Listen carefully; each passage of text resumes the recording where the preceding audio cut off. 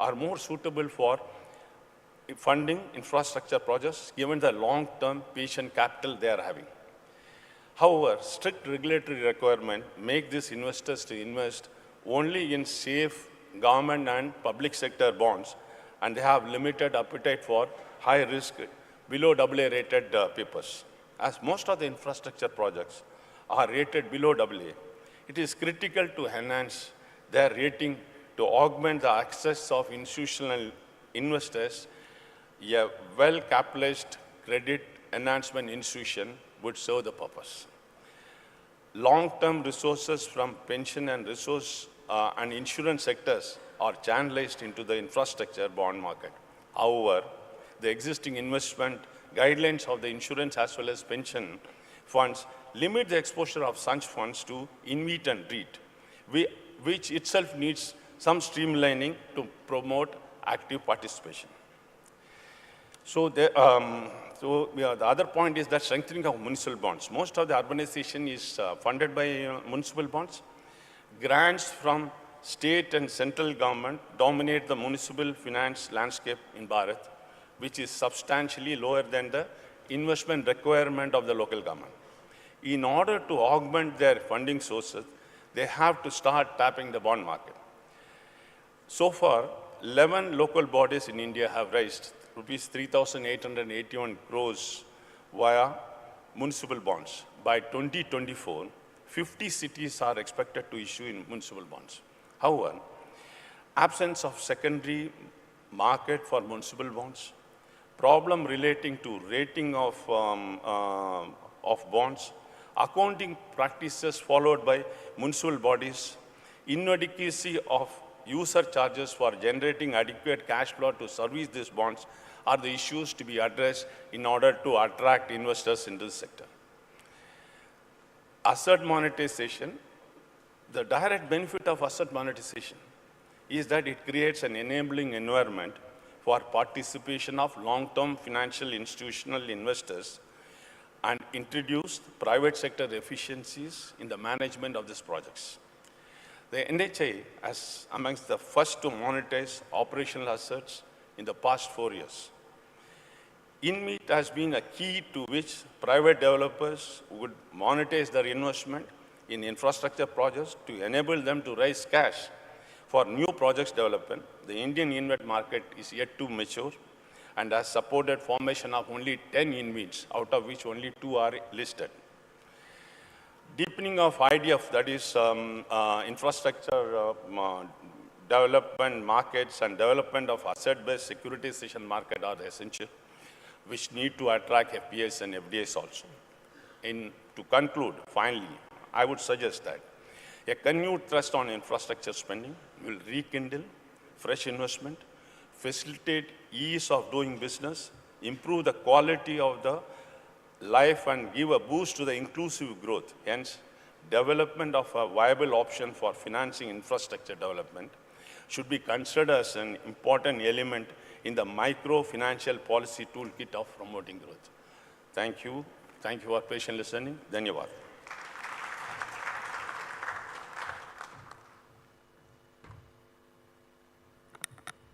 The next topic is Future Trends in Fundraising and Financial Innovation in Bharat by Srimati Sangeeta Shankaran Sumesh.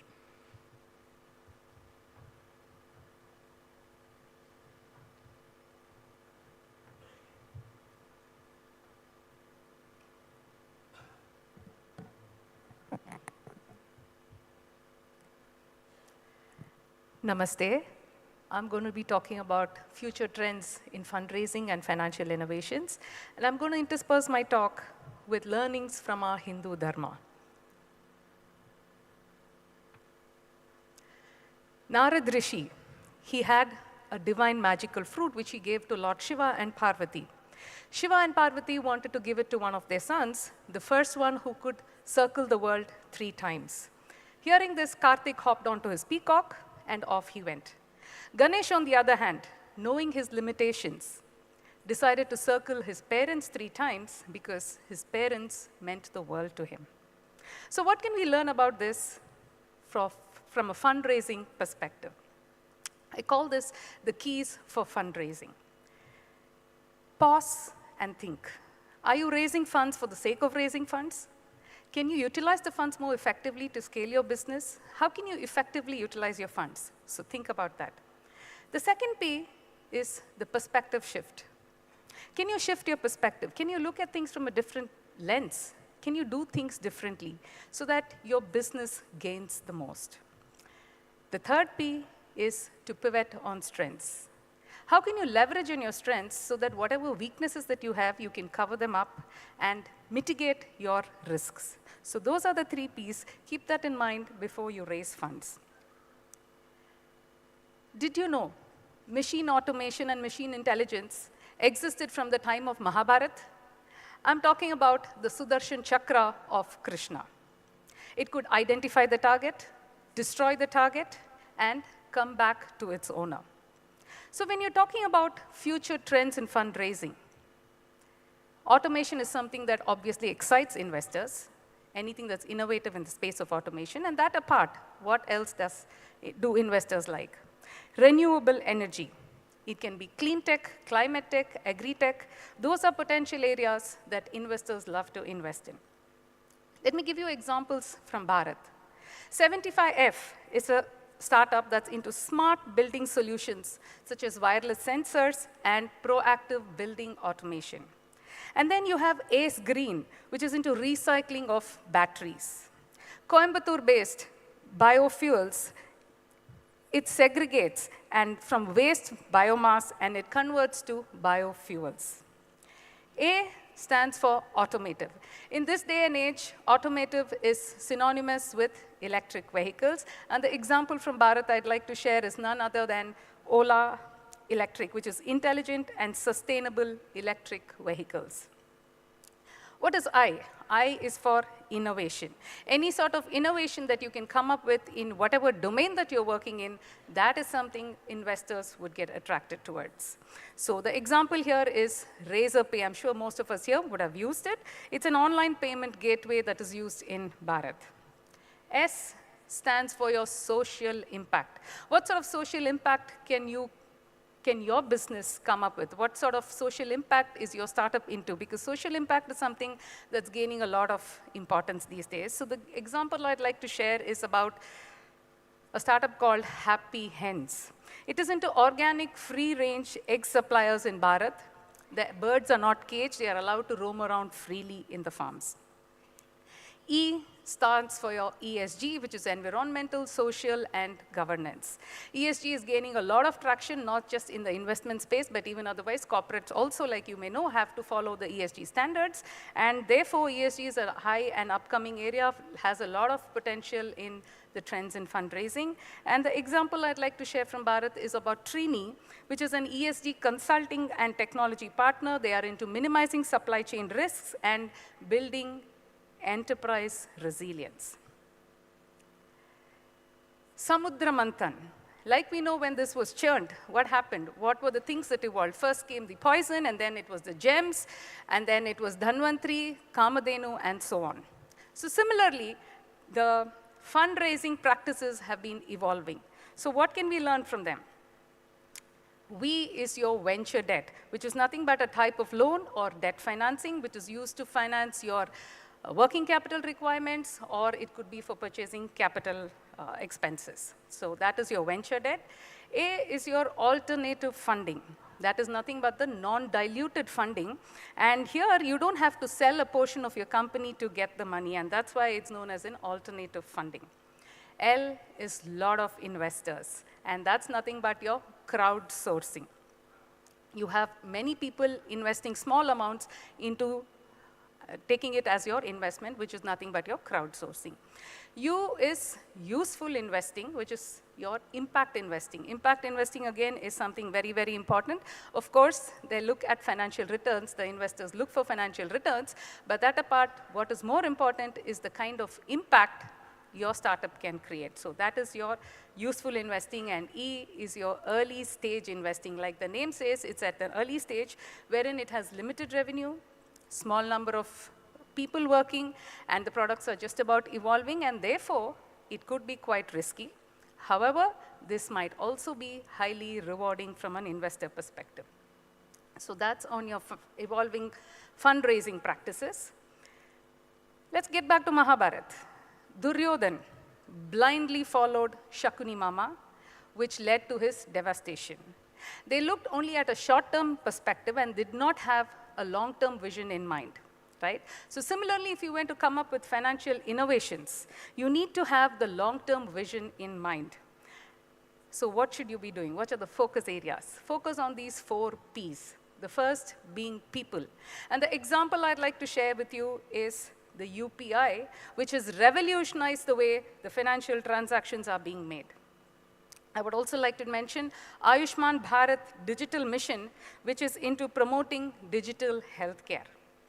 The second P is on the planet. Green finance, green bonds, green loans, green banks, all of these are into financing projects that have a positive environmental impact. So if you're into any of these spaces, that is a good space to be in. And the largest green bond issuer, Bharat Green Co Group, they are into funding hydro, solar, and wind power projects. The third P is the product. IppoPay is a payment infrastructure company that's into collecting and disbursing payments for business. Similarly, another one is called Entitled, which is into financial wellness and financial inclusion for the low-income workers. Startups is not just about valuation, you also need to make money, so therefore generating your profits is also very important. And look at Jio, for instance. They have changed the way the digital penetration into rural India as well, and therefore focus on the profitability of your business as well. Now, I often get asked, how do I pitch? How do I make a good pitch? Apart from the elevator pitch that my co-panelists mentioned about, what else can be a good way to attract investment? Think about these 5 areas that you have to mention in your pitch deck. First, Ma Durga. What does she do? She slayed Mahishasura. Similarly, your business, what is the problem that it's solving? Mention about that in your pitch deck. I stands for your investment required. Vyasa had asked Ganesha to write the Mahabharata as he was dictating. Ganesha agreed, but he had a condition. He said, you must recite the verses non-stop, and then only I will be writing for you. Vyasa agreed, but he had a counter condition. He said, as you're writing, you must understand the meaning of it and then write. So you see what happens? He negotiated well and created a win-win strategy for both. So similarly, when it comes to your pitch deck, when you're talking about the investment that's required, create a win-win strategy for both you as well as your investor. Mention how effectively you're going to use the investment, the funds that are being raised. So talk about that. T is for your team. When we say Pandavas, you of course know who the team concept comprises, right? So similarly in your business, who are your co-founders? Who are the industry experts you deal with? Who are your board directors? Who are your mentors? Do you work with coaches? So on and so forth. So talk about the team that is part of your business. C stands for your customer acquisition strategy. Vishnu, when he dressed as Mohini, he lured his customers, lured the asuras. So in your business, how are you luring your customers? How are you going to acquire your customers? What is your go-to market strategy? So speak about all of these. And lastly is the H, which is your high-level numbers. Many times, many people tell me, oh, numbers, it's so confusing, finance is boring, challenging, not my cup of tea, it's like a chakra view. But my friends, if you need to be on top of the game in your business, you need to understand your numbers, you need to know the finance aspect of your business model, your revenue model, and so on. So therefore, you need to pay attention to that aspect as well. So that is the pitch, which is you need to cover in your presentation, in your pitch deck. So lastly, Visarjan, right? What happens? Visarjan signifies adaptability in anticipation of return next year. It reminds us that nothing is constant and also enables thriving of our economy in the form of pandals and related festivities when it comes to Ganesh Chaturthi. So similarly, if you were to ace in your space and ace in your game, what should you follow? Embrace adaptability, embrace change, and embrace economic growth so that you contribute to the growth of the country. So that is what I wanted to share with you. I'm reachable. My social media handles are the Gain Enabler. So happy to connect with you. I work on maximizing potential, performance, and profits, and those are my books. And since you've been an amazing audience, if you'd like to get free copies of my book, please get in touch with me. I'll share you a copy of my ebook. Thank you very much. Dhanyavad.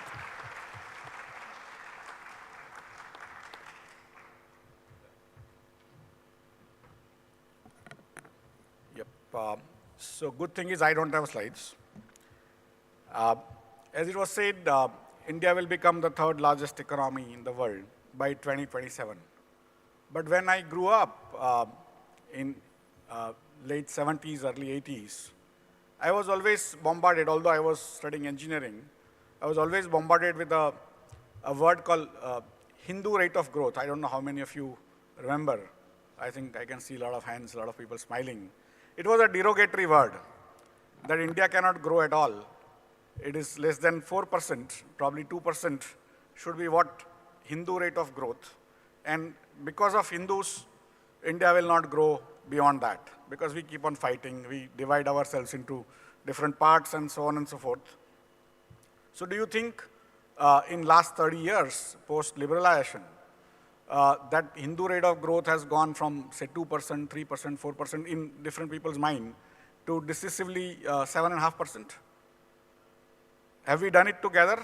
So give us a round of applause, all of us Hindus.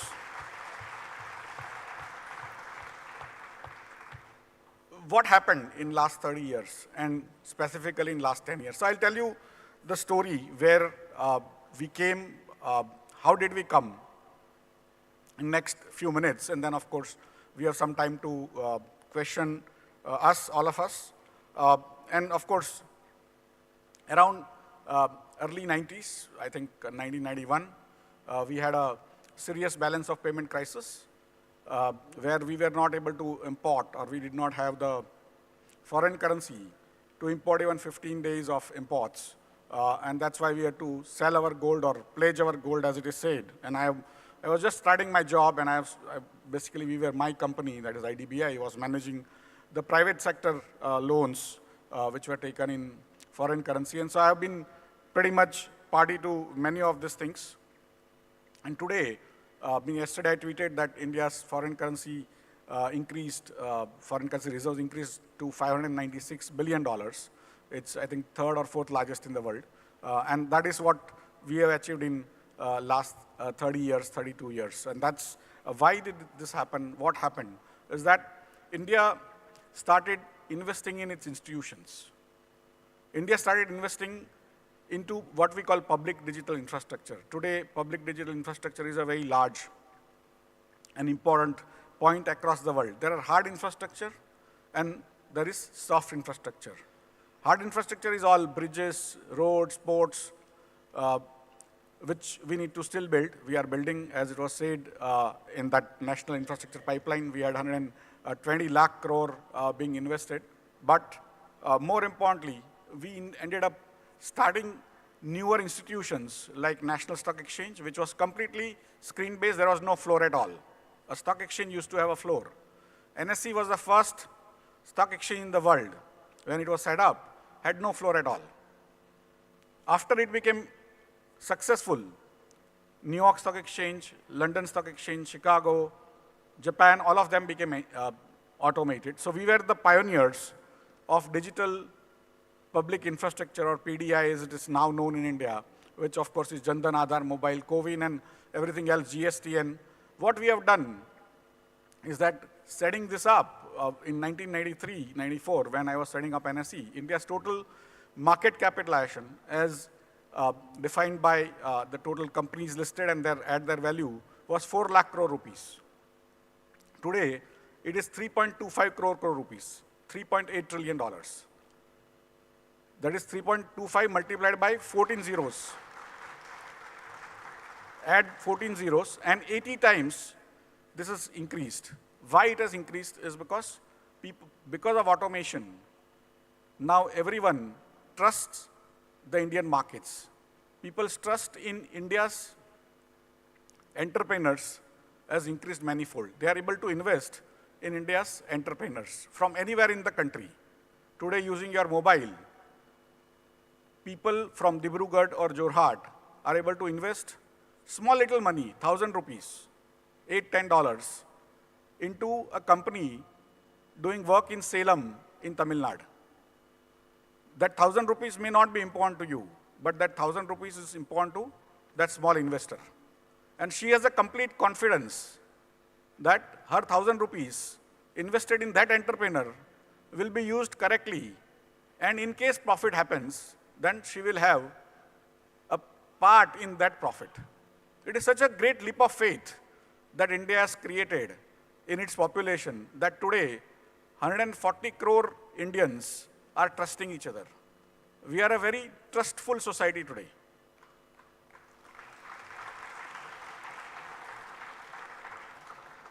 It is not easy for trusting people.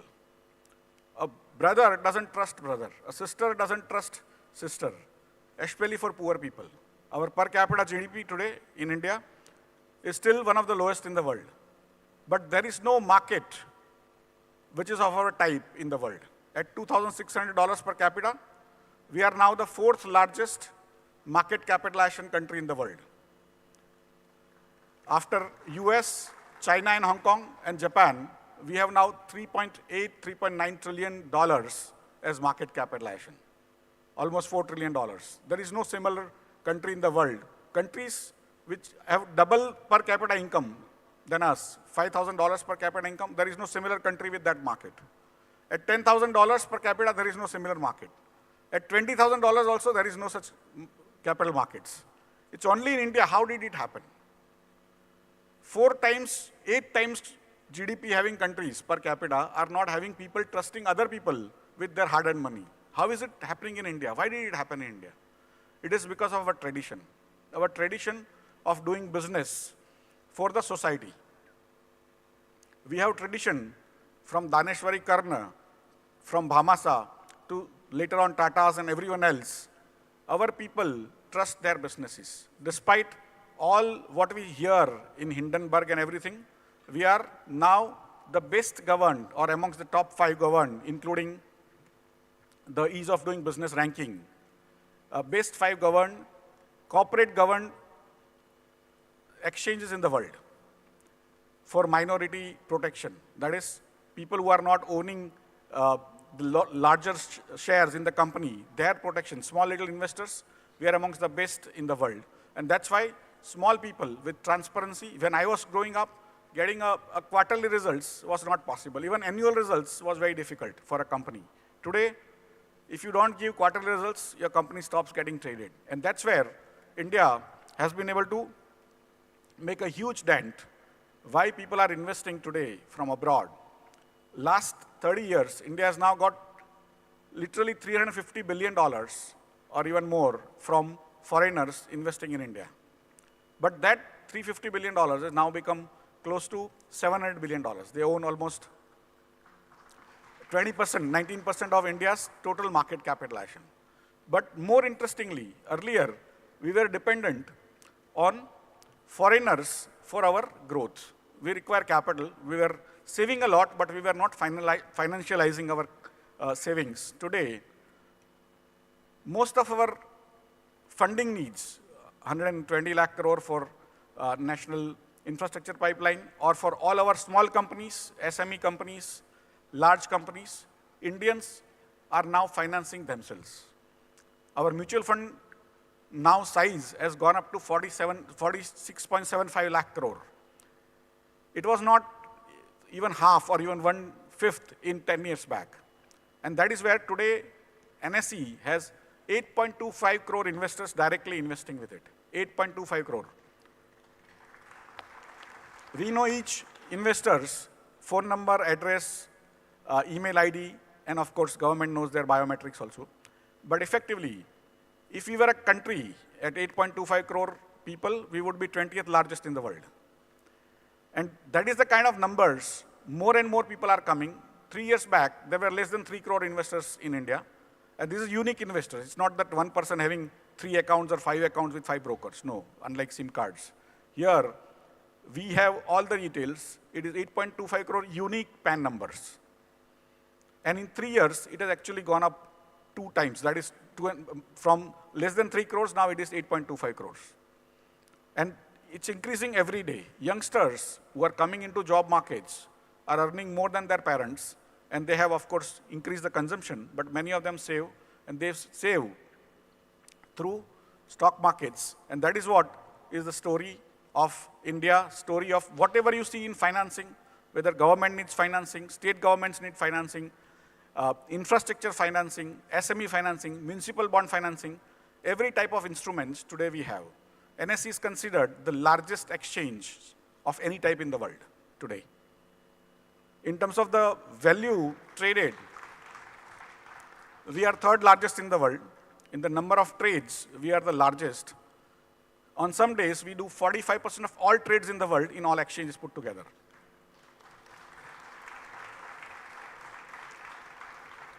And our response time is less than few microseconds. 1 second has 1 million microseconds, 10 lakh microseconds.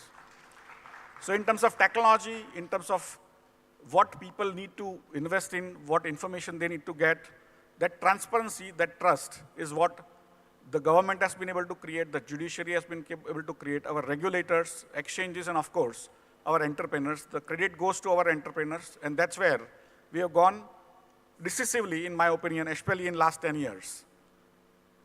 That the Hindu rate of growth, I think, has to adjust from 4% to 7.5%. Thank you very much.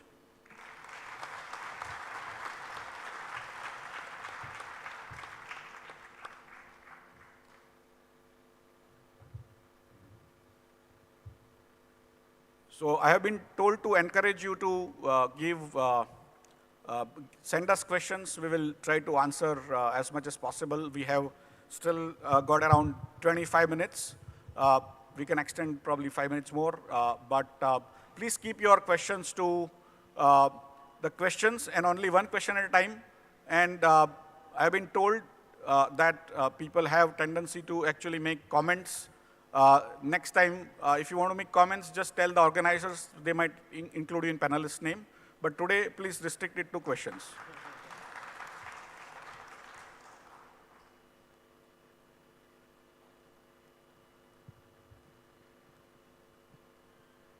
Okay, Prabhu, Gauranga ji. Thank you very much, Ashish ji, for sharing your wonderful insights on the markets. One question is, from the ethical and the philosophical and cultural point of view, what are some of the significant 2-3 elements in Hindu culture or family traditions which you really feel have played a major role in transforming the way India operates in its business and governance? Thank you, Prabhuji. I will ask Srimati Sangeeta to sort of answer that because she has invoked many of our stories. All of us will, of course, being Hindus, we will have our own views, but I'm sure we need to give her the first opportunity to answer. Namaste, Swamiji. So that's a great question. I have never thought of it like that, but what comes to my mind is, I think, Vasudhaiva Kutumbakam. I think from a culture and Hindu Dharma perspective, if we stop thinking just about me and my family and have a larger vision and not have a selfish attitude, I think that would help. And I think ethics is something that needs to be integral to each of us. And therefore, if you follow that, and in your mind, because sometimes I have always found, there could be things that are gray. But the yardstick that I use is, if it's creating a doubt in you, then maybe there's a small element which is not related to the integrity factor. So if you're very clear, then you're sure that you're doing the right path. So that is your integrity. And like I said, if we look at the Vasudhaiva Kutumbakam, I think that might help. That's what I want to say. Thank you.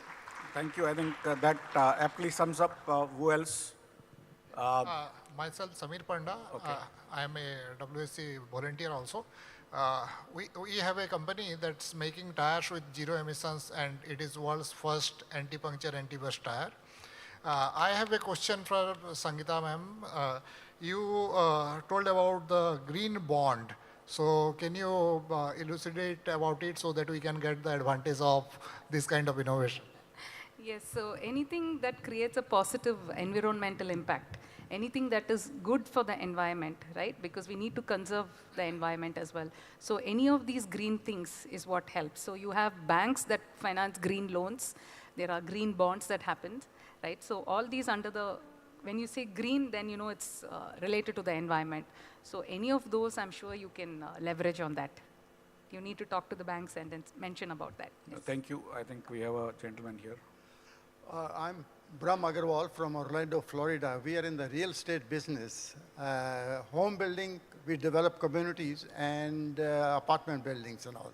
So my thing is that we are very ignorant about the possibilities in India. And we feel, I mean, especially people who are involved in this group, we feel that there's tremendous potential in India. But how do we go about it? And then that money in the return we get, we are not interested in taking it back to America. We can all do it here. And now, especially America, dollar, you know, may not be that good for a long time. And America is coming up. So who do we talk to invest money in India? No, thank you. I think it's a very good question, probably for most NRIs. One thing I would request you not to do charity for India. Try to make money in India. Wherever you need to take, please do that. But Subhash ji has been, he's in London, and he has been investing and making people invest in India on variety of structures. So I would tell him, but idea is that India want you to make money, don't do charity on us. Absolutely, I totally agree with Ashish ji. You know, you need to make money, and in fact, I also wanted to respond to the Swamiji's question earlier, that I think ultimately people invest where they're going to make a return, right? That is the defining factor. I know it's controversial because we might say we do it because we like the people. Yes, as I said earlier, we like the people, but they have to be making money for you. Then only you're going to do it. So I think, but as regards to the vehicles for investment, there are quite a lot of organizations who can take your money and invest it. Sometimes, in my experience, and I've done 25 years of business in Bharat, also in the infrastructure space, it's very difficult to be a direct operator in business in Bharat if you're based abroad. Best is to go to organized investor houses and give them your money, choose them well, and then check how they perform.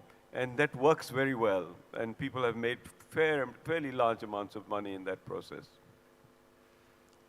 So just to add to this, Hyundai has just recently purchased a very large plot in Mumbai, I think at Lower Parel. So even the larger foreign companies are now directly trying to invest in India's real estate and office spaces and things like that. The other way, like Brookfield, which is a Canadian agency, and there are Canadian pension funds and all, they end up investing literally billions of dollars in ready-made infrastructure projects, which is like ports, roads, even office spaces. They take literally $1 billion running office spaces which are on lease, and we have some of the Indian entrepreneurs here in similar space. I can see Mr. Jivraj who can also guide you to figure out how does this thing happen. But basically, there are many ways to cut the cake, and I'm sure within this group, if we just do a little bit of networking, you will find many, many answers to your question. But it's a very pertinent question.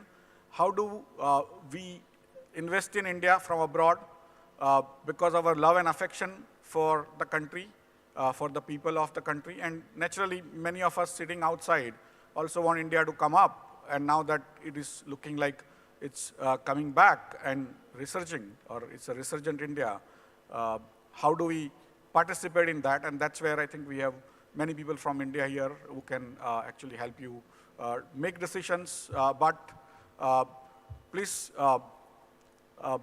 the way I look at it is, first you verify and then trust, rather than trust and verify. We will discuss later on after this is over. Okay, there.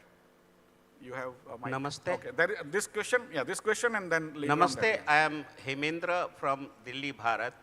My question is to Shri Ashish Chauhanji. We know that NSC and BSC has grown in number of transactions, etc.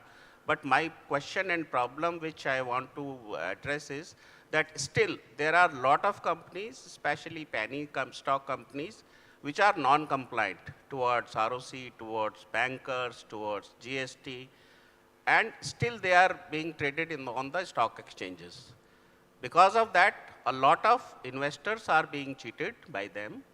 So can it be any process wherein NSC and BSC intervene, and in case of any of non-compliance and public disclosure requirement failure, the listing and trading is closed, so that at least we can save investors who are trusting and dealing in those shares?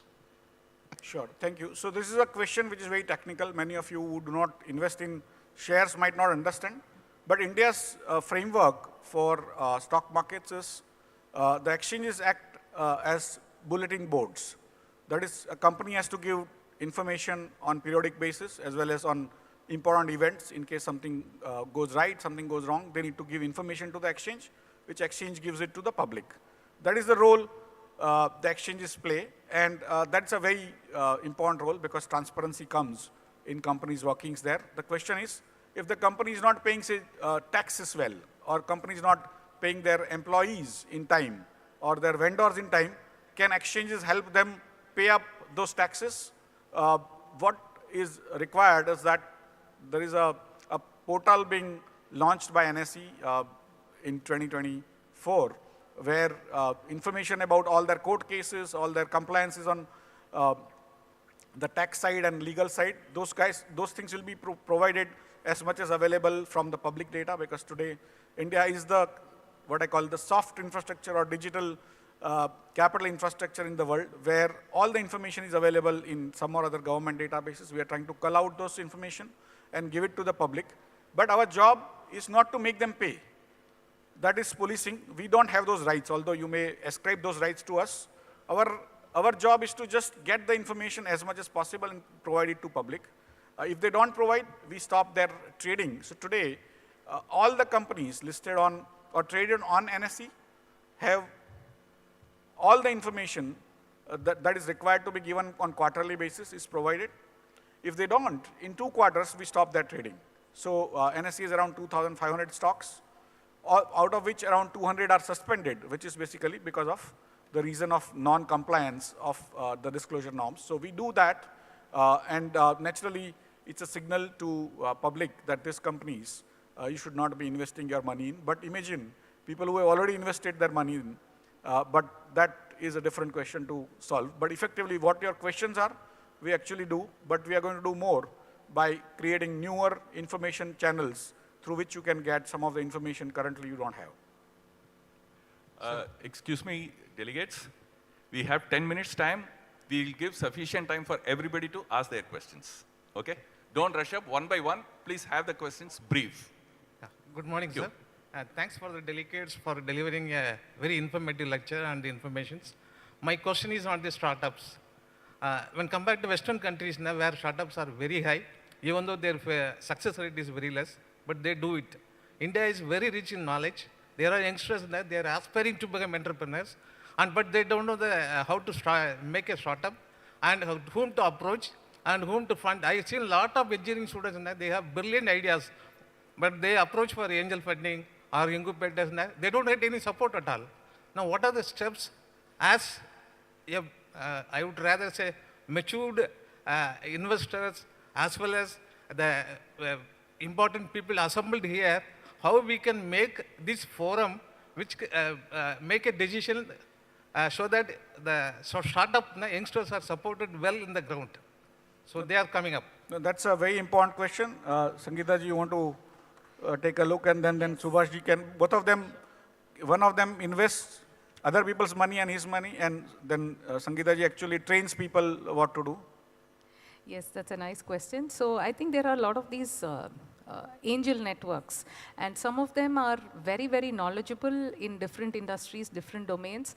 And they also act as advisors, because obviously it is in their interest as well that the financial returns are being made. And therefore, if you start collaborating with such people, I think that makes a lot of difference. However, to my knowledge, there's nothing structured that is there, but people are always ready to help. I think that's a speciality of Bharat. People are always ready to help. You only need to go and reach out to the right person. When I say right person, people who have knowledge about that industry, and then, if you take hold of their expertise, I think it creates a win-win for everybody. That's what I would like to share. And Subhashi. Thank you very much. Well, I think if you've got a good idea, don't give up, is the main point I want to make. Don't give up. Ultimately, you will find some people participating with you, but make sure you take a good advisor with you who can ensure that what you're presenting is effective, right? I mean, there are a lot of presentations that I see in my life, and I just throw them away because there's no substance to that. So you need to, before it ever gets to anybody who is investing, make sure you've done your homework well, as I mentioned earlier in my talk. Yeah, just to basically summarize in a normal English, that every idea is not a business. Every brilliant idea it may be successful, but may not be successful in business. So what these people fund, people with money, I am just a traffic police. They are the people with cars, right? So, but my 32 years of watching them, what these people actually invest in is a business which can make more profit, right? If your business, if you have only ideas, learn to make it into a business. Once you have a business, make it profitable. If you can make profitable, then why do you need investment, right? So, but that is besides the point. Still, people will invest if you make money, and if you lose money. The world of finance, many times, the state governments, other officials come to me. They are like me when we are bureaucrats, right? We are not supposed to know business. And they say, but why these people are not willing to give us? We have this great need. And I say, they don't give money to people in need. They give money to people who can give them back, right? So if we somehow figure out that, no, I have a great need, so that's why I deserve the money, that is not the purpose for these people. That will be a separate discussion on CSR, where we can discuss that portion, that if you have a need, how do you do charity, right? But here, with these people, it is about, if I give you money, how much it will come back, right? So please understand, then start training your engineering students, other students, that boss, ideas don't matter. Execution does, and more importantly, profit does, right? I would just add to that a little bit by saying, think about not yourself and your idea, but about the investor. How is the investor going to make his money from you? If you can demonstrate that, you'll succeed. Namaste. I am from Krishna, from Mangalore, Karnataka, South India. It is said that, the question to any of the panelists, it is said that the growth is in tier 3, tier 4 cities in India. So there are a lot of good ideas, good projects coming up. Also, we can see a lot of investors who want to invest, but there is no a concrete platform where these investors can trust on these entrepreneurs who have got very good ideas. Like the funding may not be in thousands of crores. Funding required maybe 5 crores, 10 crores, something like that. And CRISIL, ICRA, these all will be, for the new age entrepreneurs from tier 3, tier 4 cities, it will be really difficult. So my question is, can HF have a platform where they can be rated, where they can be nurtured, and where many of them will not have the idea like what is told now, how to present their ideas, they may not be knowing. So they may be needing nurturing. So can we have HF create a platform for bringing together such a beautiful ideas with a very good return, as Ashish ji told, they can assure a very good return, and ethics are anyway will be there, and investor can come and invest in those ventures. Yeah, I'll take that question, and thank you very much for a very good question. It's something that the forum has considered quite a lot, and every forum, like this afternoon at 4:30, I think, am I right, 4:30? There is a networking event which is not really networking, it's actually matchmaking event where people are going to be pitching for their businesses, and there are going to be a group of investors or advisors to investors who are going to be listening and commenting on them. And so do participate with that. And of course, outside this, there are some groups that I've met in Mumbai, for example, who specialize in introducing and running this kind of business angels groups, etc. And those are the ones to work with. Just to add to this, again, I mean, I have been a failed entrepreneur, so I know what you feel about. Nobody funded me, right? So I can feel for you. So if you have a good business, don't worry about ideas. Create business, make it profitable, come to stock exchange. Even if you want 1 crore rupees, exchanges are allowing you. That's the purpose of SME. Today's topic was also about how to make people, see, there are angel networks. I don't know how many of you know, but across India now, people with money are getting together, 5 people, 10 people, even in tier 3, tier 4 cities, where you are able to go and pitch them. And they are your people near you, so they want to, of course, check what you want to do. They have done businesses before. They can actually promote you. Then they will take you to larger angel groups, and then they'll take you to venture capitalists, private equity. But despite whatever you read in Economic Times, page 3, all the entrepreneurs don't get funded. In fact, 99.999% entrepreneurs will not get funded. I'm not saying about ideas. Ideas will be even larger ideas, I mean, larger number of ideas will not get funded. Businesses will not get funded by angel investors or private equity or venture capitalists because they don't see the potential. That doesn't mean your business is bad. It's just that you need to work harder. And I have seen many companies which were not funded by angel investors, even in Mumbai, which has like very large number of angel investors. They've come to stock markets. They've raised SME capital, 1 crore, 2 crore, like that. In 1 crore, you don't get even a 2-bedroom hall kitchen flat in Coimbatore today, right? But people have raised 1 crore on Indian capital market. And that is the uniqueness of Indian capital market. Nowhere in the world, this kind of tiny companies are able to raise funds from public. Only in India, because the cost of raising funds. Subhashji also knows people who help you take to the SME platform if nobody is funding, provided it's a profit-making business running for more than 3 years and has some potential. So they will be able to file prospectus and actually take you to the NSE or BSE platform. So don't worry.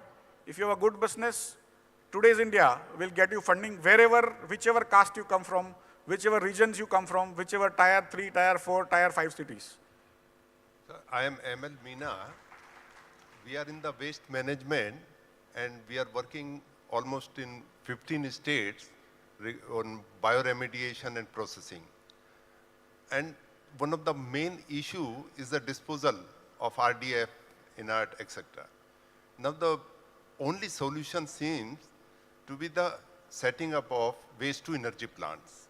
We are working on this waste to energy plant. So Sangeeta ji talked about the renewable energy, but the main issue is the fund availability.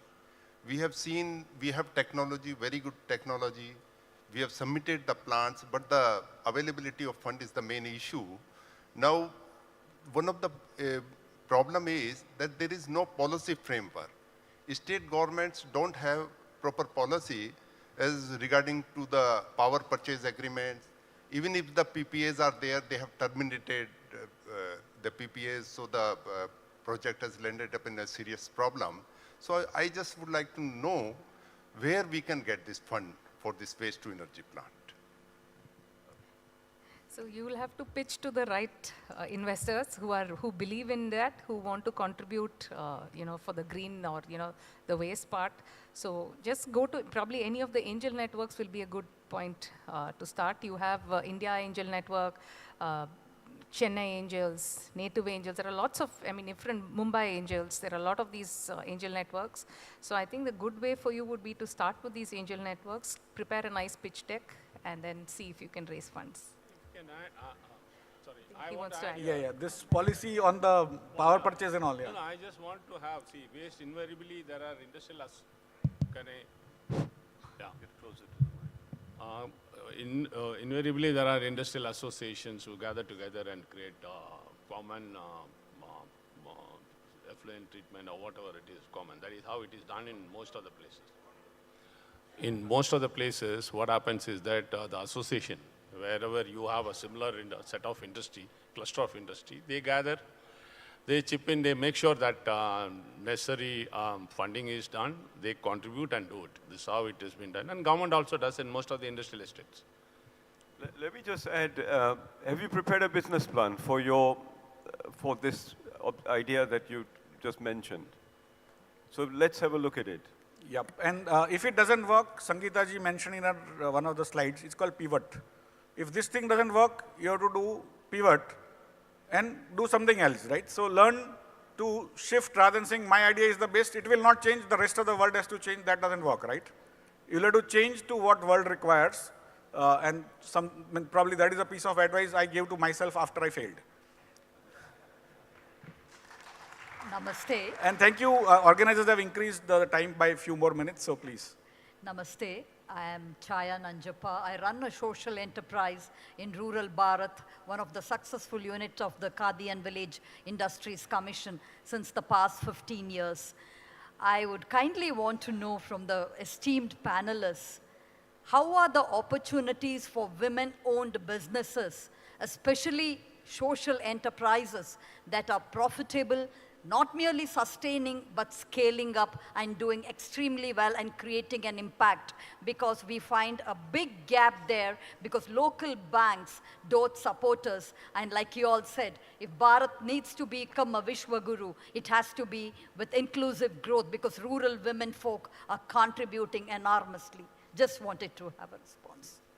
Well, I'll quickly say that don't ever feel that women cannot raise money for their business. That's not the case, and you should be able to do it. You must be able to do it, and there are plenty of organizations now who are supporting and raising money. So if you've got a good business, prepare a business plan. Good business plan, put it out, you'll be able to raise the money.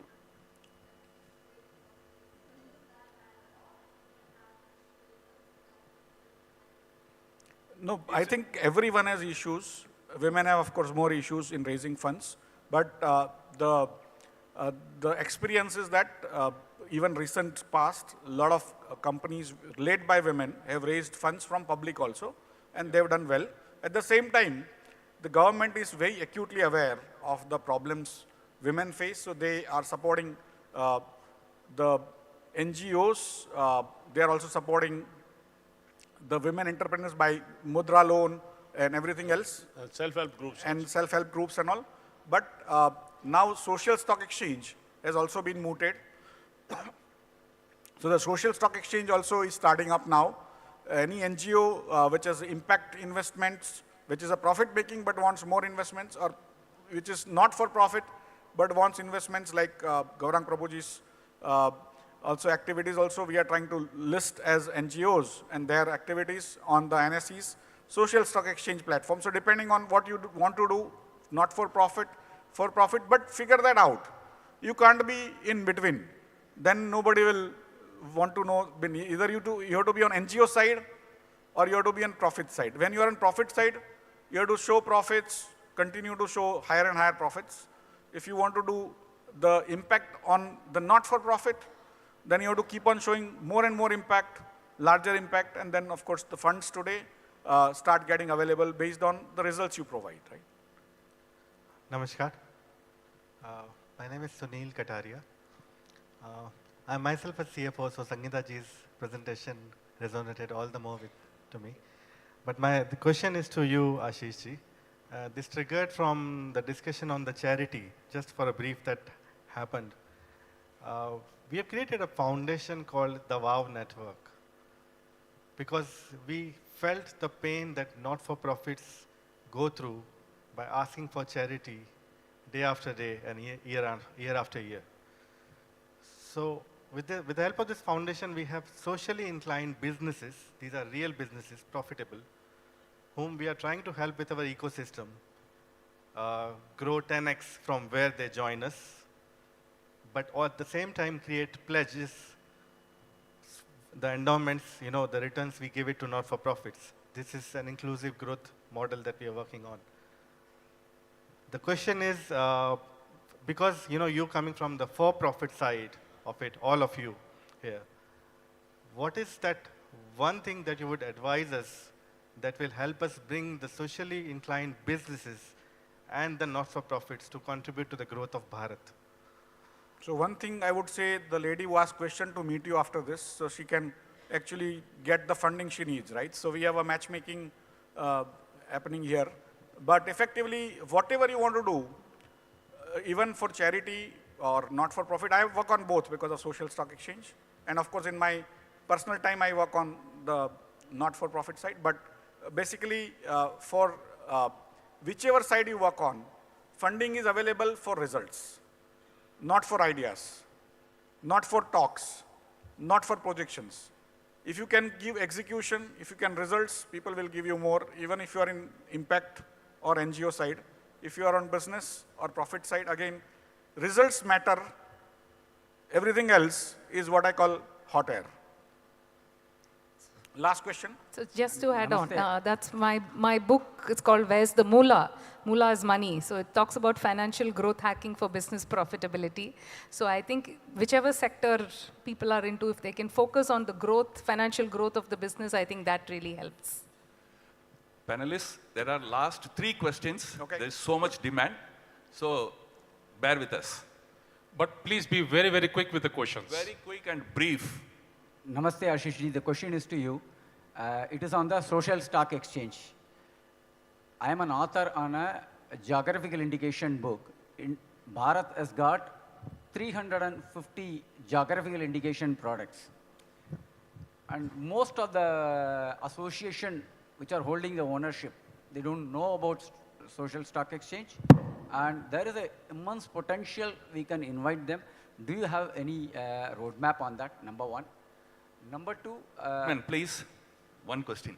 Sorry, so much of demand. Okay, so basically, as I told you, my job is of a traffic police. Traffic police usually doesn't have roadmap. He sits on the counter section and then starts sort of regulating traffic. So we have the WOW network, which can tell you. In fact, some of you who are into social sector might want to know the story of Haribol, milk product and other products from ISKCON, which is just becoming very large across India and also internationally. It's again an impact investment, but it's profitable because they want to remain profitable and things like that. So you will have many varieties which are suitable to, because till now we were working on models which are Western models. Now we are working on Bharat models also, right? Of course, Western models have worked for them, and so we have adopted those models in stock exchange and all. But now we are also modifying that platform to suit our own cultural requirements, and so that's where there are many people here I see, I work with them, I advise them on more impact side or on the NGO side. So you will just network here and you will find some answers to your questions. Namaste, Ashish ji. So my name is Sri Dharmaraghavan. I'm a journalist. So people have been talking about infrastructure and everything. So what about media sector? Where can we pitch investments for the media sector? Media in the sense, the future is going to be social media. Either it is going to be YouTube, Facebook, and Twitter for some reasons. So, but these are the platforms which pays very well also. Be it YouTube monetization policy and Facebook monetization policy, it pays a very good amount as well. So where can we pitch? I mean, I'm from the media sector, so where can we pitch for media investments? 4:30 p.m. today. Ask Mr. Thakrar after this. Okay, one last question from this gentleman. Good morning, everybody. Thank you so much for this session. We spoke a lot about financial investments here in the financial sector. What is your feel about investing in health tech, and have you got any insights into population health management specifically around that side? No, it's a good question. We have so many hospitals listed in last 3 years, especially during COVID and after COVID. In the middle of COVID, I listed a company called Max Healthcare, and it became $1 billion market cap in no time. Today, probably it's much larger. But we are having many, many hospitals getting listed, many other, of course, pharmaceutical companies. India is a leader. But in every area on small, SME sector, which is actually a high-tech sector, there also you can list if you have a small company, if you have a larger company, but there are venture capitalists, there are angel investors, they need money basically. Of course, they might be interested in healthcare as sort of an extra thing, but if you can show them that you can make money for their investments, they will invest in you even otherwise. So it's not about the media or healthcare or roads. Investors want returns, right? So once you can show that, then you will get the sort of investments. It is really, it's a pleasure to have a lot of questions with the panelists. But since we are running short of time, you can meet them personally. If you have any further questions, you can ask them. So we'll take a break for about 5 to 10 minutes, and we reassemble here for the next session at 11:15. Thank you very much, audience. Thank you. Thank you very much. A big applause for the panelists. Ashish ji बहुत बहुत धन्यवाद, सुभाष जी, नारायण जी, संगीता जी बहुत बहुत धन्यवाद. Thank you.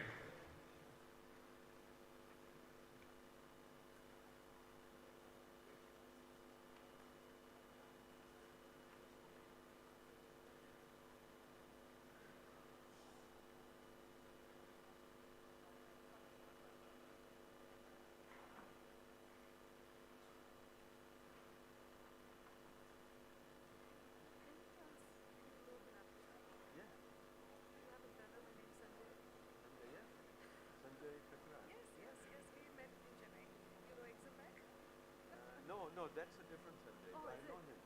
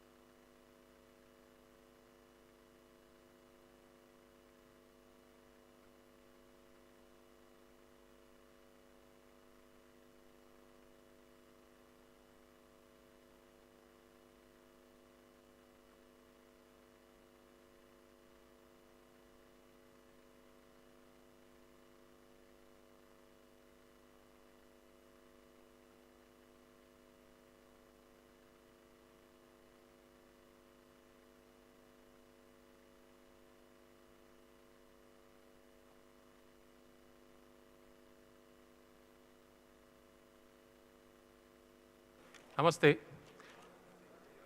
Could I request Sriraj ji, please? Sriraj ji.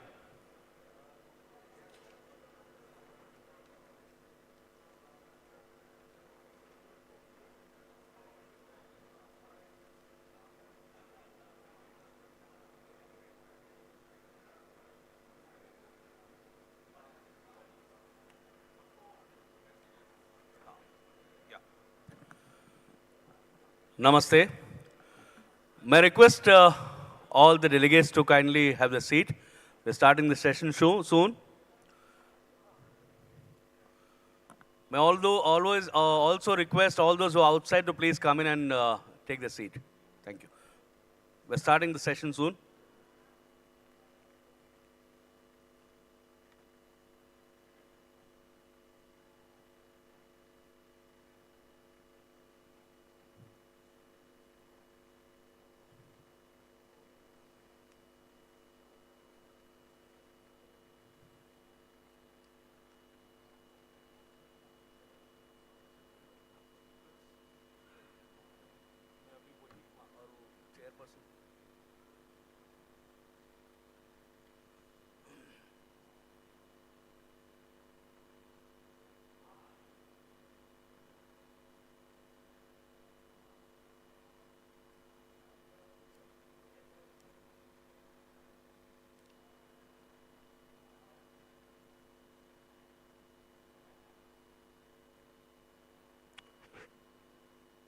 I would once again request all of you to kindly take the seat. We are starting the session. We have to be in time.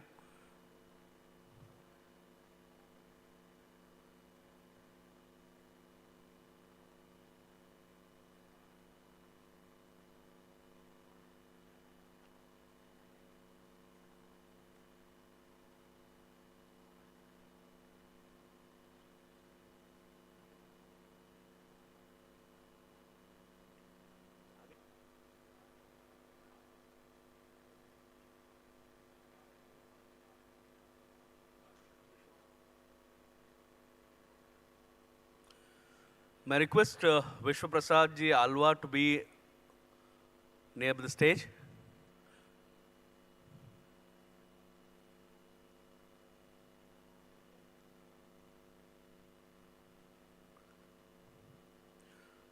Our speaker, Shri Vishwa Alwa ji.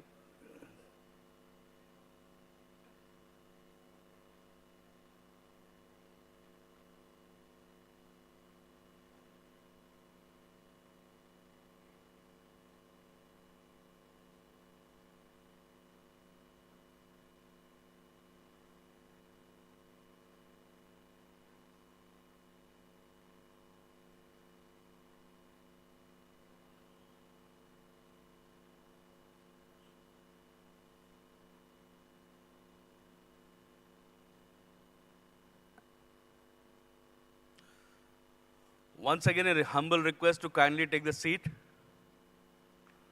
We're starting the session soon.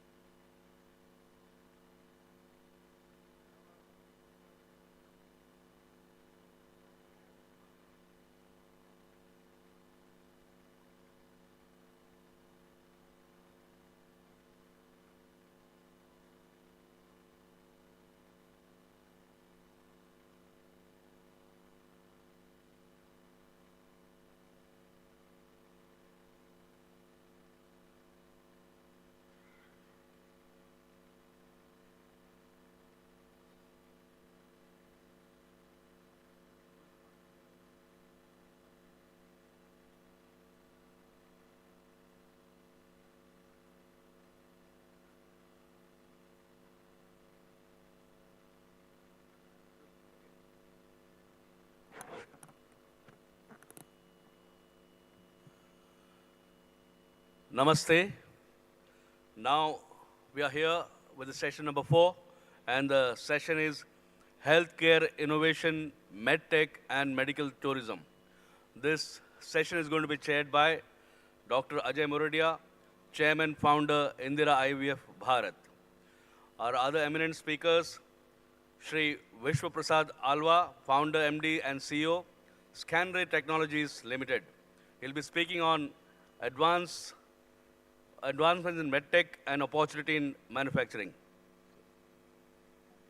May I request Vishwa Alwaji to kindly come on the stage.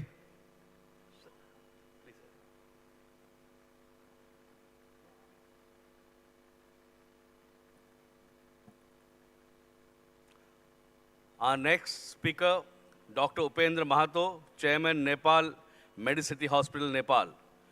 And the topic is cost-effective health infrastructure and delivery. Dr. Upendra Mahato, please. Welcome, Doctor. Our other eminent speaker, Shri Madhusudan Chauhan, CEO and Director, Jiva Ayurveda Bharat. And the topic is medical tourism and Ayurveda. Welcome, Dr. Saab. And Dr. Ajay Muradi, our chairman, would be speaking on the access of healthcare at your doorstep and opportunity. And this session will be followed by Q&A. Thank you, welcome, and over to you, Dr. Saab. Thank you.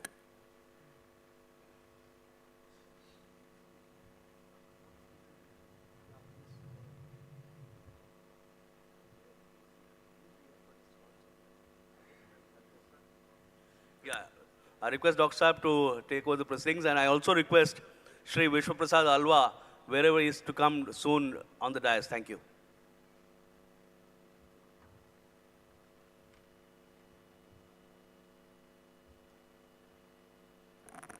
Namaste. Jai Shri Ram. Ladies and gentlemen,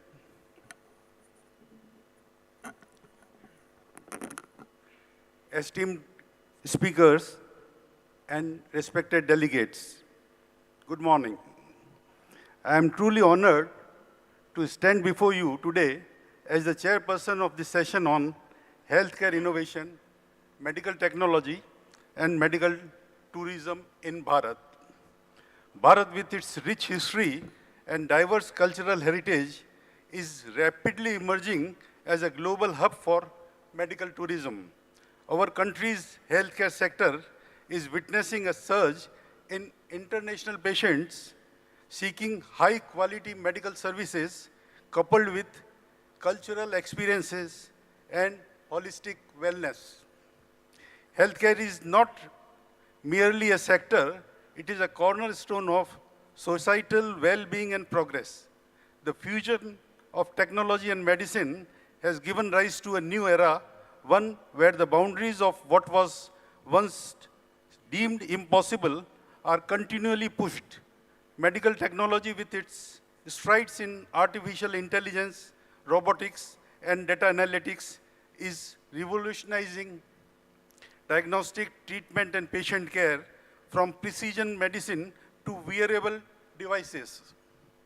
The synergy between technology and healthcare is reshaping the way we approach wellness.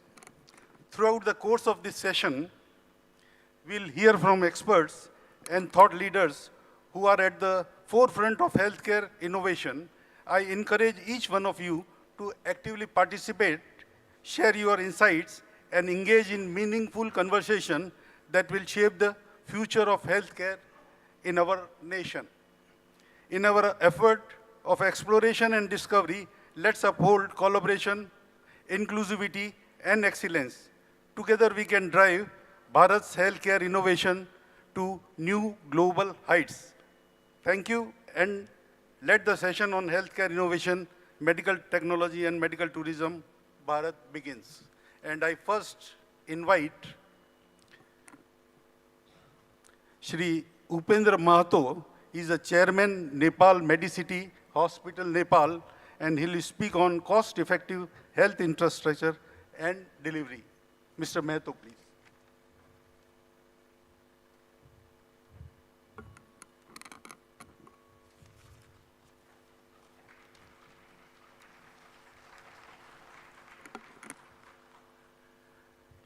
Dear friends, Nepal lies between Bharat and China. It looks very small country because of population of the Bharat and China, but it is not so small. The population of Nepal is 30 million. Nepal stands on 50th largest country of the world. Nepal is very unique country. We have more than 80% population is Hindus. Nepal has on state calendar Bikram Sambat 2080.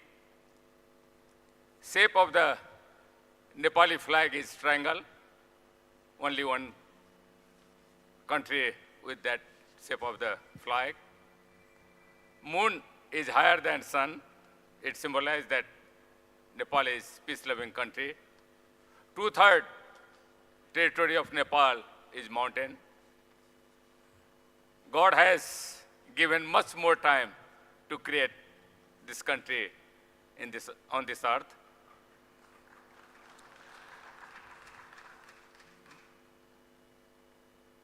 Why all these things I am telling to you? Just to remind you that Nepal is the best place for healing.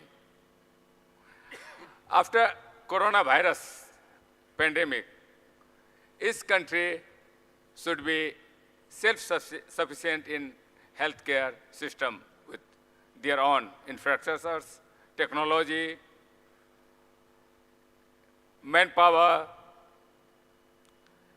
Now, if, according to WHO, in hospital bed numbers for 1,000 population, India stands on 160 globally with 0.9 beds per 1,000 people. Nepal stands on 189th with 0.2 beds per 1,000 people.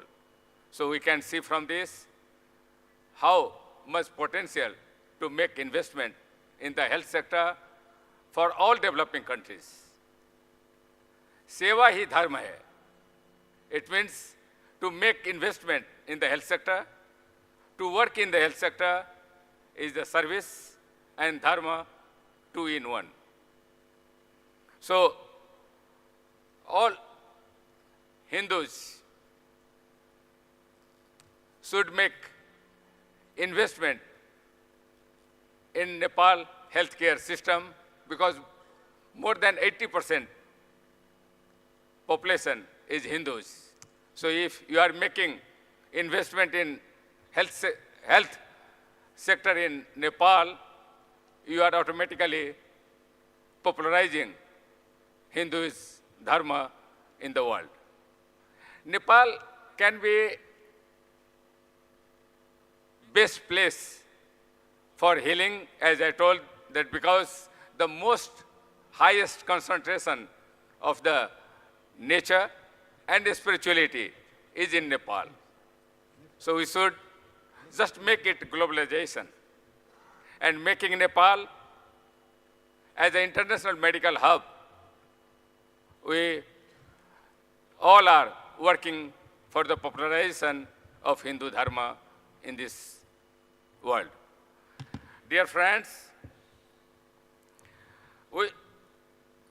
Nepalese are facing big problem, big challenge just to hold our talents, medical talents, nurses, medical doctors, who are very well trained, and Nepalese are known as a very honest, very laborious, very disciplined manpower in the world. So all developed countries, they are taking from developing countries, especially from Nepal, all this talent manpower with the highest salary.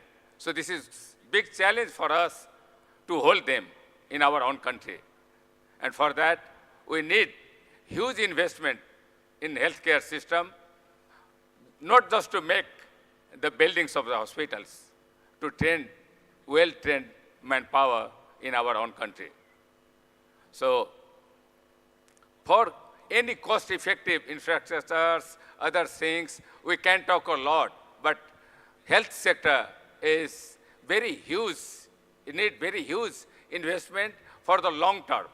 So only the investment with the low-cost funding, we can make our healthcare system more effective, more smart, because paying capacity of developing countries, and especially Nepal, even in India, in Bharat, also very low. So we have to give the service at world standard level, but the payment will be in our own local level.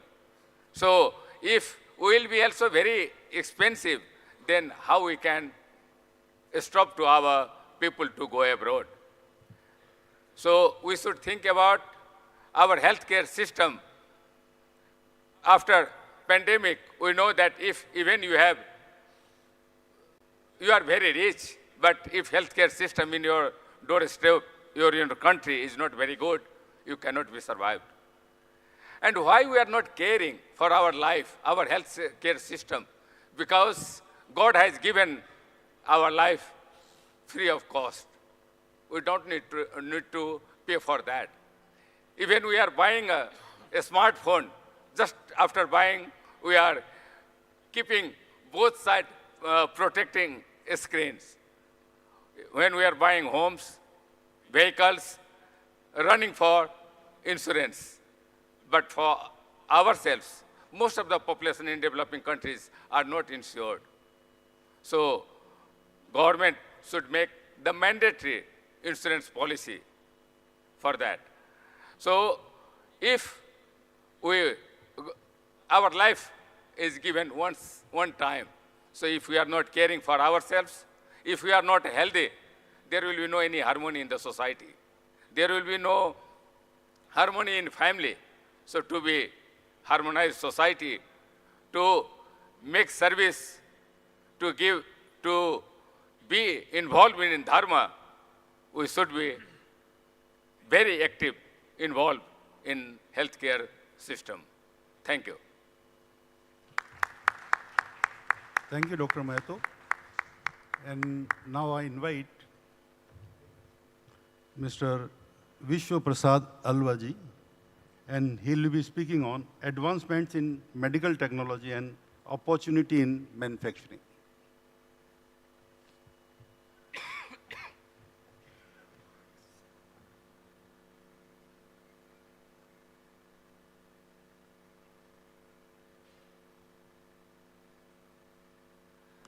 Good morning to all of you.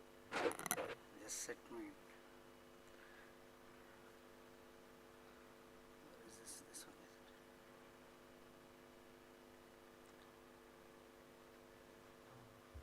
it? I'll just go to the topic. There are three things that we want to cover: opportunities in medtech, a case study, and what are the challenges in the industry. So.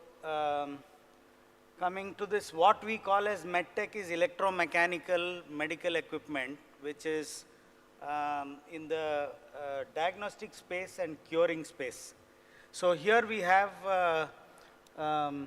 CTs, MRIs, cath labs, ICU equipment, surgery equipments. In medtech definition, you also have consumables. You have got implants like stents and certain things that are into the body. But here the scope is only to talk about electromechanical, imaging and critical care devices. So if you see the global market, it's about $150 billion. And there are only about 8 countries in the world that have this medtech. So when we compare our industry to the rest of the world, and including China, because this is very low volume, high complexity, there are Chinese also are not able to compete, because when the volumes are very high, they are able to bring a great price advantage to these products. If you take Europe, they have about 80% of the equipment cost coming out of R&D investments, investment in infrastructure, maintenance of the equipment, distribution, whereas only 20 to 30% of the cost is for the real material that is going into the equipment. In India, we have an advantage where we have our R&D cost almost 80% lower than that of Europe, Americas, and Japan. And then we have manufacturing costs about 60% lower. So net, the same equipment made in different countries, we are one of the best in the world, and even we are almost half of what China can produce. Now here, because of the growing cover coming under health, it is growing at the rate of 20 to 30%. During the pandemic, we have a different kind of growth, but rest of the time, the growth is extremely high and one of the fastest growing sectors in the world. And that's where we think that there's a great opportunity for India to be in this space. I'll just skip some of them.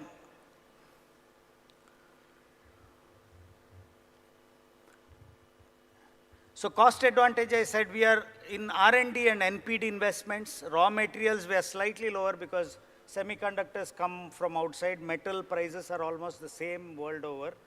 And engineering, when it comes to product engineering, installed base management, V&V is verification and validation, which is a big part of medical equipment because testing, certification, verification and validation is very, very critical in medical devices because of the nature that they are on a live human being. So this cost also, you see that there's a very significant difference between what Bharat can offer and what the rest of the countries are offering. And as I said, there are only about 8 countries, 190 countries, 8 are producing, 180 countries are importing medical equipment. In the late 90s, when globalization happened, India and China were getting into the medtech space together. But today, we have China almost 20 times bigger than India.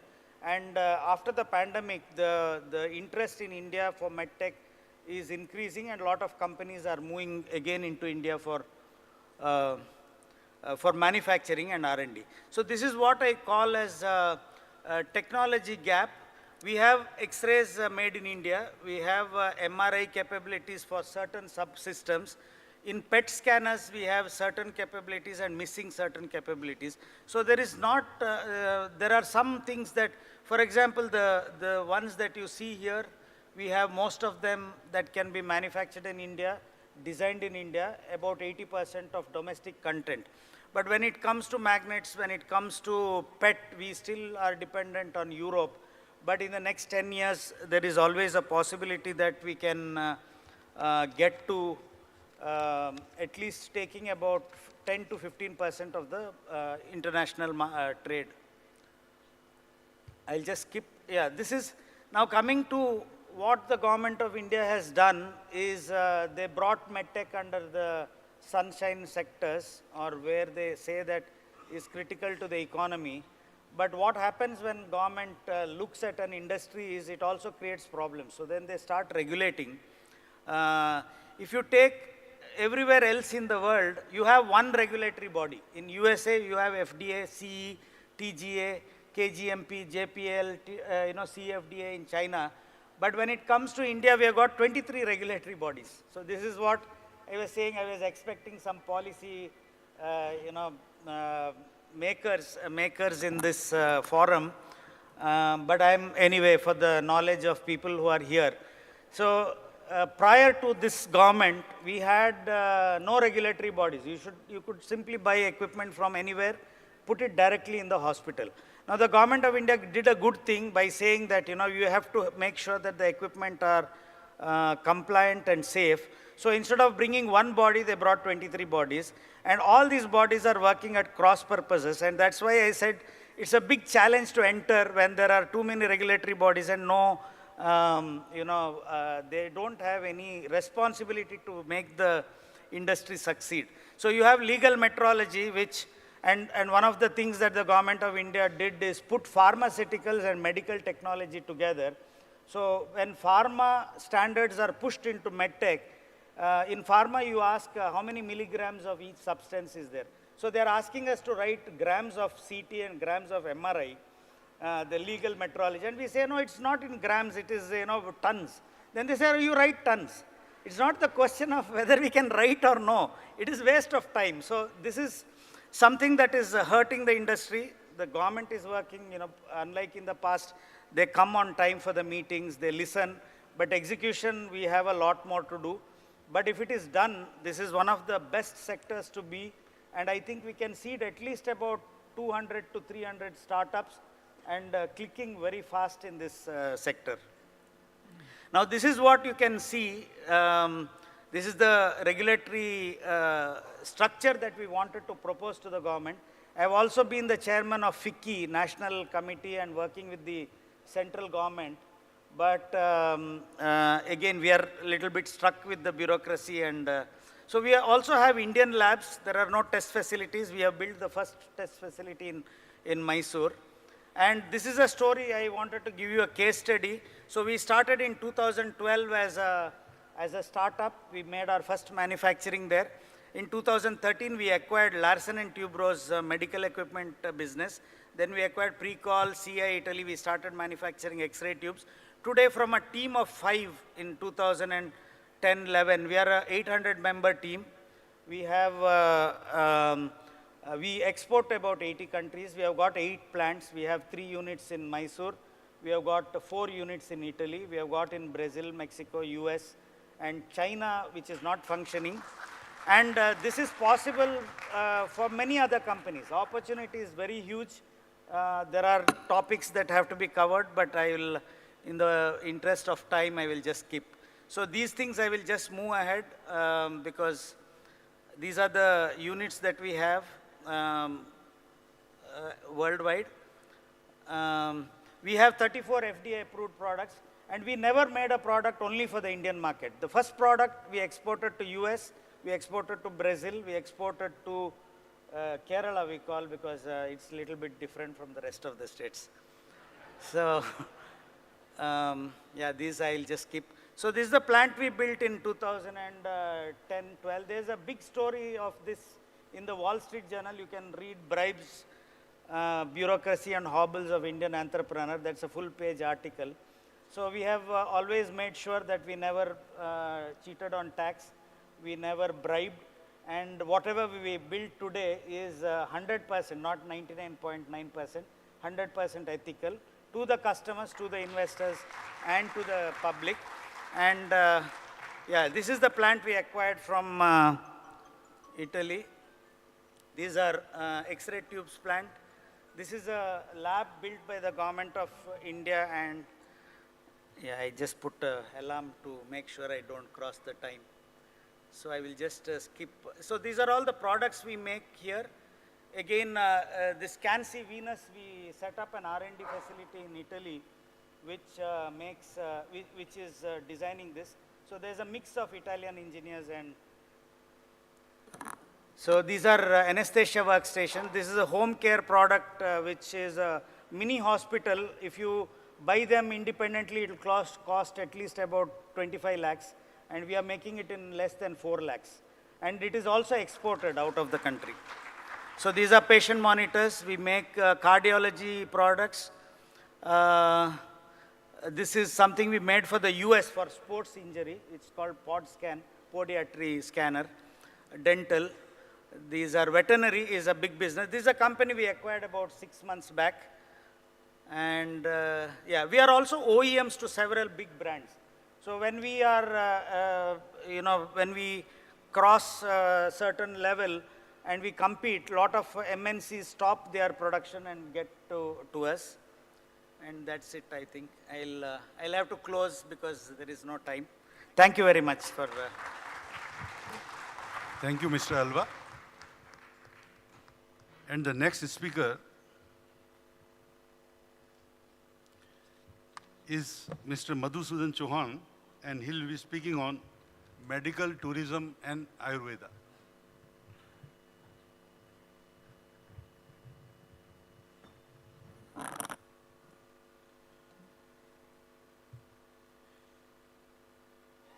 So, namaskar. Very good afternoon to everybody, everybody present in the hall. Before I get into my presentation, a quick show of hands. How many of us have relied on Ayurveda for any of our health ailments, problems, chronic problems? I think I rarely see any hand which is not raised. So thank you very much. I think it's a telling story of the role Ayurveda and yoga has played in keeping all of us healthy, happy, not just in our bodies, but in our minds and spirits. And that in itself is a testimony to the fact of the power and the role that Ayurveda can play in keeping us all healthy and happy and prosperous. The question now arises, can we translate this into an economic opportunity, and can we have the economic dividends of it come back to Bharat or not? I will refer in my presentation to a part of this topic specifically on medical tourism. Before I begin, I want to show this one chart, and I think this one chart shows the success of modern medicine that it has had, and the success parameter, if we were to sort of ask them how successful they've been. Over the last 100 years, we've almost doubled the global life expectancy. People are living from on an average of 30 years to 70 years. And that has happened on the back of reducing child immortality, reducing maternal immortality, reducing deaths caused by infections like malaria and so on and so forth, bacterial, viral infections, vaccination drives. All of that has led to the world living longer. And that, I think, is one of the biggest contributions that modern medicine has made. So what is the role and scope for Ayurveda if modern medicine is there, and the kind of advancements in technology and research and public outreach that it has made over the last 100 years? The problem is, while we are living longer, are we living healthier? So 20 years ago, we lived 50% of our lives in less than optimal health. Today, the percentage of lives that on an average an individual lives in less than optimal health is still 50%. This is a research done by the Global McKinsey Institute, and it says we're still living as suboptimally in our health as we were 20, 30 years ago. So we are living longer. Are we living healthier? We may have added years to the life. Have we added life to the years or not? And that is a telling problem to solve. If you see on the top right corner, those are the problems in health that will increase over the next 20 years. These are all non-communicable, chronic, degenerative lifestyle disorders. Diabetes, kidney, cancer, digestive disorders, cardiovascular disorders, musculoskeletal disorders. These are all the problems that the world will face, that the world will battle with. How prepared are we in the current scenario to handle it? The same McKinsey report sort of tabulates in the current given medical infrastructure, medical outreach, medical technology, the pharmaceuticals, and so on and so forth, how well prepared are we to handle it? So interestingly, all the disease sets that are going to increase at the fastest pace, we are the least equipped to handle them. And if you again take a look, most of them are chronic, degenerative, lifestyle disorders, and this is where Ayurveda comes in. Ayurveda as a system of medicine, as a system of health, is structured inherently, fundamentally in its DNA to better address the chronic lifestyle degenerative disorders, and this is the gap that Ayurveda can fulfill in the global healthcare need. Ayurveda as an industry, I mean, I'm sure when you picture of Ayurveda, the thing that comes to your mind is a, older person sitting in his chair, sometimes and most of the times in a broken setting, not a very upbeat scenario, so to say. Things are not like that anymore in Ayurveda. It is an organized, structured, growing sector in India, in Bharat today. One distinction that I want you all to make, because each country, I'm sure you come from all different parts of the world, each country has its own traditional system of medicine or traditional system of medical practice. Ayurveda differs from it.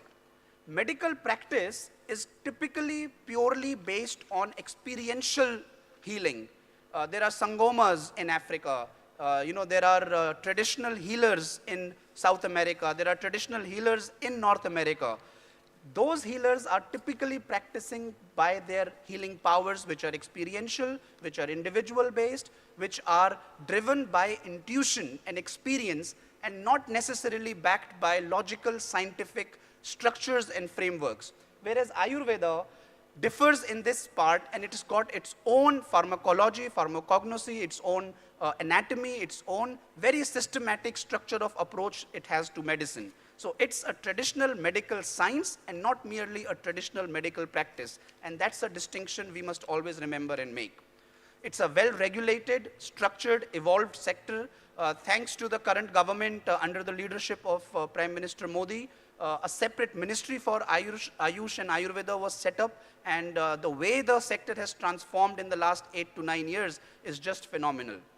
There are more than 3,000 Ayurveda hospitals that operate in the country today, over 7 lakh registered Ayurvedic doctors, Ayush doctors, who undergo a similar level of training that a normal MBBS doctor does. The Ayush research portal, which the government has recently set up, has already gotten over 40,000 research publications published in peer-reviewed journals. It's a strong sector, it's a growing sector, it's a sunrise sector, and just in the last 6 years, it has grown 6-fold, from being a $3 billion industry to an $18 billion industry. These numbers are still underrated. Medical tourism, we all know Bharat is a global hub already for medical tourism in the country today.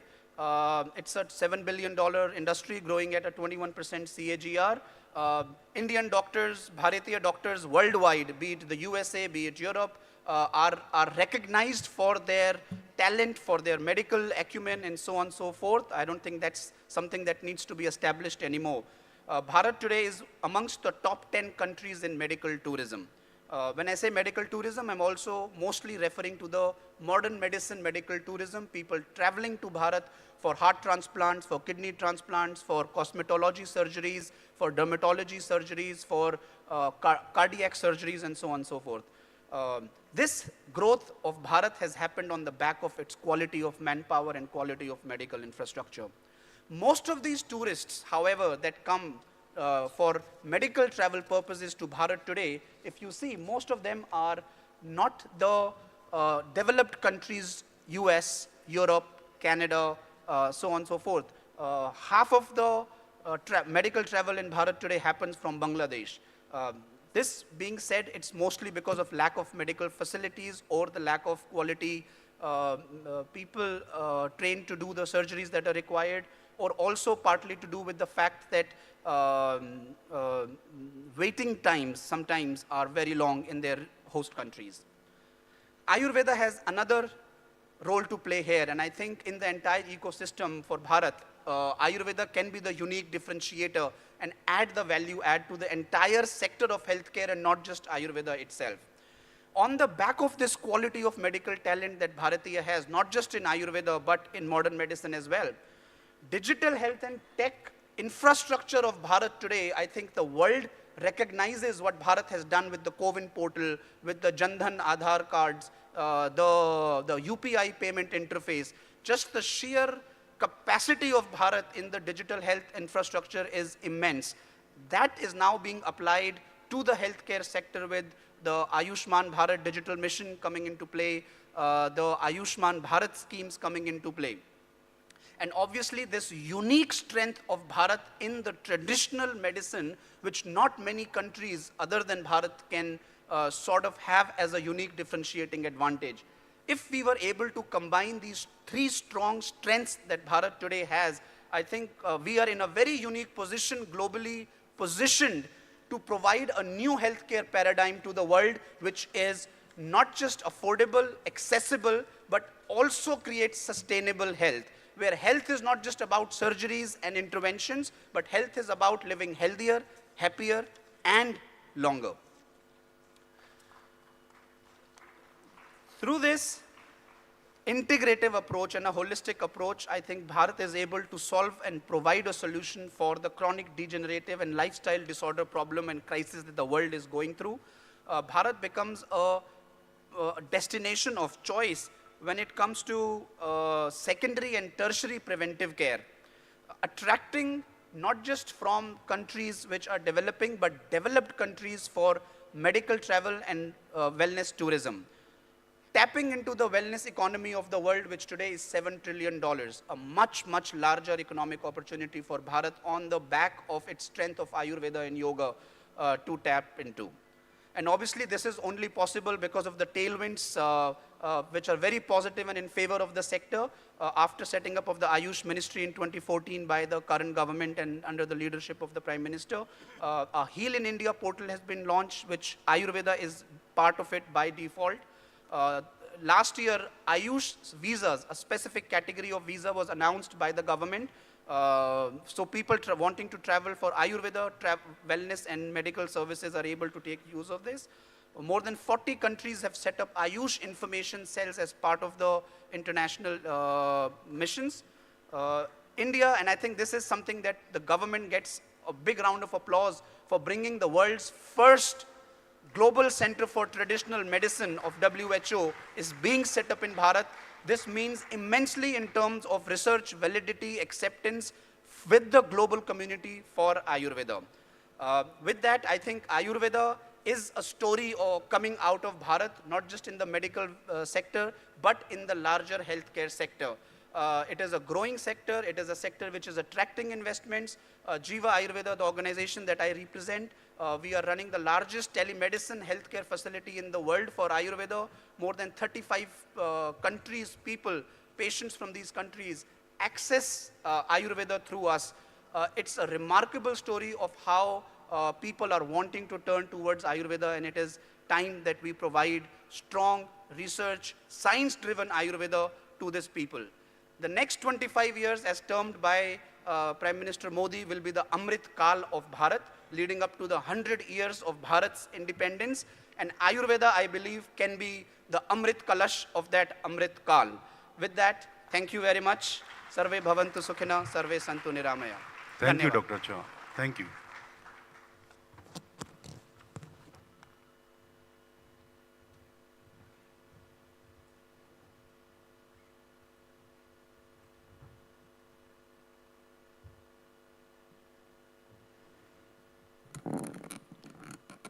So you have heard all the three speakers.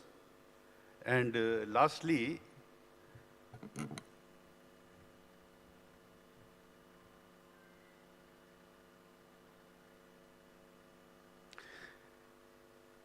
in 2023, and in 2023, Bharat is poised to become a global leader in medical tourism, with patients from around the world seeking cost-effective and high-quality medical treatments ranging from complex surgeries to wellness therapies in Bharatiya healthcare facilities. This industry showcases the remarkable growth and advancement in Bharat's healthcare sector, the healing land that is Bharat. I'll be talking on access of healthcare at your doorstep and opportunities.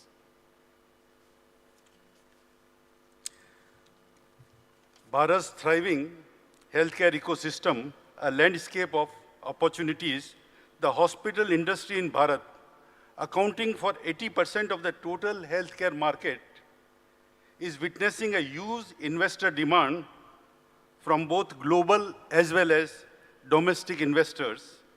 In 2020, Bharat's medical tourism market was estimated to be worth $5 to $6 billion and is expected to grow to $13 billion by 2026. The diagnostic industry in Bharat is currently valued at $4 billion. The share of the organized sector is almost 25% in this segment, 15% in labs, and 10% in radiology. Besides this, the hospital industry in Bharat, accounting for 80% of the total healthcare market, is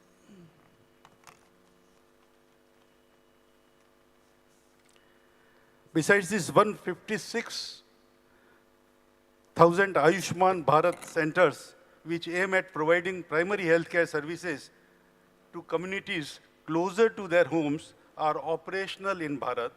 More than 390 million Aadhaar numbers generated under the Ayushman Bharat digital mission.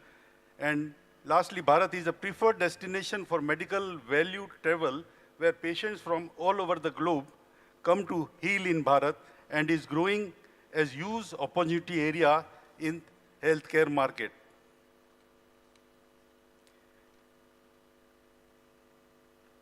Is home healthcare the next best things on the Bharatiya healthcare scene? The doctor-patient ratio in this country is 1:1674, much below WHO prescribed ratio of 1:1000. It spends about 1% of the GDP in healthcare, that is half that of China. Its healthcare spend is 1/8 of developed nations such as Britain, and globally, home healthcare segment is 3 to 6% of the total healthcare market. So this is a nascent market that has just one way to go, and that is up. In home healthcare, the next best thing, peace of mind at your doorstep. Home healthcare, an affordable option instead of hospitals.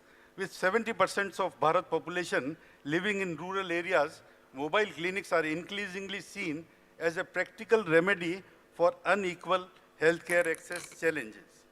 Government initiative like Ayushman Bharat Health Account offers several digital health services, including e-Sanjeevani, a telemedicine services that connects patients to doctors and medical specialists through their smartphones.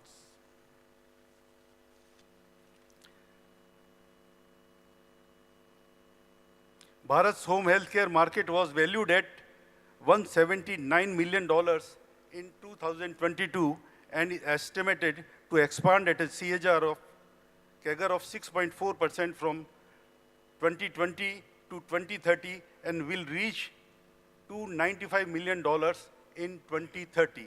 Then what is driving this growth? A spike in the number of nuclear families at all Bharat level. 50% of the 318 million households were nuclear in 2022, up from 37% in 2008.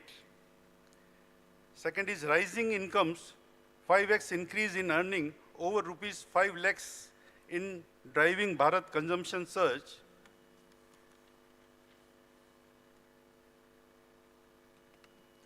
Higher incidence of diseases, about 1.2 billion people are vulnerable of falling sick due to communicable diseases in India. And lastly, hospitalizations coupled with an appetite for personalized medical attention.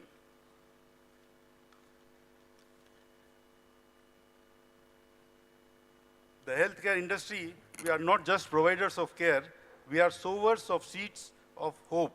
The societal impact and the difference we can make through our work are immeasurable. Let these deeds inspire you to be change makers in your own capacity, for in each of us lies the power to heal and transforms lives. Thank you. Thank you. And now the floor is open for question and answer session. Please give your name and the place from you belong. Thank you.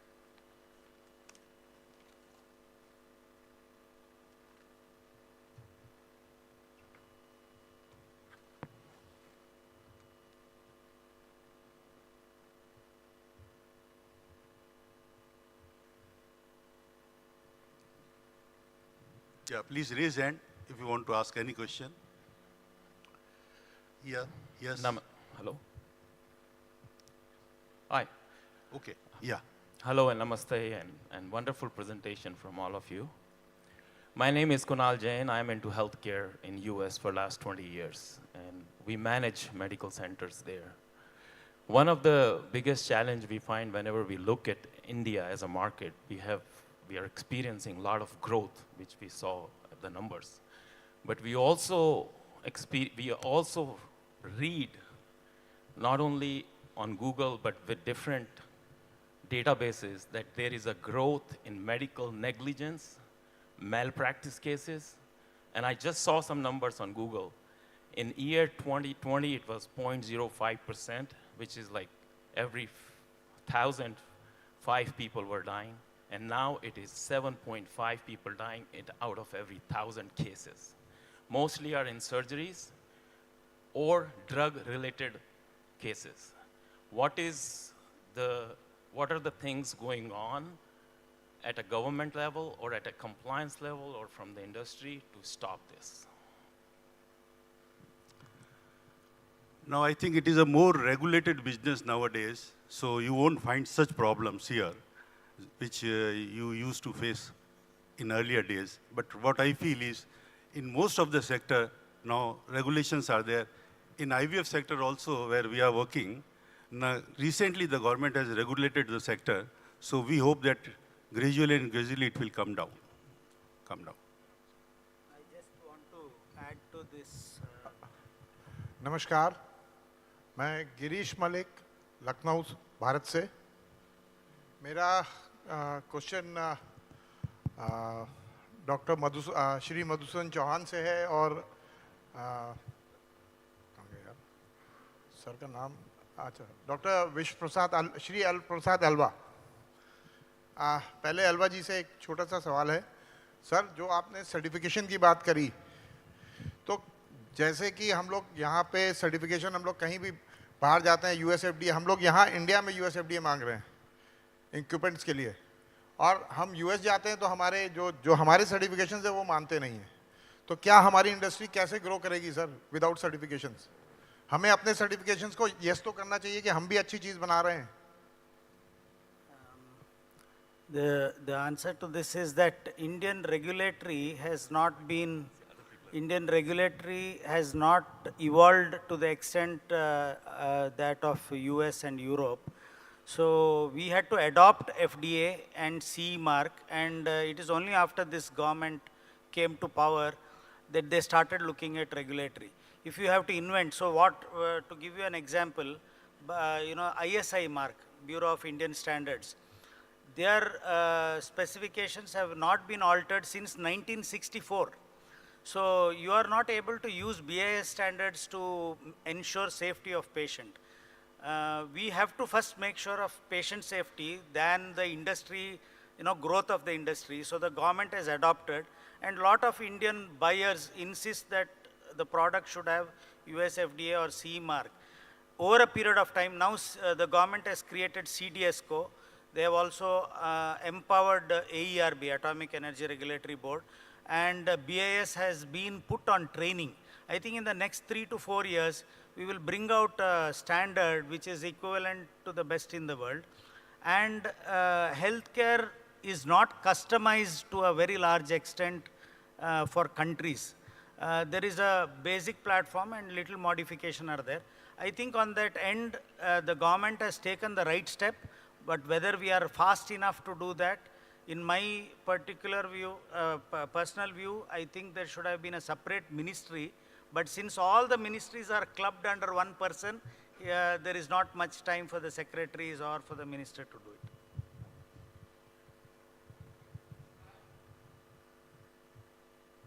Well, I am Gaurang Misra from Nepal. I am practicing as a physician there. My one question from Sri Madhusudan Chauhanji. One of my professor in Darbhanga, Mohan Mishra, he had a small scale, experience on a Brahmi, that is one of the Ayurvedic medicine, which was found effective in small scale study in all cause of dementia. We tried to expand it. And one of my friend, or my senior rather, who is in UK, he contacted the RCP, the Royal College of Physicians, and they just said, give us the safety profile of that medicine, what was done in India, and we can conduct the study.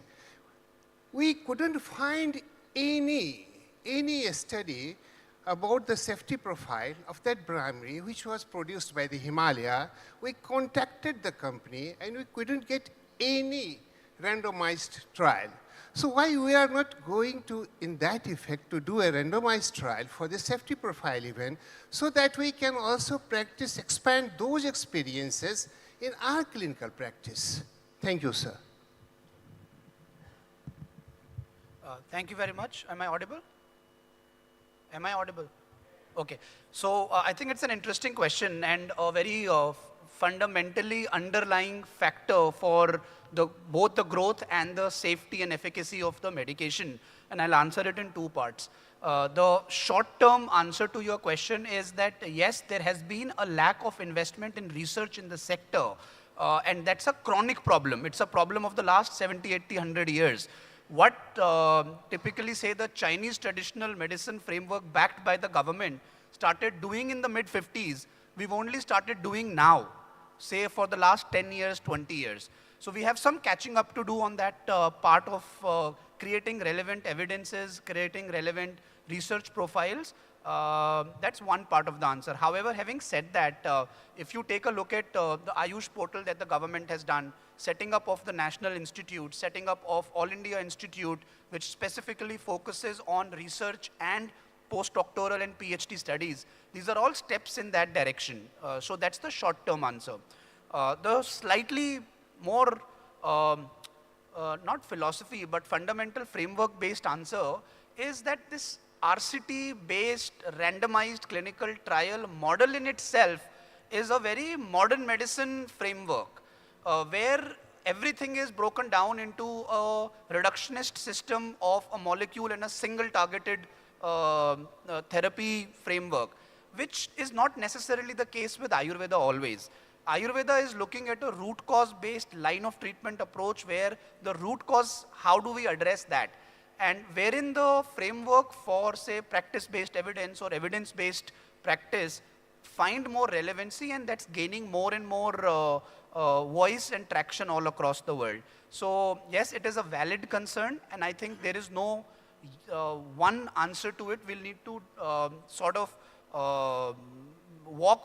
tread both the tracks at the same time. Namaste, I am Hemendra Gupta from Delhi, Bharat. My question is to Shri Madhusudan Chauhanji. Actually, it is coming from that we have gifted yoga to the world without any cost, without any IPR money to be charged. Likely, we have a product like of Ayurveda, wherein we have tested medicines, tested way of life, so that we can have a healthy life, as Madhusudanji has given in his presentation. My question is that, coming more from his question, that clinical research facilities needs to be improved for so many medicines which are tested over centuries and cured the human beings for perfectly. So question number one is how we are moving on that direction for developing clinical trial research studies for our Ayurveda medicines so that the world will accept them. In India, we are accepting them. We have Trifalas, we have Chyawanprashas, but the world is not expecting that. To grow that market, we have to go for clinical. Number two, sorry to interrupt. Just limit to one question. There are so many people asking for it. Thank you. That is same for yoga also, sir, because we have to adapt it in our life for better advantage. Sure. So on the Ayurveda and clinical trial side, like I mentioned, there is a lot of work happening now. The Indian pharmacopoeia of medicines and plants is already established, published, and while obviously it's accepted in India, it is being adopted by many different countries across the world. So the Indian pharmacopoeia as a standard of one, the herb, and two, the processing of the herbs and creation of the formulations as per the Shastriya methods is already established and being adopted by many countries. So that's one. Two, I just mentioned another thing as part of my presentation, couldn't talk about it, is now already the alpha approval for inclusion of Ayurveda terminologies in the ICD-11 traditional medicine framework of WHO has already been passed. It's going to the beta phase. What this will do is, till now, what was not understood across the table. If I'm an Ayurveda enthusiast, I believe in Ayurveda and I accept Ayurveda and believe in Ayurveda, I may understand the Ayurveda terminologies. How does the rest of the world for research, for understanding, for equating what you're trying to do and creating a standardized system of communication and research across the world for Ayurveda? So these ICT, inclusion of Ayurveda framework as part of the ICD-11 is a step in that direction. And these are very, like I said, the traditional Chinese medicine started it in the mid-50s. These are things that take a couple of decades to establish, and we have catching up to do. The learning from this, maybe to the policymakers and the government, is to continue to invest heavily on this side, because we are playing a catching up game as far as on that front right now. Thank you. I have a question for Dr. Mahato. Nepal is a great place to invest for many Indians, but the political instability there stops them from doing it. Can you please give your opinion on this?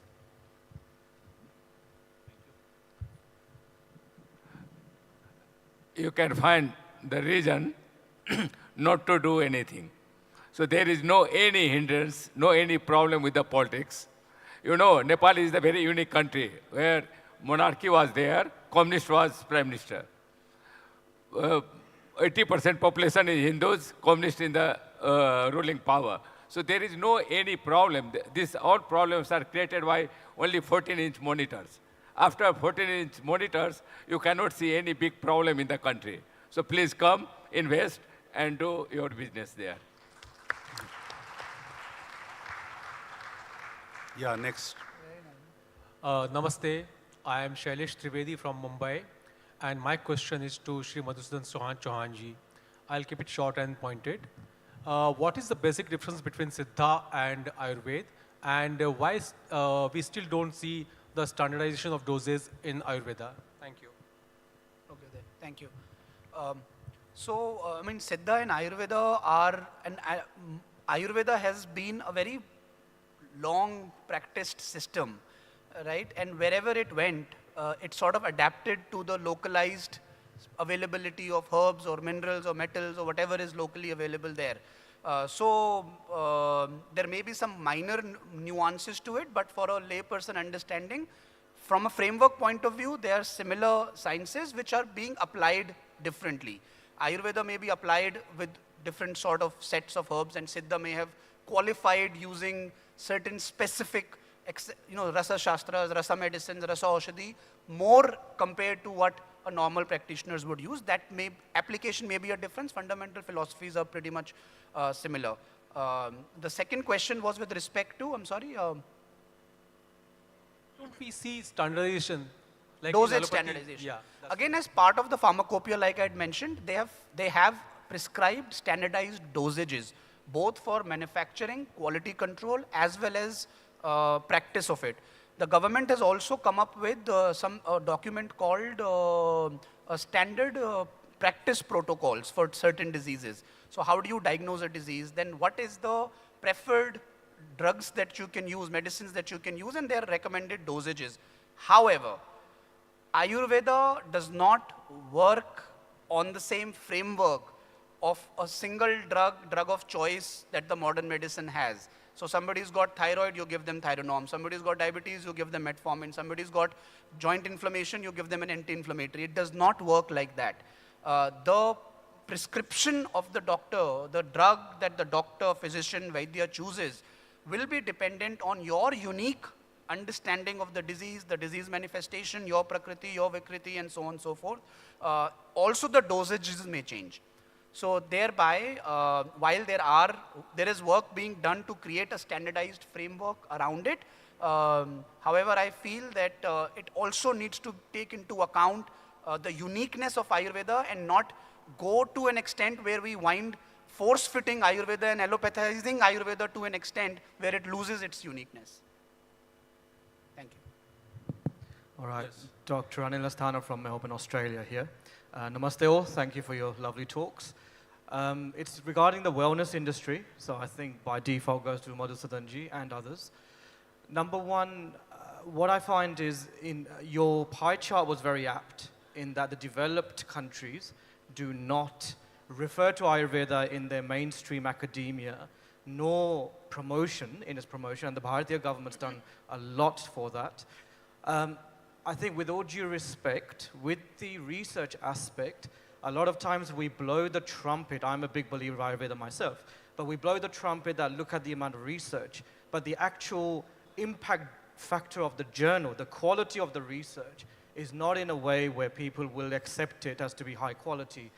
Number two, strategic alliances. Have you looked into reaching out to integrative societies in the UK, Australia, US to collaborate on joint education programs? Because they have a lot of leverage in their countries, and as an investor myself, we often are at wit's end on not knowing we've got the money, where do you put it? We don't have access or an ecosystem. What exactly is the question? Gentlemen, what please, is the question? I think please he's limit understood your the question. question. No, he's understood the question. Quickly to answer, I think if I have understood it correctly, the question, and I'll try to be brief on my answer, is we sometimes also make the mistake of looking at Ayurveda as a single sector. Please understand, Ayurveda is a super sector. It entails everything from taking haldi and salt in your doodh in the night, if you have a sore throat, taking some home remedy, right to somebody saying if you've got a 4th stage cancer with metastasis, you come to me and I will cure you. Right? That entire spectrum of Ayurveda of offering, we sort of club it into one single word of Ayurveda, and there are shades to it. So one, let us understand that which sector of Ayurveda are we speaking of? Are we speaking of public health? Are we speaking of preventive care? Are we speaking of wellness? Are we speaking of curative Ayurveda? And thereby, we are able to then talk more specifically of the sector that we are speaking of, one. Two, on education, I think the lack is not just outside Bharat, even within Bharat. Nobody teaches in our own textbooks to our own students what Ayurveda is and how to apply Ayurveda as part of our daily lives. We run a school, a 2,000 strong school, student school, where we teach every child what your Prakriti as per Ayurveda is. If you have Pitta Prakriti, what you should eat, what you should avoid, how you should live a preventative healthcare. I grew up understanding healthcare as a red cross like this and a first aid box in my school.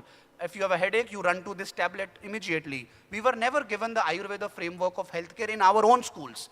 So I think there's a lot of work to be done. The good thing is there is a positive sentiment from the consumer side. There is a positive sentiment of the government supporting it beyond what the usual government support is.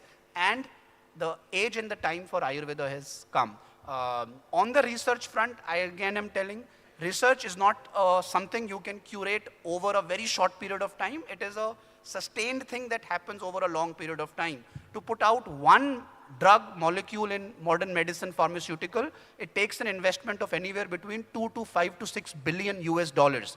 You compare that with the budgets that we've parked for Ayush and Ayurveda in the country today, and we will understand the gap that we need to fill on the research front. And it needs to happen very, very rapidly, because again, I'll say we are playing catching up here.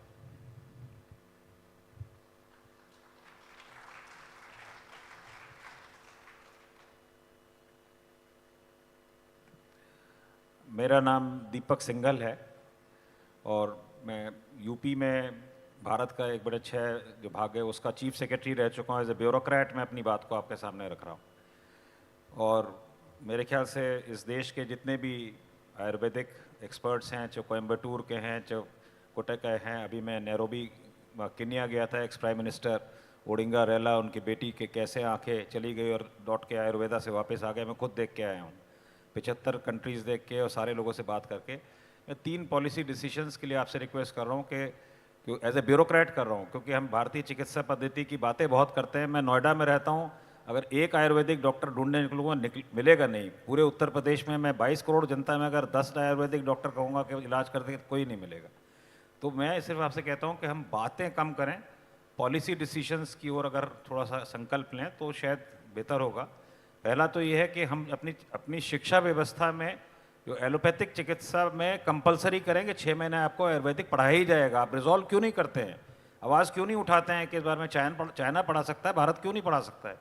हमारा batchmate cabinet secretary, हमने कई बार उससे भी कहा भाई इस बात पे आपको लड़ाई लड़नी है। अब ये excuse me, what is your question basically?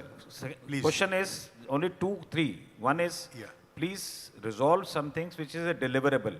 That is, आपकी in education you should have integrated education system. Treatment, this Ayush word should be supplemented by one more word called double Ayush. It is allopathic and Ayush combined. Once you have a Ayush, double Ayush resolution, then people will be benefited much more. Thirdly, the think tanks available in the country, जो भी आपके available हैं इस field के masters हैं, उनके साथ एक integrated सोच, मैंने अभी डायरेक्टर एम्स और जो लोग विद्वान लोग हैं, चाहे ICMR हैं, सब लोग बैठ के इसकी एक रोड मैप तय करें। बस यही मेरा 3 उसका विषय है जो मैं रखना चाहता हूँ। And this will be communicated to the government, your all these 3 demands. And we hope that they will consider. Hello all. I'm Vishnu Anirudh. I work in the field of AI in the UK. My question is for Sri Vishwa Prasad Alva. Hello, sir. My question is on surgical robotics. Would you know what is Bharat's standing in terms of being a manufacturing hub for surgical robotics? And would you know how far we are away, or what are the challenges in being the top manufacturing hub? Thank you. I wanted to even talk about the errors in judgment, the earlier question with the technology solution. So one way is to train the doctors, the other one is to use technology so that doctors do not make mistakes. And it is not 0.05, it is in the order of 20 to 30% of the patients would have survived if they had got the best treatment anywhere else in the world. Now you can take robotic surgery is one very clear example. When it came, the machine was costing about 10 crores. Da Vinci surgical robo was 10 crores. And people used it for precision surgeries in oncology. But today, the same surgical robo can be made in about 25 lakhs and can be deployed in rural areas where they can be much more precise than human surgeries. There are several such technologies. In India, robotic arm manufacturers are very few. There are about 6 or 7 robotic surgery R&D companies and startups that have come who have not scaled to the level. We are right now adopting arms from another company and then developing a surgical device around that. But that's one of the areas where a lot of startups can come and succeed in this sector. Hello, मेरा प्रश्न doctor Ajay sir से है। Doctor Ajay sir, चूँकि world Hindu economic forum में भारत के बाहर के बहुत लोग आए हुए हैं, IVF पे आप काम कर रहे हैं पूरे देश में, भारत में। हमारा प्रश्न है, क्या भारत के बाहर नेपाल, बांग्लादेश, बैंकॉक, आसपास के और भी कंट्री के लिए IVF पे मेल और फीमेल, जब हम उसको कंट्री बाय कंट्री देखते हैं, रूल्स में देखते हैं, तो क्या आपको क्या नई समस्या आती है, और भारत के बाहर भी क्या आपकी योजना है? इससे कैसे हम भारतीय पद्धति और भारतीय एथिक को सामने रखते, कैसे आपको लगता है? मैंने 2011 में जब शुरू किया था ये IVF बिजनेस, तो मेरे ख्याल से मैं सबसे लास्ट में था IVF में। लोग 25 साल से 30 साल से काम कर रहे थे, पर बेसिकली कोई बाहर से भी आया या यहाँ पे भी है, तो मैं बताना चाहूँगा 3-4 चीज़ें हैं जिसको अगर अडॉप्ट करते हैं तो they will be more successful in India, sorry इन भारत। सबसे पहले तो है, आपका कोई भी प्रोसीजर हो, कोई भी चीज़ हो, कोई भी प्रोडक्ट हो, it should be affordable.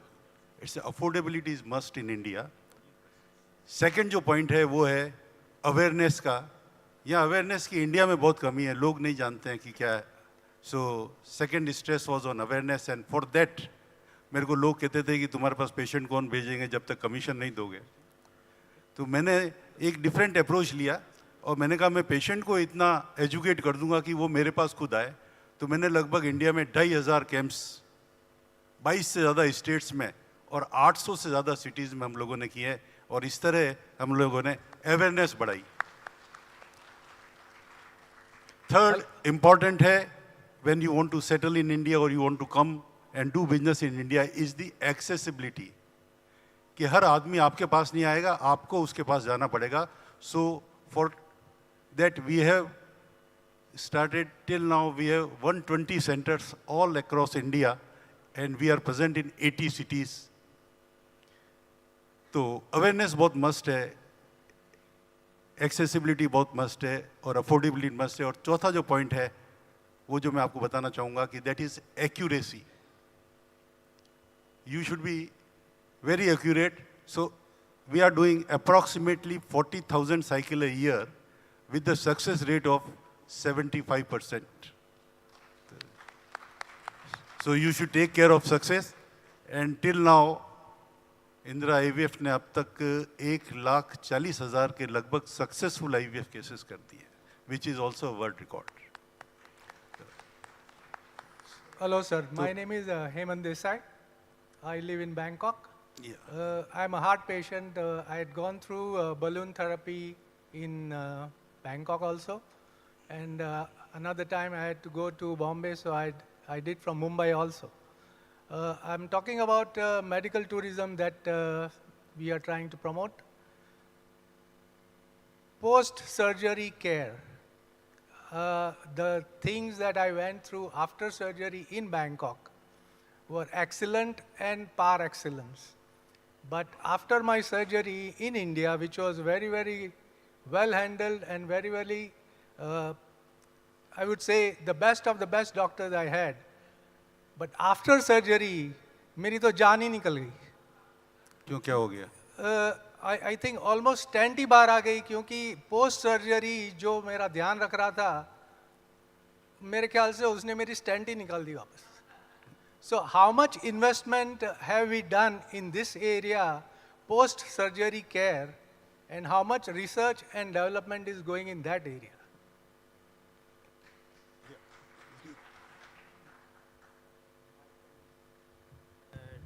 Take this question. This is something to do with the infrastructure and training. It is the case with most of the hospitals here. Post-surgery, there is a very deep involvement of paramedic and other staff. There is no policy matter as such that can help post-surgery to be better. But there are technologies where people can be taken home. Home care was one of the subjects that somebody spoke, that hospitals in the future will be only for surgery and for ICU, and post-surgery will all be taken care at home. There are connected devices and technologies that are coming up that can make it foolproof, like many other sectors. I just want to add something, because I have been traveling in many countries of the world. Maybe 2/3 of the world I have already traveled. And I have seen many developed countries' services also. So when we are talking about our own countries, we always talking only unsuccess things. No, not very good success things. So, I can very proudly to say that only in Hindu Dharma, in Bharat, in Nepal, people has heard Atithi Devo Bhava. We are very pleased, honored to serve others. Other people are being enjoyed by taking service from us. So post-surgery services, other services, we are giving much better than many other countries. So we should praise all these things also. And in medical sector, there is a huge potential in developing countries like our countries, where there are very huge gaps for the population and giving the services, which infrastructures, technology which we are using. For the manpower, for other things, we have the big potentiality, big opportunity. So please come, make investment, work there, And I am very happy to listen one of our doctor told that he is taking care more than 20 years in USA. Please come to India and Nepal. You will have the better chance to serve here. Thank you. Namaste. This question is for the Vishwa Prasad sir. My name is Srinivas Nathi in Washington, D.C. Sir, you said like in your presentation there is 8 countries are producing and the rest of the 190 countries are using the products. What is your recommendation, 9th country, which is Bharat? Pardon? What is your recommendation, what is your suggestions if Bharat is going to be the 9th country? No, Bharat is one of the 8 countries that I spoke about. We are a young country in medtech as such. So there are a lot of MNCs that are working, GE, Siemens, Philips, Baxter, all of them have R&D centers. But for homegrown companies which want to invest in core technologies, there is a lot of opportunity. One is that there is a availability of engineers, then the ecosystem that is there for clinical research, which is a very expensive part of medical equipment device, is easier in India. Another thing that I touched upon was verification, validation, reliability engineering. In a product development cycle, if you are spending, let's say, 25 crores to develop a product, about 20 crores is coming from testing and reliability studies, which India is almost 80% lower. I would suggest that if there are courses that are, combined courses where they come out with a degree with the product, that would make a big difference in startups. So we are already late now. This last question We have just 2 more questions. 2 more questions? Yeah. Okay, 2 more questions. Namaste, Hare Krishna. My name is Patridas. I am basically from Ukraine, but I am in India now and serving in Nepal. So I have one question.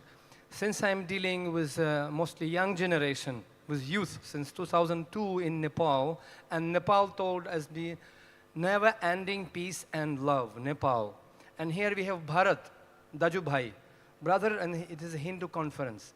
I'm dealing with youth which is struggling now with depression and mental disorders. In fact, 5 years ago, it was approximately 6,840 suicide cases in Nepal, and during the COVID time, and it increases just double. It's very grave situation. So I was thinking, and since government giving very less support for this mental disorders treatment, how to establish this connection and awareness between Big Brother Bharat and Nepal to make this really communication? What other opportunities are there? It's really great support required because youth is our future. That's what my humble request. Any suggestions how to establish support? Not much, but at least a little bit. Baap ka beta sipai ka ghoda kuch nahi to thoda thoda. It's my humble. No, I think mental health, specifically after COVID, is a point of concern everywhere. So depression, anxiety, even loneliness, fear, all of that, OCD, we've seen in our practice as well. A lot of these cases are coming up.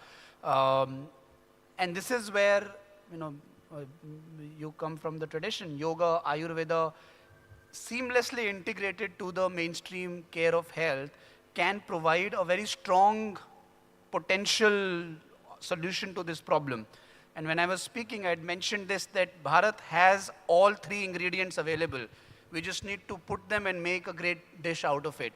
We've got great strength in modern medicine, in diagnostics, in the med tech, in the clinical care, in the surgical care, the quality of manpower, the digital health and technology infrastructure and the capability of Bharat, we are already aware of what we are capable of doing, and the existence of this very strong, evolving traditional medicine knowledge systems. If the 3 can combine together to look at the patient and not the disease, like the gentleman mentioned, they will look at him as a case of putting the stent. And why the problem in the heart came, what is causing the blockage. The cardiac does not speak to the gastro does not speak to the, the psychologist would not speak to the renal. doctor. Everybody in the super specialization, in the race to sort of break down and understood the parts, we've missed the sum, we've missed the whole. And that from a philosophy in the healthcare sector is what Ayurveda and yoga can come in and contribute. This is what is causing the mental health issues. These people are not lacking anything in their physical environments or their physical availabilities. It's just that they need to combine together. At Jiva, we run a holistic program like this. Along with the medicines, we've got an entire separate team that specializes in yoga, one team that specializes in nutrition, one team that specializes in mental and emotional health and well-being. These are based out of the Ayurvedic principles of Dev Vipashya Chikitsa and Sattva Vajay Chikitsa, but termed more easily understood manner like that. And when a patient at Jiva is treated, he's not just treated medically with Ayurvedic medicines only. This ahar, vihar, vyavahar, and vichar. So medicine, diet, lifestyle, and thought, all of this has to combine together to create a more long-lasting effect. And I feel Ayurveda is naturally poised to do it. This is a closing question for this session, please. Good afternoon. So this is a question for Dr. Upendra Mahato. So this is Vinod Himatsinghani. I'm from Dallas, Texas. We've got a clinical decision support system, and we're implementing it in certain parts of US. But if we have to do this in a place like Nepal, they would need some basic digital infrastructure to really get it done, like electronic health records. Is there any system that you're capturing information, health records being set up there in the hospitals or nationally? Yes, we do. Because in Nepal, electronic health record system is regularized, and we have to keep it very confidentially, strictly. So please come. We have everything in international standard regulations. Only we need something to push it with a big investment. So please come, welcome. Thank you, speakers. It's a very lively session. We have some important announcement to make. Mr. Srinivas will make right now. Thank you all. This is about the networking. A lot of questions are being asked. So after the post-lunch first session, at the end of it, I'll explain how networking will happen. Long story short, this is the room which we will use for networking, because otherwise other rooms which we arrange will take too much time to travel. So please attend the next session, and the session after that is the networking. So at the end of the next session, I will explain it. I think for now, we are good. Thank you. So we will reassemble here at 2 o'clock sharp for the next session. So let's enjoy the lunch at Hall 4. Thank you so much. It's a lively session. Thank you very much.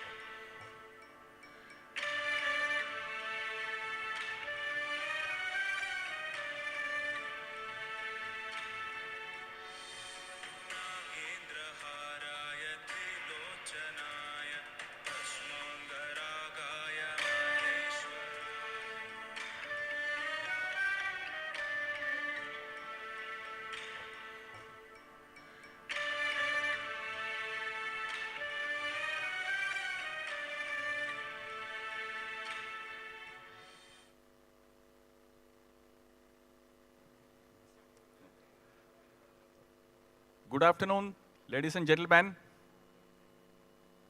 We have another 5 minutes to start the afternoon session, which will be very interesting like morning sessions.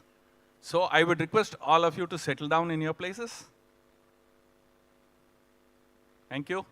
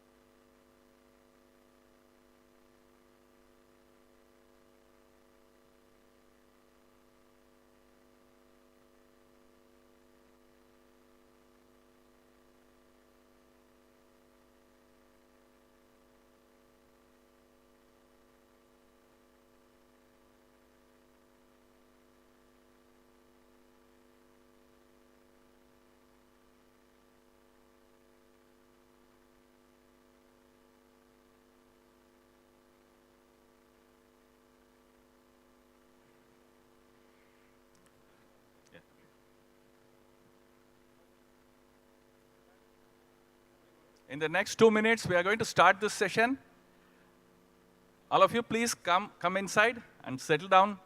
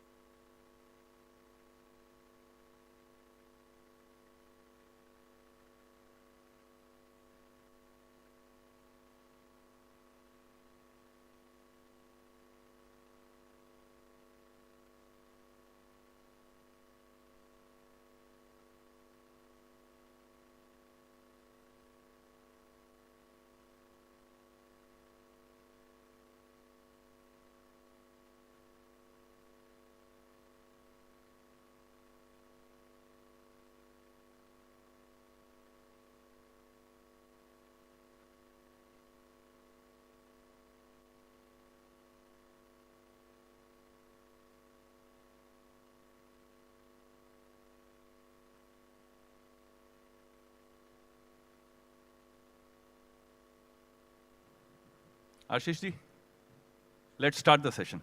It's 2:30.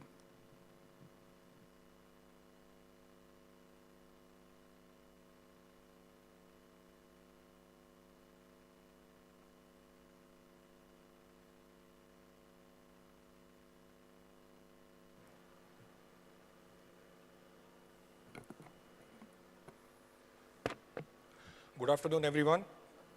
Manoj, I'm audible? Good afternoon, everyone, and after a wonderful lunch, welcome back. We have an interesting session on startups. The session name is Emerging Frontiers, Futuristic Technology and Innovative Startups. A person who needs no introduction is the chairperson of this session. May I invite Shri Mohandas Paiji on the stage.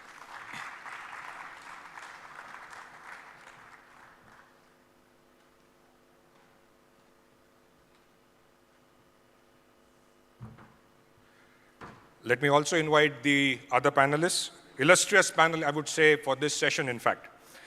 The next person, Shri Rajesh Sehgal.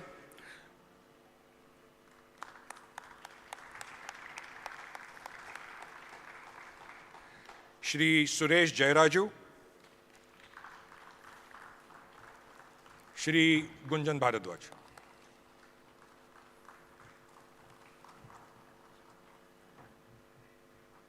I now hand it over to Mohandas ji.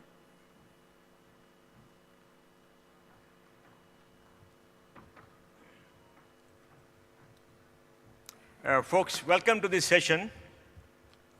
We are in the midst of the digital revolution today. 250 years ago, China, India were the richest countries in the world.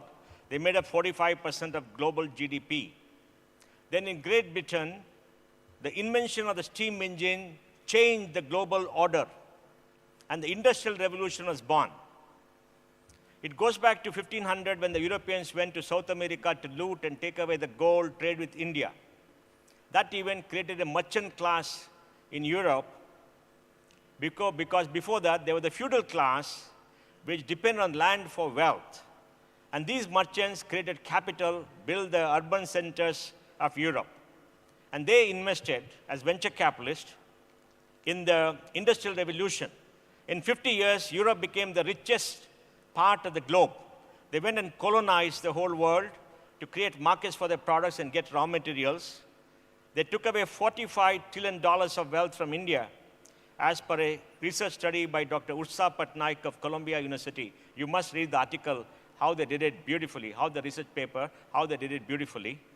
And then they created a global supply chain to connect producers to consumers through shipping, through pipelines, retail, wholesale, financial services, and everything, and they control the world.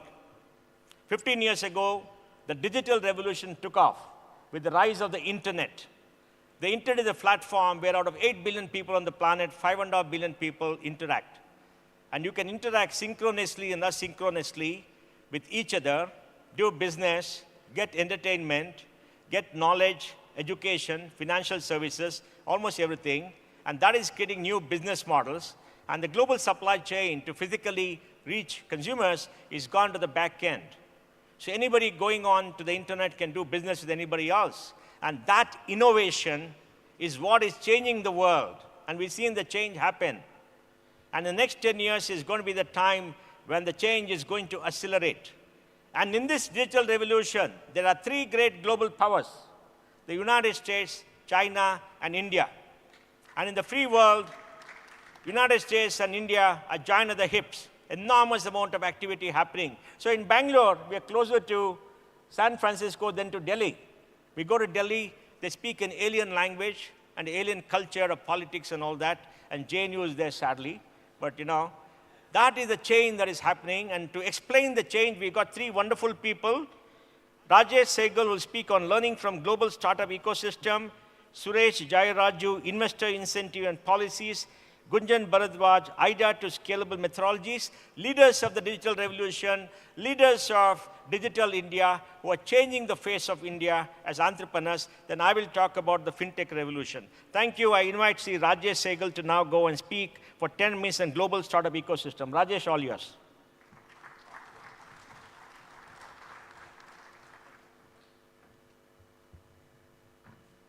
Thank you so much.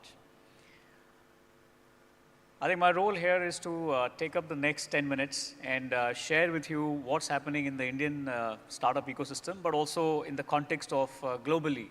You know, Sri Mohandas Pai ji just mentioned about how Britain came and changed, you know, the face of wealth in not only India, but many other countries. Let me start from there, you know, sharing with you what we learned as kids in school is the Britain used to call us Indians a nation of shopkeepers.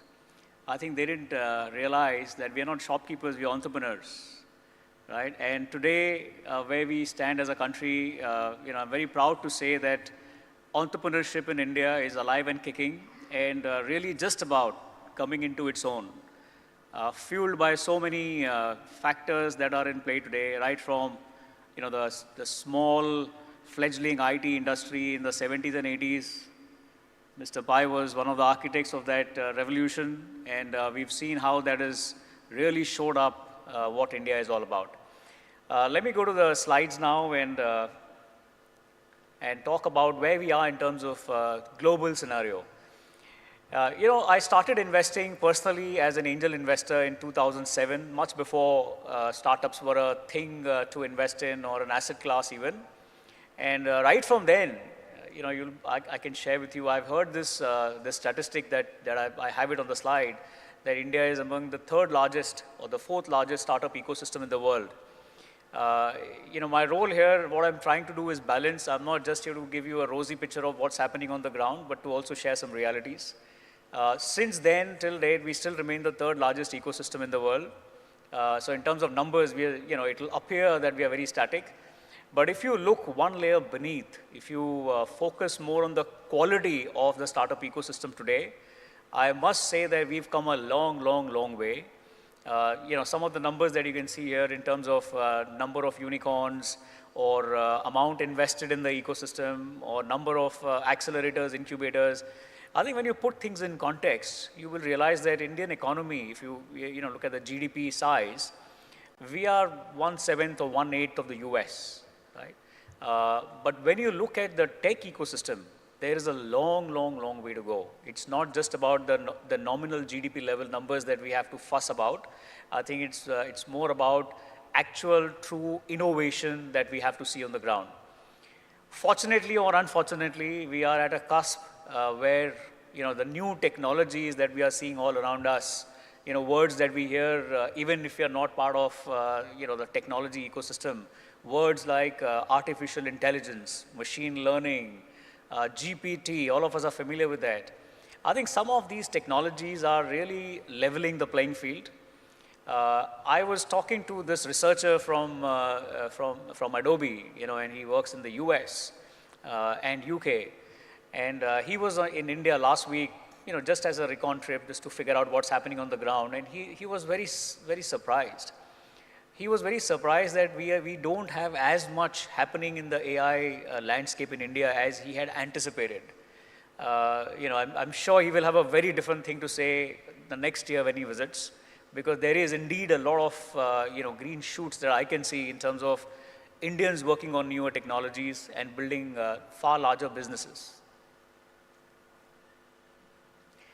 I think it's got a lot to do with culture.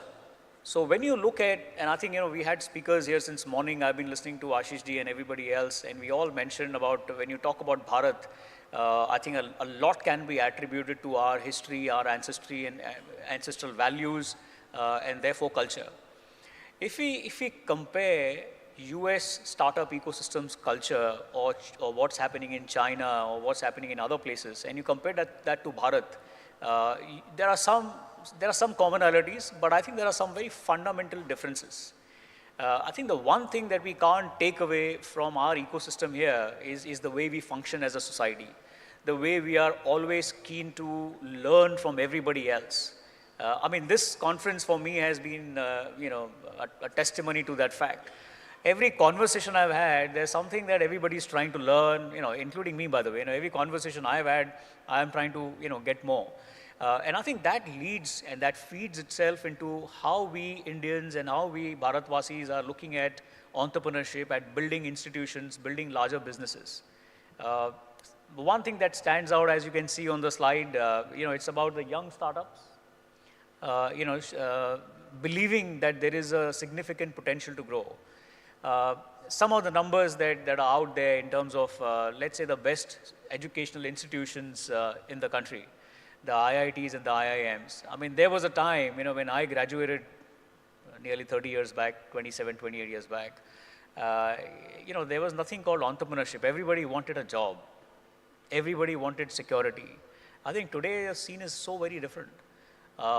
Majority of the people there who are, and these we can say are the, some of the best minds in the country who got admissions after such a competitive entrance exam, etc. I think most of them have either want to become entrepreneurs upon graduation, or after a few years of experience in the corporate world, they want to start something of their own. And I think this is the culture that will make sure, in Modi ji's dream and all our dreams of being a 5 trillion economy very soon, and maybe far more than that. These are some numbers. I don't have to fuss about it. I think all of us know some of these numbers. As you can see on the right-hand side, there's a chart which tells us that things were great 2 years back. We all were part of that, buoyancy, part of that bull market. Today, things are far more, getting into more rational phase. I wouldn't call it a winter as it's termed out there, but I think it's a natural cycle. It has to play out by itself. Excesses that were made in 2021 will have to get rectified. Being part of this ecosystem, I can share with you my personal experience that quite a lot of that correction is behind us. It's a cycle. It's no point in trying to figure out when is the bottom of the cycle. There were some, participants in the morning who were asking questions to the first panel about, I want to raise funding, I'm not getting any funding, how do I get funding, etc., etc. So I think you have people here on the panel who can answer some of those questions. People like us are looking for good opportunities to deploy capital. So I must assure you that the funding ecosystem, especially for early stage companies, is alive and kicking, and we are all sitting on dry powder capital to deploy. I think the last few minutes of my time here, let me skip this one and go back to what is more relevant for participants here. Funding options. If you're a new entrepreneur, if you're wanting to start something new and raise some capital, there are so many options available today. You do not have to really rely on your own pockets or friends and family. We mentioned some angel networks in the morning sessions. There are venture capitals of all shapes and sizes. So you have people like us at Equanimity, we make smaller investments. You have larger funds who are the next stage and the next stage and the next stage, right up to, like Ashish Chauhan mentioned in the morning, about listed companies. And he also shared some examples of companies going to the listed markets and raising, a few crores. That's the fuel that a startup ecosystem needs. That's the fuel that I think entrepreneurs need to really build sizable businesses. And I think we are getting there. As you can see, there are so many options of raising capital today. And I think what I foresee for the coming year, as I showed you in the earlier chart, that we are somewhere near the bottom of that cycle. I'm pretty positive that next year things are more likely to change than not.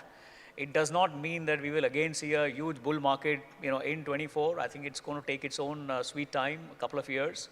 But for anybody out there who's looking to raise capital, this year and the next are good years to really begin businesses. If we look at examples, again, global examples, the Britain or US and any of the developed markets in the world, you will see that most of the large conglomerates today, most of the large successful businesses today were formed in recession years, or years when funding was not very easily available, or years when customers were not queuing up to buy the products. So I think this is a great time to build businesses. It brings its own rationality when capital is scarce, and I think the biggest problem that Bharat and the Bharat ecosystem have always had is access to capital. But the flip side of that is, because of that scarcity of capital, we have learned how to build large global businesses in a very frugal manner. So I rest my case here. I'm available for Q&A after the panel and after the session as well. Thank you so much for a kind hearing.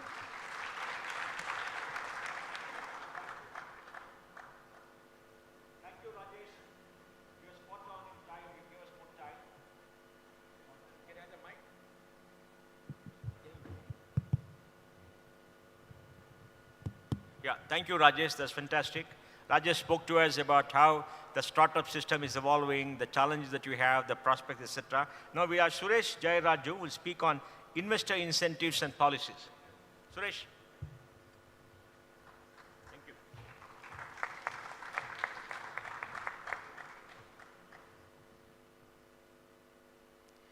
Hello, everyone. Good afternoon.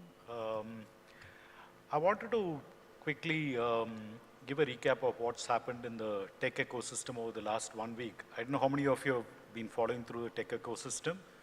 There's been some very big developments happening in the Silicon Valley ecosystem, right?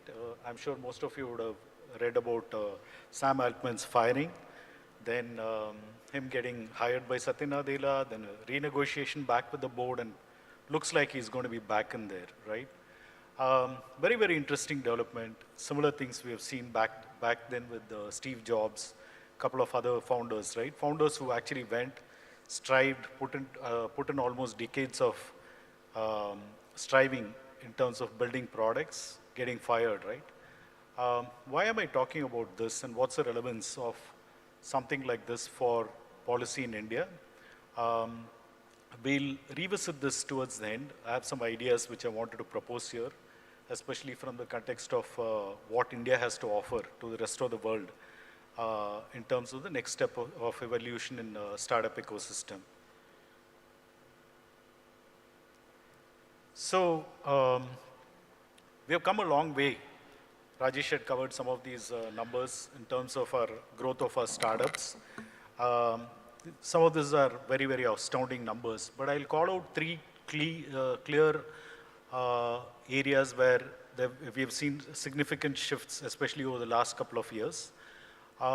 One is the overall rise of women entrepreneurship. I think there's been a lot of talk earlier in the day, particularly from 2014 to 16 onwards. We've seen a doubling of the numbers from roughly around 7% to 15%. That's a very, very huge number. Second area which I would say is very, very important in this particular space is the rise of the Indian technocrat NRI coming back to India and setting up offices here for growth, right? A whole lot of Indian technocrats, either based out of India or based out of international markets, went out there, got started with their own products and services with international MNCs, bought in back the learnings, and then, this is one big, huge driving factor which, led to the growth. So these are, general numbers. I don't need to read them out. As you can see, the government of India obviously did some very good things. One is the entire Aadhaar ecosystem, and the India stack helped in terms of, bridge the entire digital divide.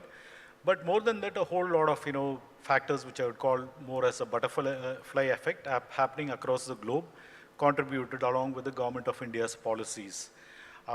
Definitely, the India demographics, young population, young urban demographics, coming and settling in cities and having smartphones helped here. Android and iOS ecosystem obviously helped in a very, very big way. If you look at the number of apps which were there in the smartphone ecosystem in 2011, it was less than 1 million. And as on date, we're talking about around 12.6 million. That's almost a 14x increase, right? Coupled with the increase in smartphone usage, etc.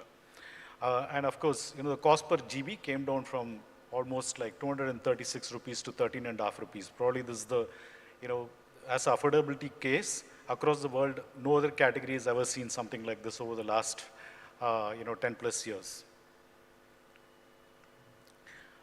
Despite the growth, we still see that we are lagging behind on a whole lot of factors, especially related to innovation. It's more, I would say it's more to do with the, the path to progress obviously has, ups and downs. And, we have been an economy which has largely been brought up out of famines, starvation, etc., and we tend to be sort of, more frugal in our approach, and I don't think we have gone in for big bet innovations.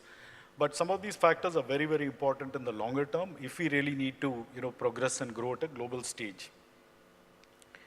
I was asked to speak on taxation and regulatory compliance. I don't know how much I should really talk because I think I've spoken enough. Many, many people here. Sri Mohandas Pai has been resting this case with the government for a very, very long time. If you go back and talk about his,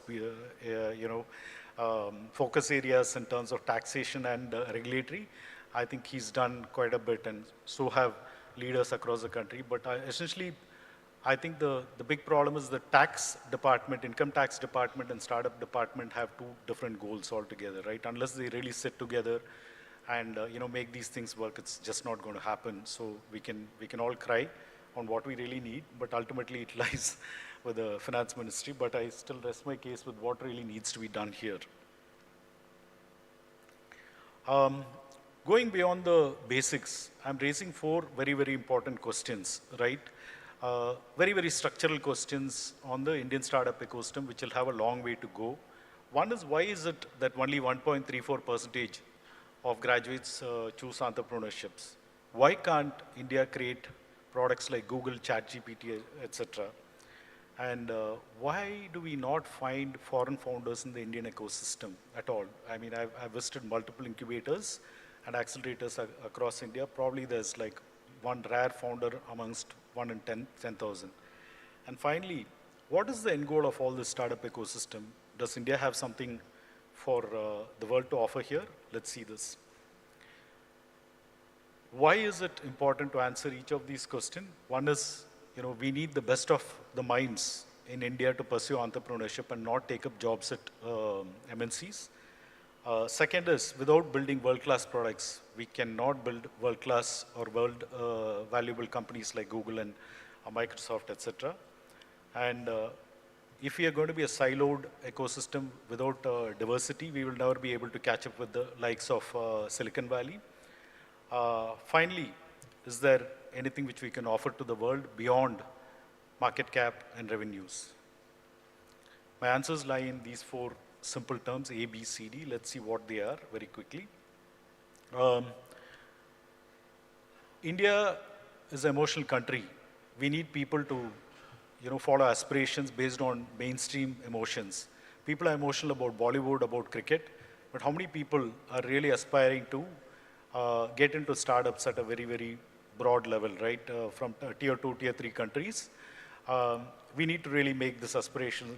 A couple of ideas which I've penned down here are in terms of constituting some awards, making startups actually aspirational for mainstream youth, right? When they worship Virat Kohli, why can't they worship startup founders, right? That is really what these ideas are all about. Creating live mentorship program through celebrities, through technocrats. Some of these are very, very interesting ideas which the government should ideally pursue. Moving on to B, if we need to create products for best in the world ecosystems, which can compete with the best in the world ecosystems, we need foreign founders to come in here. We need our founders to go to global markets. So some of the ideas which I penned down is, can we create startup embassies across Silicon Valley, London, a couple of other key geographies. I find it a struggle for Indian startup entrepreneurs to go there, establish base, set up connects and maintain networks. This is one very, very important area. Startup law, overall the judicial reforms itself are taking a whole lot of time. Can we create an independent startup law board which will handle Indian laws separately as one of the other thoughts. A zero tax model for something like what we had as an original export-oriented unit a couple of decades back, which is focused on building world-class products based out of India, and probably a gift city equivalent across top cities in India with zero-rated tax model. And finally, how do we make our startups more collaborative? First is, can we create a equivalent of a CSR fund for startups? Maybe invest 1% of the profits in startups, which will work for both the parties, startups as well as corporates. Also, corporates can offer mentorship as well as give some percentage of the procurement as on a dedicated mandate for startups. This is one such initiative. Second is Diaspora Connect. Can we engage the Indian diaspora to help Indian startups to create market access for them? And also create a long-term startup visa for foreign founders to come and set up base in India. As you can see, there's an aspirational hierarchy in India, and right at the top is big tech. Startups can actually fit into any of these areas, but my thought here is that there is an open space right above, which goes beyond profits, goes beyond market cap. Let's see what it is. This is the idea of D/Dharmic startups, idea which has come of time. Think of creating a dharmic startup which stays above sustainability, which stays above ethics, and is based on dharmic principles, set up by the government, funded for the longer term, probably for 10, 20 years kind of investment, where ethics and morality are not the only things to be followed, but can we do products without fine print? For employees, can we do things like, can we give them health instead of health insurance, right? Can we teach them things like culinary? Can we teach people yoga? Can we bring in all the big learnings from the traditional ecosystem to build a dharmic startup which can then sit right on top of the world. Right? I wanted to just, end the note with this thought. The entire startup ecosystem is based on the Maslow's hierarchy, right, where you start with your basic needs and go up ultimately towards more and more security, but there's no end to it.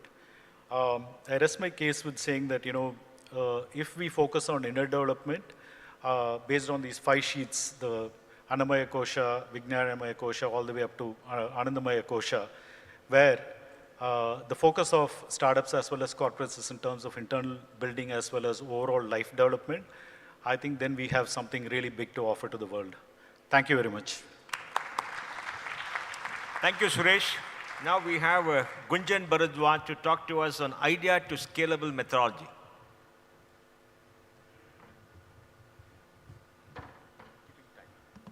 Namaskar. Today I would talk about what we are doing and share 3 of our learnings, what has helped us in scaling the business from an idea. So basically we are looking at a very simple yet very big problem, and that's the inefficiency in drug discovery and development. Each year, big pharmas invest $250 billion in research and development. Last year, if you may guess, how many novel drugs were approved by the US FDA? 37. 90% failure rate. It's a sector with the least amount of penetration of deep tech. Even bigger than that, the way big pharmas are organized, or the big pharma business model is organized, when a big pharma decides to out-license a drug, a phase 1 drug asset, when the decision is taken, it takes them 32 months, so 3 years almost, to execute that decision. Typically, for a phase 1 asset, you have 10 years of patent window left. So 1/3 of the value of that drug, which could be a life-saving drug for patients, it's just thrown out of the window because of how big pharmas are organized. And there we are leveraging big data and AI at scale. We crawl everything under the sun. We have molecular libraries. We leverage patient data. We train artificial intelligence. And make predictions for the industry. We validate those predictions, as we had acquired a preclinical validation company last year in Germany. And with this, we do 2 things. For those drugs we believe should not be developed on the path they are in big pharmas, we buy those drugs, we in-license those drugs, and take them to the right development path. So we have 3 drug assets, and for those we do not take, we make recommendations to big pharmas and biotechs and partner with them in doing so. So very recently, a big pharma actually out-licensed an Alzheimer's drug successfully together with us. This drug would have never seen the light of the day if we wouldn't have partnered with them. That's how we work. In this space, we have the most formidable IP, and we have a team in Switzerland, Germany, and India. So we started with an idea some years back. What has got us where we are today? Just giving you one example of the idea that kind of culminated while we were doing all of this. So we started looking at publicly available data, crawling all of it, billions of URLs and so on.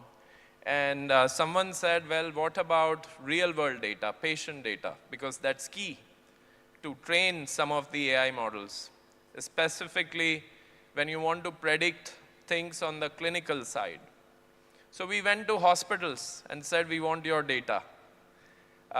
It was very difficult, very bureaucratic, even more bureaucratic than big pharmas themselves. And we also realized something astonishing, that patients, even though the entire industry is talking about bringing them at the center of the industry, patients have no say. So in the US, they give their data, the data is anonymized and is being sold or licensed out to big pharmas for billions of dollars, and patients don't get anything for that. There is a company, when they had data of around 10,000 patients, it was sold for $1.9 billion to a big pharma. Of course, the patients that actually owned that data technically didn't get anything. So we created a blockchain platform wherein a patient can upload his or her data and can get the lion's share of the value of that data. It started as an idea 18 months back. Now we have data of 2 million patients, 24 hospitals. World's largest private oncologist association is a partner. So what is it that you need to do for a crazy idea to become a scalable platform, a scalable business? I mean, you all know this, but very plainly put, success is 1% idea, 99% execution. There is a joke. I live in Germany, so many Germans quip. There is an American, a German, and an Indian, and a meteor is going to destroy the planet Earth, and you have to shoot a rocket. American is concerned about pressing the damn button. It's output orientation. German says, no, no, no. Pressing the button doesn't suffice. What is important is how you press the button, process orientation. And the Indian says, how you press the button or you press the button doesn't matter. What's most important is who presses the button. So it's all about people. And we hear, and many of you in the real world, in India, we hear a lot of gyan, but execution is missing at times. And you can introduce governance and processes, but it's also the conditioning of people. We need doers. We need also followers, and good followers make great leaders. And it's our goal, our objective as leaders to also motivate good followers. It's not about everyone shouldn't be a leader. First, they should be good followers. 3 learnings. I mean, first, you should be ready to adapt. And we all know this, and it's a very abstract thing. We started thinking we'll build a SaaS business. We started getting all the data. We went to big pharmas. They said, we have all this data. And we don't care if we have to pay 5 million instead of 2 million. That cost doesn't make a difference to us. We said, okay, data to insights.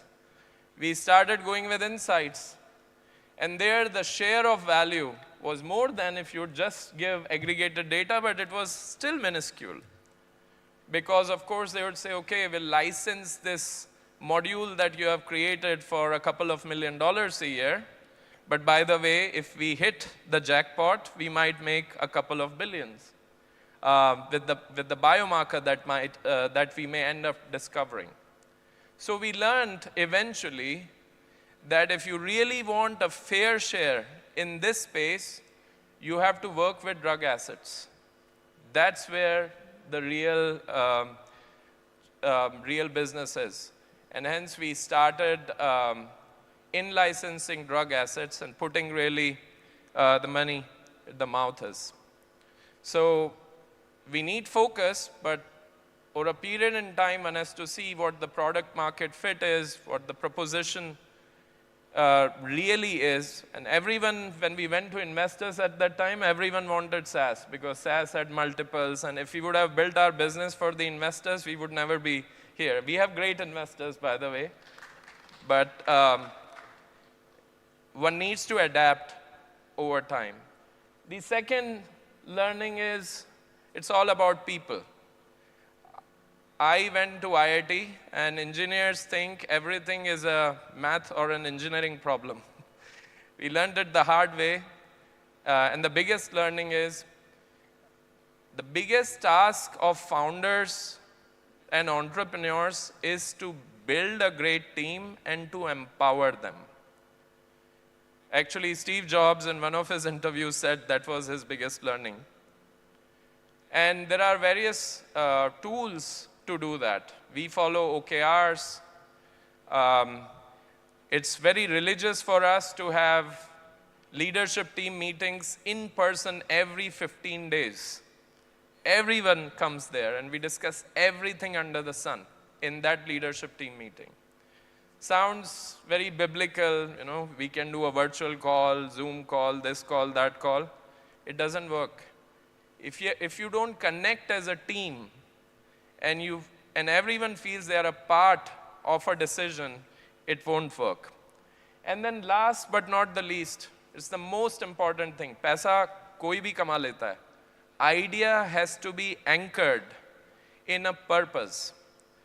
I mean, we started all of this because my first boss was diagnosed with cancer in 2010. And I learned no capital, no network, no hard work can solve one problem, and that problem is called hopelessness. When someone very near to you is diagnosed with cancer, we are sending spacecrafts to Mars. We have a Mars mission, etc. You don't know who the expert for a cancer type in your country is. You don't know what alternatives he may or she may have to survive. And that triggered a journey, and all of the team members that we have, we all connect because we believe we'll do everything to change the status quo of this industry. And if we are not successful, we'll die trying. Unless this purpose is there and is communicated, it's not anchored in the organization, it's very difficult to get everyone really behind your idea and to scale. Just to put it in words, in a poem that I recite often, for those of you who understand Hindi, it's about expressing the divine and connecting to the divine in others.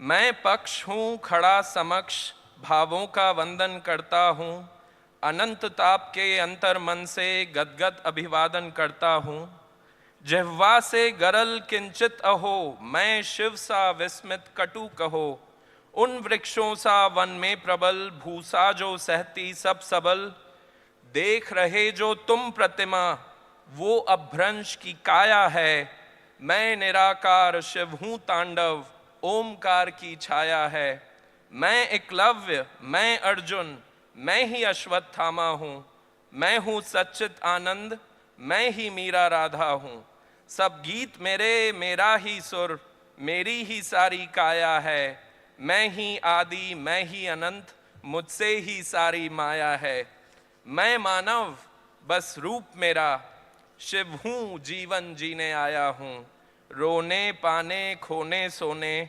खिलखिल कर हंसने आया हूँ मैं पक्ष हूँ खड़ा समक्ष भावों का वंदन करता हूँ अनंत आपके अंतर मन से गदगद अभिवादन. Thank you, Gunjan. That's fantastic. I think we heard him well, and he's scaled up a business. Now, Mohan will speak on fintech revolution.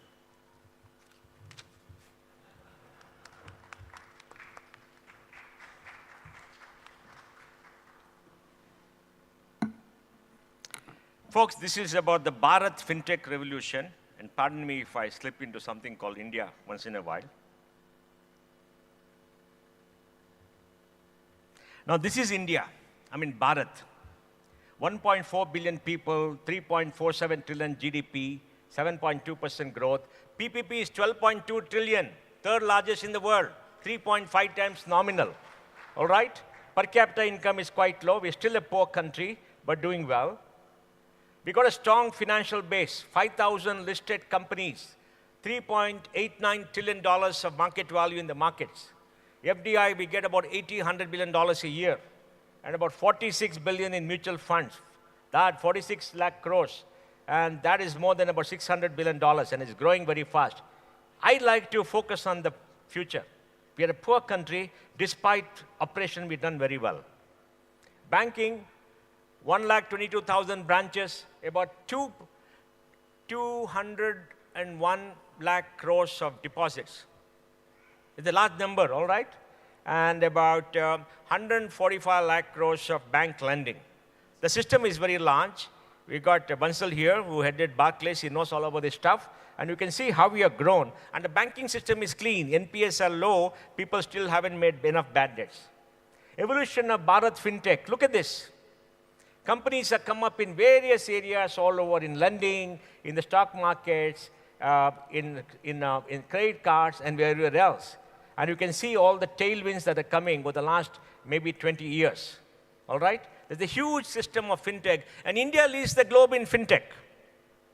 Full stack digital banking service by neobanks are coming up. If you have multiple bank accounts, 4 or 5, you don't get one single view. So neobanks consult all that and give you one single view. So you know where the money is, who can lend. And the idea is, once everything is available, if you want to borrow money, you can use the information to go to a lender to quote and to bid for your loan. And that, I think, is fantastic innovation. Digital payments has taken off, 5.73 billion to about 13 billion in 2 years. That is the best in the world. Study transit, no cash. You can see your 10.56 multi-UPI transaction, $189 billion, and 42% of global digital payments are in India. I mean, Bharat. Which country? Bharat. 42% of the globe. Is not funny. China is way behind. US still struggles to, issue checks. People have forgotten what a check is. They do UPI in 30 seconds from account to account. And it works, it's free. Banking as a service is coming up on top of the banks because banks could become utilities, because apps are now creating a layer where you can do many things across multiple banks. So banks may lose contact with their clients and it could go somewhere else. Zerodha, 2 young kids in Bangalore, now they're grown up, are earning 5,500 crores of revenue, 2,800 crores of profits. Anil's friends. Anil Shetty is here, his friends. Can you believe that? They run 10-12% of India's broking. Priya, are you here? It's a large number, isn't it? In fact, Priya was the head of regulations for the NSE. I remember one meeting, I told her, these guys are getting too big, look at risk management and make sure they have enough capital. Right, Priya? Digital broking, all over India. People are trading all over. We are born traders. We told the government of India, start a fintech tower in Bombay so that everybody will go there and trade in the global exchanges and blow it up. We know how to trade on exchanges. SMEs are experiencing an IPO boom. Ashish knows about it. He started in the BSE, now he's gone to NSE. And you can see the number of companies coming up, the number of valuation that is there, and the huge rise in value in the SMEs. Of course, there is some fraud there. You've got to be careful because there's no liquidity, but some action. Fintech's efficient vehicles for digital disbursement of NBFC credit. The beauty is, in Bangalore, we got a lot of fintechs who believe that you got to give money and they come and tell you, we can give money in 30 seconds. Some of them forget that if you give money, you got to actually recover it. You only earn a spread. They lost a lot of money, but they learn. They're young people. They're losing investors' money. That's fine. Investors are pouring down money. Bansal will put more money into them because he sees the winners. The great decentering of credit. This is important because there is, intermediation of credit, right, by the banking system. Now, that is being done differently through fintechs and happening in an extremely big way. The idea is people want credit in 30 seconds. BNPL, that is buy now, pay later. That is taken over Korea and other countries. In India, it is becoming big, and we got the Shaktikanta Das, governor of RBI, telling tham, be careful, don't give too much of money, blah, blah, blah. And I think that's careful because, individual lending is going up. But the fact that it's happening is very good. The key is every individual should get credit, and these fintechs will make it happen. Credit card coverage is growing. Even though we see UPI taking over the big way, but credit cards is growing because fintechs have come to issue credit cards, and they got a lot of this, KYC being done and everything electronically. Because you must remember, fintechs create a layer of technology from the view of the consumer. The banks and others create a layer of technology from the view of the regulator and the internal management. Bharat fintech sector is booming. Look at that. Raised almost $112 billion since 2014. Bharat fintech sector is booming. This can see the valuation. 26 will be 800 billion. Right now, the market share of fintechs is about 350 billion. These are very large numbers. Bharat diverse fintech is there across everywhere. Unicorns and sunicorns and growth stage and all that, right? Look at the number of unicorns in every sector. We are leading the world. We're a small economy. We need more money. The day Manoj writes a check, we're going to grow multiple times. Manoj, open up a checkbook. Digital lending, startups dominate fintech lending. FinTech in Bharat will be $1 trillion by 2025. We're going to meet again in 2025. And you take the photo of this slide and we'll play it again, all right? India Stack is the greatest piece of innovation done anywhere in the world in technology over the last 10 years. It has given identity to 600 million, 60 crore people. It allows the poorest of poor to open a bank account, get money. About 32 lakh crores has been transferred to the account by, digital transfer, by DBT. Digital bank transfers. 250,000 crores is there in the bank deposits. The largest number of bank accounts open in the world by any country in the world, 50 crores has been opened in India. All done in 3 years. Please applaud. This is innovation on a scale never seen in history. Remember that. Only in Bharat. World-class products are being built. The India Stack is free for users, so young people can come and take a laptop, go to AWS, get cloud, and then use the API to build businesses. We'll go from a data poor to data-rich country in 5 years. We're already nearly there. Man, we have more data on the human condition than any country in the world because Ayushman Bharat. Now they're going to open it up so people like you can tap into the data. Create without fiction is happening in a very big way. We got platform like Consented Data Exchange because India, I think, has passed a law which said data belongs to all of us. And if it's all of us, how do we share data? And we can do it through this exchange, which is the public use platform. And Content Data Exchange works to give credit to people because there are layers of apps and the banks which give money. And OCEN, Open Credit Enabled Network, will revolutionize digital lending. All this is built by volunteers in Bangalore under Nandan Nilekani. There's no country in the world where volunteers have built open source of a scale never seen before. Am I right? ONDC, Open Network for Digital Commerce. How to get all the retail mom and pop shops to come into this? That's happening only in Bharat. Because only in Bharat does it exist. So we're not going to be taken over by the giant Walmarts and others in this country, even though Jio will be bigger than Walmart in the United States, hopefully over time. They're already worth 100 billion. But they're going to connect with the mom and pop shops to make it happen. And we can see how this digital platform is taking off. FinTech 3.0. What is FinTech 3.0? Well, FinTech 3.0 is the neobanks. FinTech 3.0 is formalization of access to FinTechs and co-lending regulations. So banking, payments, lending are all going to change, led by tech and young entrepreneurs. What does work for FinTech in Bharat? Good policy, despite whatever is there. We still survive, we'll still grow, and we got good policy. Open protocols and open system, digital public goods. India is giving the world digital public goods. Like Bharat gave Dharma to the world. We are giving the world digital public goods for platforms. Jandan Aadhaar Mobile, high-quality tech entrepreneurs, work in progress. There's a lot of work in progress happening because these guys have to learn how to earn money. Consolidation of paytech will happen. Diversification services happen. These are all things that are going to happen in a big way. Emerging trends, financing supply chain payments. How to make sure that when you supply, you can get money immediately. And real-time lending. Just imagine, you go to an app and give your Aadhaar, give your data, you get money in the bank. You've got to pay it back, of course, over time, but you can actually make it happen. Challenges to global big tech. Banks need multiple vendors. Banks are stuck in old technology. They need vendors to do that, and Indians will provide them. And there's a challenge from talent, because all the talent is going to new startups, they're starting on becoming entrepreneurs. Regulations trails innovation. Regulators have to catch up. And then ensuring data localization and privacy. These are big challenges for the fintech industry. And fintech innovation, good policy, and capital will transform the financial architecture in Bharat, and Bharat will lead the world. Thank you. Rajesh is slightly better than me, and Rajesh, I finished 7 seconds. You are 14 or bigger, right? So folks, we have come to the end of the session. Now let me sum up, then we'll open up the floor for questions. We had Rajesh Sehgal talk about the startup ecosystem, what is happening around the world, what is the scale, what is the size, and how to improve, etc. He's a serial entrepreneur who's done very well, and he understands the system, and we had great learning. Suresh Jai Raju spoke about immature incentives and policies, how we need to change regulations, but he made a very big remark, which I want to answer you, Suresh, because I've been asked this question for 25 years. Why is India not having a Google and a Microsoft? US is 26 trillion, man. They spent $2 trillion on digital. They got an unlimited amount of capital. India is a poor country. Digital market is 30 billion within India. There is no money, there is no capital, there's nothing. It's a wasteland. We are making a difference. And Europe doesn't have a Microsoft, digital, Google.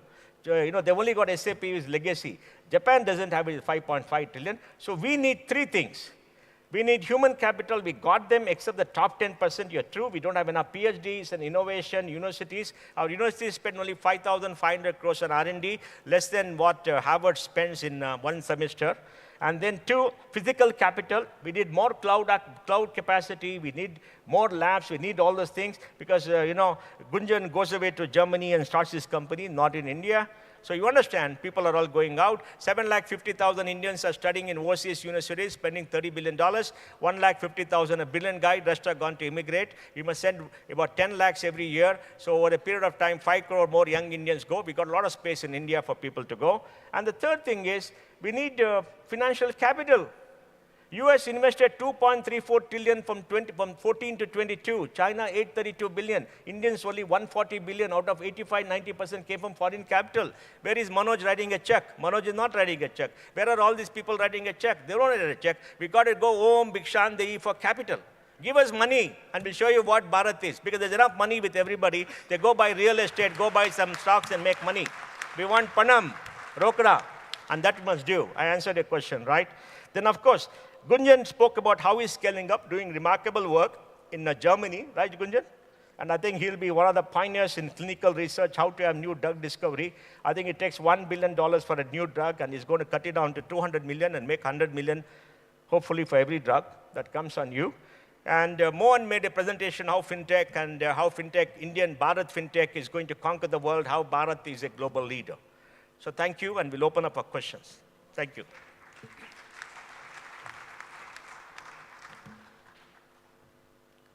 Sir, I'm Anil Sharma from Delhi, Bharat. Here. You are in Delhi. I don't know whether Delhi is Bharat, but anyway, let it by. So my question is regarding a lot of startups who initially started in Bharat. They flipped to maybe Singapore or Delaware, other jurisdictions. And another provision like SPAC, that is also helping them to go outside Bharat. And the second area is about the valuation domain, which is also very opaque. So I want to know from you what is happening in these two areas. Thank you. I think Rajesh will answer, but valuation is not opaque. Please remember, valuation is between two people. The founder raises capital, the investor invests. They negotiate and fix the valuation. There's no opacity. It's a negotiated settlement. Rajesh, please answer. Sure. I think just to continue on the valuation aspect, we always keep saying the unlisted markets are typically opaque, and there is some truth to that. But I must share with you, I spent 25 years in the stock markets, right from the early 90s till 2017 when I started the VC firm I now run. Who's to say that Infosys valuation today is fair? Is it cheap? Is it expensive? We don't know. The only thing we know is that the valuation of Infosys as a company has been arrived at by millions and millions of trades. There were some numbers that we shared in the morning, again in Ashish's presentation.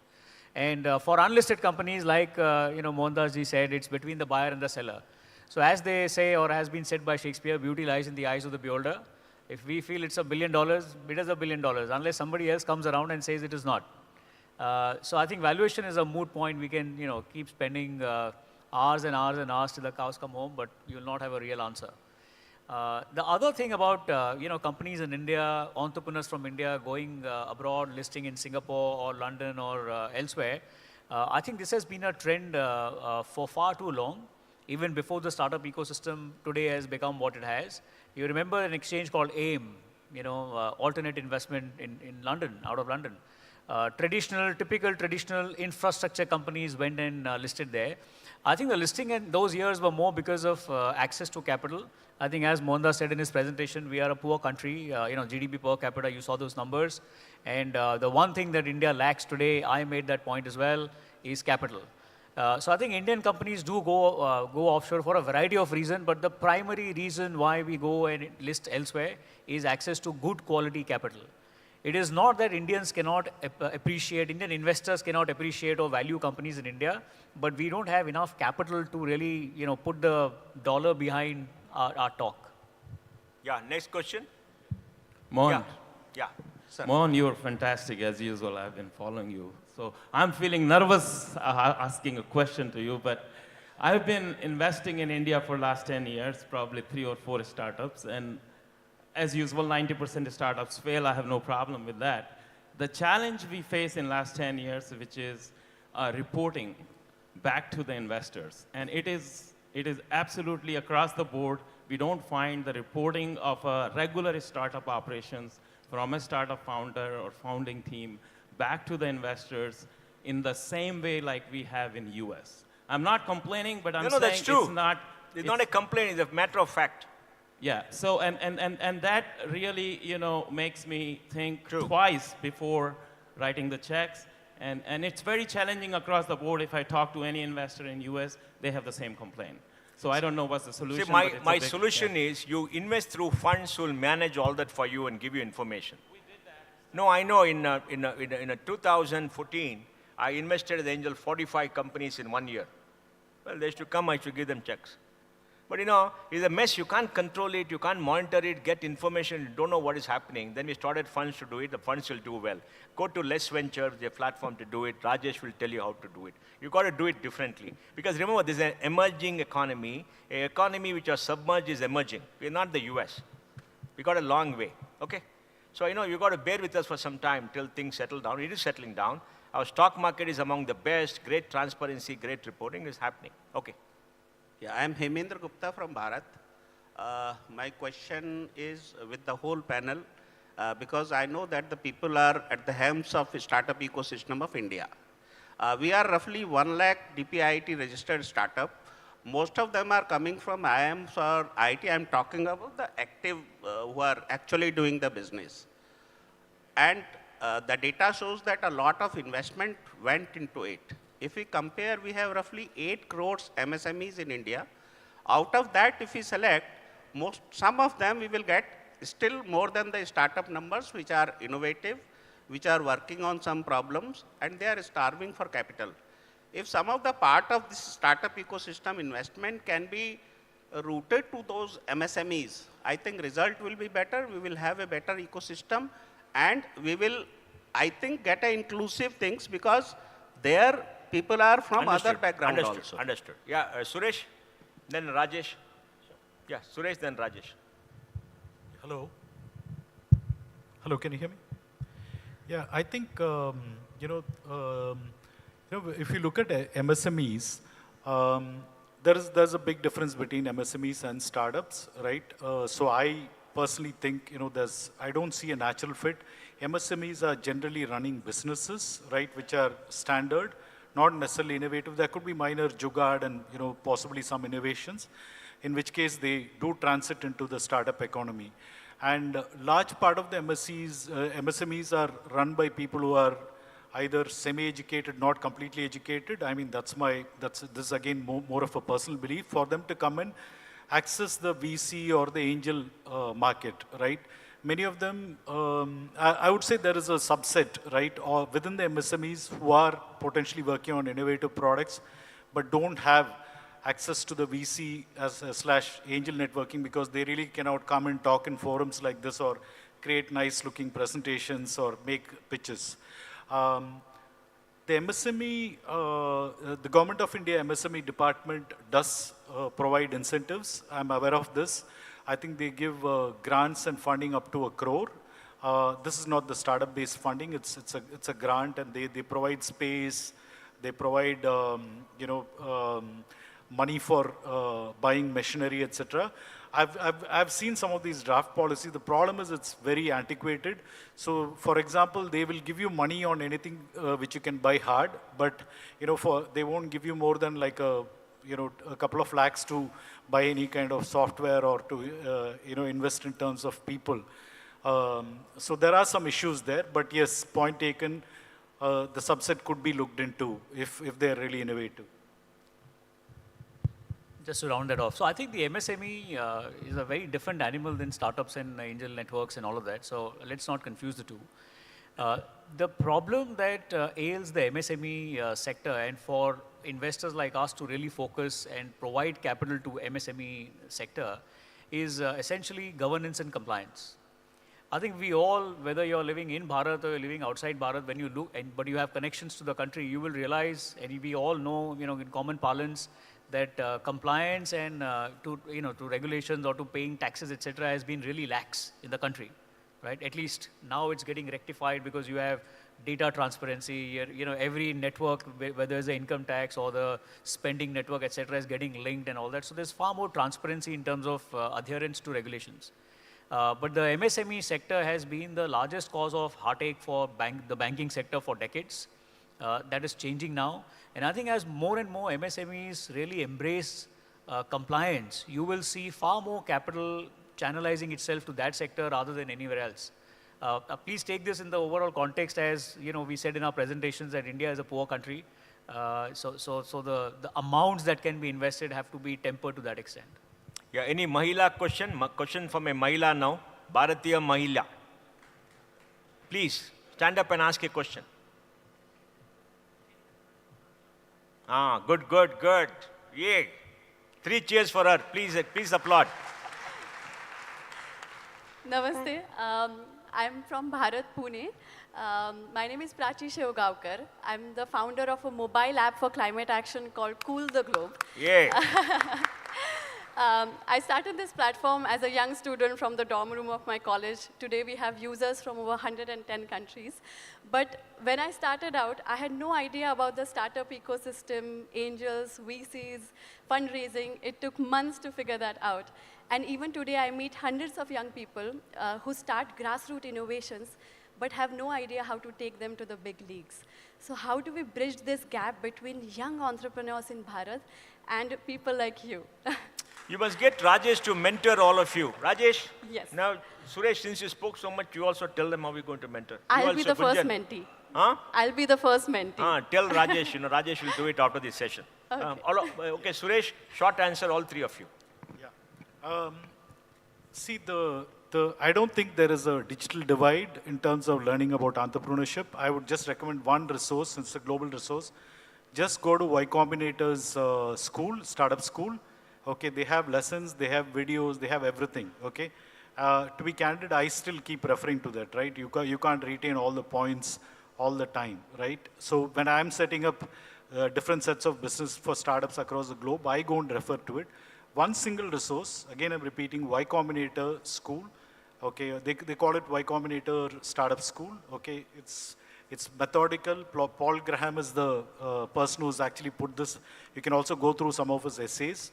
It's very, very easily understandable. You can just read through it like, a 12th standard pass out can actually read it and understand it. Very, very practical. Plus they have a whole lot of, videos and other stuff. My other suggestion is definitely, join one of the top incubators, either NASCOM or, a whole lot of incubators are there across the country. You will get your connects, you'll get people to talk to on a, day-to-day basis. One thing which I've seen is young people, when they're starting off, they tend to, open up a office somewhere in the corner of the city because of rental issue and whatnot. They don't tend to come and interact. See, the benefit of being at an incubator is precisely this. You can interact with multiple sets of people. You can get business. You can meet foreign investors, people who want to do partnerships internationally. And, the entire vibe sort of starts to set into you. The takeoff is going to be far more easier rather than sitting in one, corner of the city and trying to, do things on your own. That's my, quick advice. Gunjan? Rajesh? My Dadima used to say, Bhagwan Ram won with a chariot with 2 wheels, courage and patience. So as entrepreneurs, we have to be courageous. This guy, Gaurav, sitting here, we were both 18 years old. We had this crazy idea. We got money from an IIM Ahmedabad professor. We raised $100,000 and then gate crashed Dr. Kalam's office in Delhi. We had no appointment. We just went there. The first time we sat in a flight, if you don't ask, you don't get. So just ask people you want to be your mentors. That's what I would say. I'll just point you out to one resource online, one resource offline. Online is YouTube. You'll be surprised at what you can learn on that platform, and it's free, right? And the offline is network. You've been a founder, successful founder. You've really scaled up your company.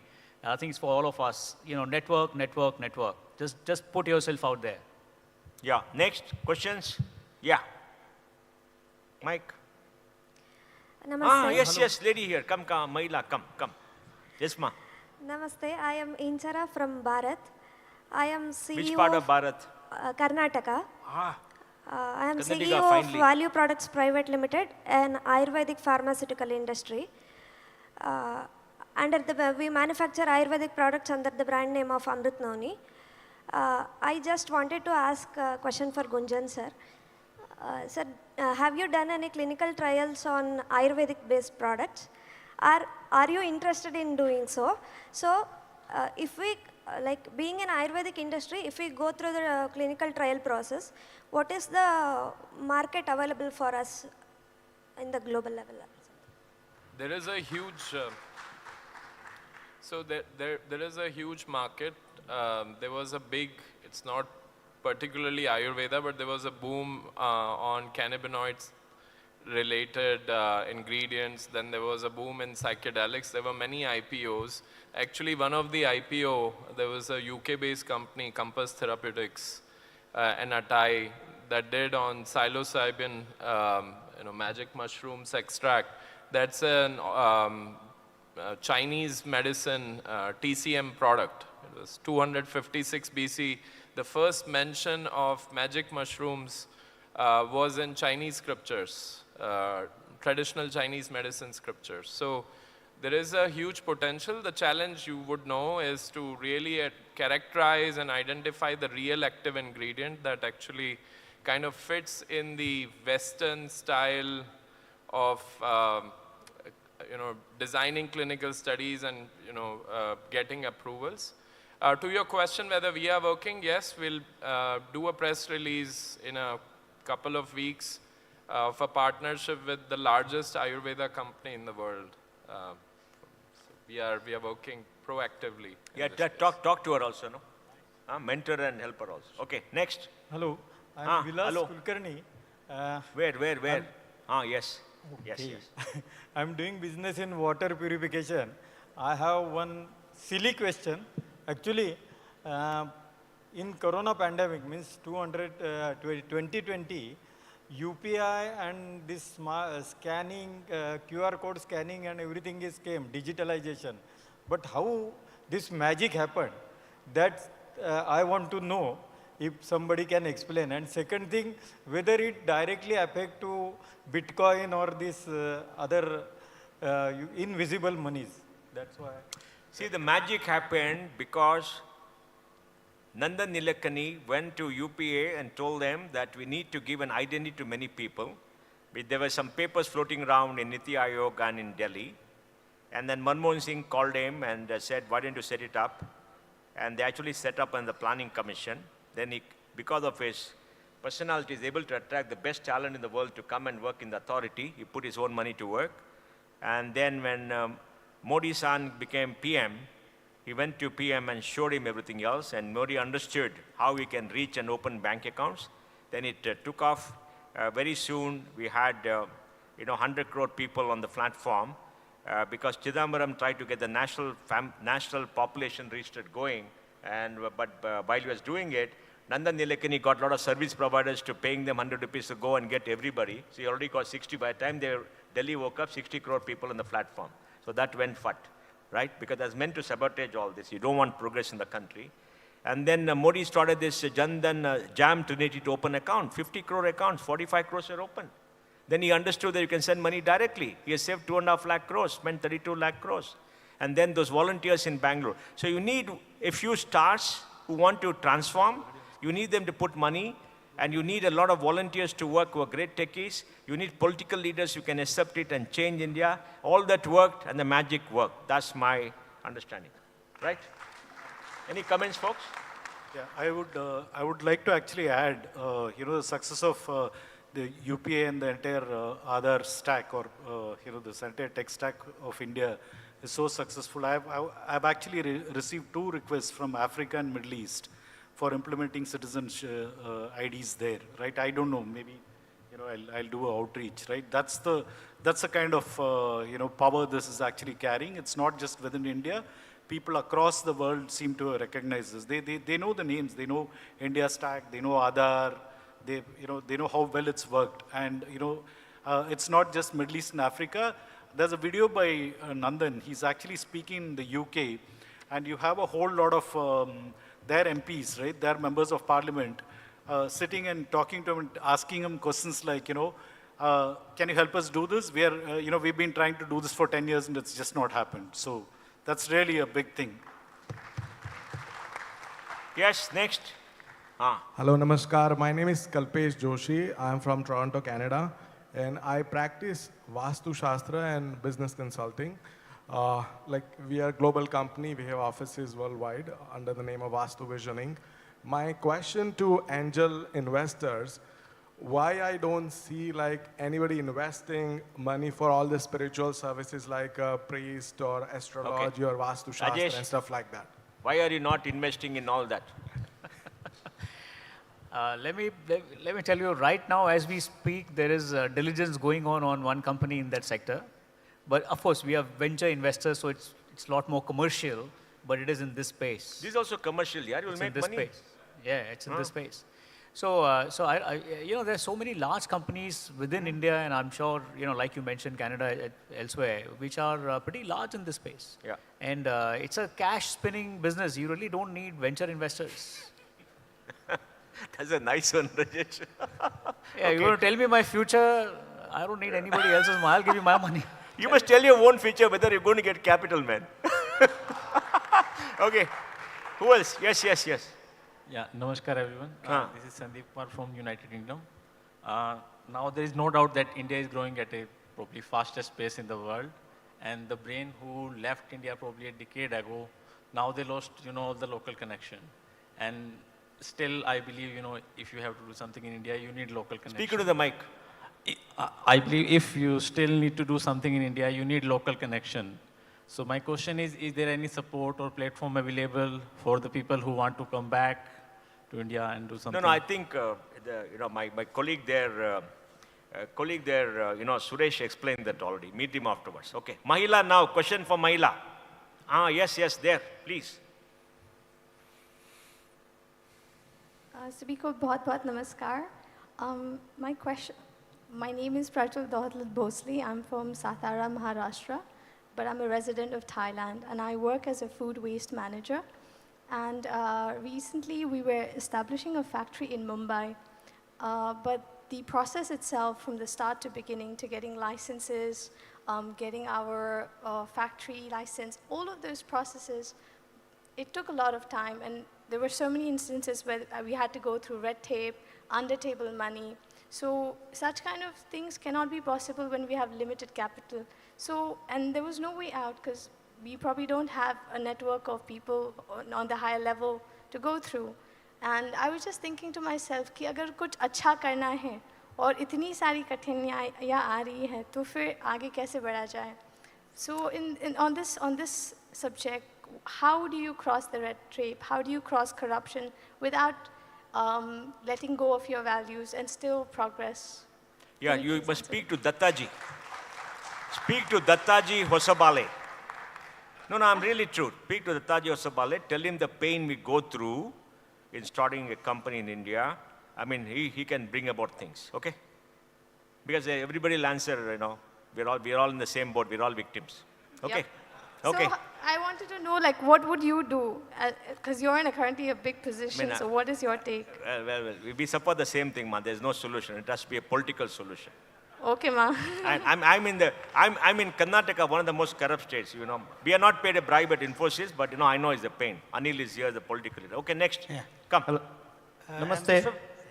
Vishwa Prasad, founder of Scanray Technologies, medical equipment company born out from Mysore. I have 3 women managers, so I think I can ask 2 questions from you. One is about angel tax. I just wanted to know what is the concept of angel tax, because we pay forward valuation and then we have been having this confusion for quite Angel a long tax is something called tax extortion. Okay? Our political leaders must say with that, I complained to the Prime Minister, I've gone and met everybody, they promised, they changed the law, they still haven't removed it. So we have to talk to our political leaders to change that. It is extortion to give power to the taxman to go after you. Okay. The second is, what is the barrier of introducing crowdfunding in India? There's no barrier. But the stock exchange... I know, but you got to do it differently. Oh, okay. And you know, Rajesh will talk about it after us, okay? Oh, Okay, Gentlemen, there will be 2 more questions only. Yeah, that's why 2 more minutes. My name is Makran. I worked 10 years in Bangalore in development, and Where are now you? 15 years I'm running a startup in UK. You went away, is it? Why did you leave India? Oh, that's what. I'm looking to come back. Don't come back. You conquer, you make UK into Bharat. But I'm looking to do angel investing because I do have myself as well as my friends and capital at hand. At the same time, I do have experience in the working in India as well as emerging technology. Talk to Rajesh. If you want the angel, talk to Rajesh. He'll tell you how to do it, okay? Thank After you. this. Okay. Namaste, I'm Venkat, CFO of Seva International America, living in Houston. My question is, in India, either it is a Section 8 company or individual trusts are not allowed to invest in any company, whether it's startup or owning shares. Yeah. So it's to unlock its value, what is the legal recourse available to invest? Not only Indian trusts and also foreign trusts, because there are a lot of wealthy diaspora Indians who wants to give back to India using this trust. No, what you must do is, you must form a for-profit company. You can invest from outside from a not-for-profit company into for-profit company, like the Susan and Dell, corporation, and like the, Bill and Melinda Gates Foundation, they can do it. You form a for-profit entity, invest through that into India. Okay? Okay, next, come, you have to hurry up. Anybody else? Yes, sir. Sir, namaste, I'm Anurag Tiwari from India. I'm Bharat. Thank you, sorry. So I'm running a waste management company in Gurgaon. Started from Gurgaon. I'm a 13-year-old entrepreneur. First 7 years, I tried a lot and did everything what can be done for the business. But पिछले 5 सालों में मैं 30 लाख से 1.5 करोड़, 1.5 करोड़ से 5.5 करोड़, 5.5 करोड़ से 30 करोड़, 30 करोड़ से 45 करोड़, 45 करोड़ से 100 करोड़ हुआ. तो जो दीदी ने कहा ना कि कितनी प्रॉब्लम्स हैं, आपको सिस्टम को, धंधे में बंदों को सबकी नब्ज समझनी पड़ेगी. अगर आप धंधे की नब्ज समझते हो, पैसा अपने आप आता है. Thank you. बहुत धन्यवाद. Okay, folks. Okay, come. Last question. My name is Parveen Sharma. I live in US in New York. For 35 years in the IT department. I'm a senior manager of Fortune 100 companies. So the thing is that we investing a lot of in IT investors, people over here. The biggest company in America is not Microsoft or Apple or not this. The biggest company over there is correction department. The people are laughing, but he said $2 trillion every year they spend on correction. Can we spend some money on Bharat, on these, or investors can put some money on here too? Because in America, everything is privatization. And I'm like Suresh or Sehgal. I invest a lot of money in stock too, and these all hype. These are all mafia things. It's not easy things. Like you think about is all the managers they sit up. My son is in the finance. I know what's going on over there too. We have so much thing. So can we do that something on the correction department over here too? Yeah, you talk to him offline, okay? It's very sensitive. Okay, folks, I want to end this by thanking my co-panelists. They've done a wonderful job, very brilliant people. Rajesh Sehgal, Suresh Jairaju, Gunjan Bharadwaj, and Mohan. I want to thank all of them for a great job. Thank you, and give them a great round of applause. Delegates, please take your seat. There is an important announcement about the network session. Mr. Srinivas is going to talk about it. Thank you. Thank you all. Before I talk about networking, small announcement. I'm going to read out a few names. We need these people, if possible, please contact Manoj Motwani ji, Vish Govindaswamy ji, Raj Kumar Lohia ji, Vinay Gupta Lohia ji, Swadesh Khetawat, and Rajiv Ramaswamy ji. If you are here, please contact Manoj Motwani ji. He's standing right here. Thank you. So now,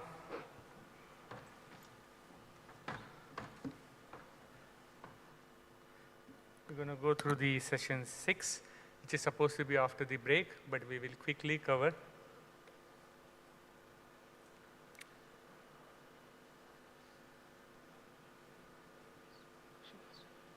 The first part, where the information we need to share. Requesting everyone to be kindly be seated. Session is not over yet. If you kindly be seated, then we can explain about the networking. Let's go ahead. So myself, Srinivas Sidumala, and Shailesh Shivadi ji, we both will cover this session now and after the break also. Okay? So kindly allow me to set the context for a networking session. As a businessman, we have to be always in discovery mode. If you are a venture capitalist, obviously you are looking for ideas and products and services that you can invest in. And if you're into services, you are looking for people who can use the services. If you're a buyer, obviously looking for somebody who can buy your product. If you're a seller, you're looking for new customers. Now, since we started our journey in 2012 with Hong Kong session, we have grown both in numbers of delegates and success stories. I'm sure since yesterday, you have been networking with both known and unknown people. And, but this is a planned networking session that we are coming up with. And it is said that your network is directly proportional to your net worth.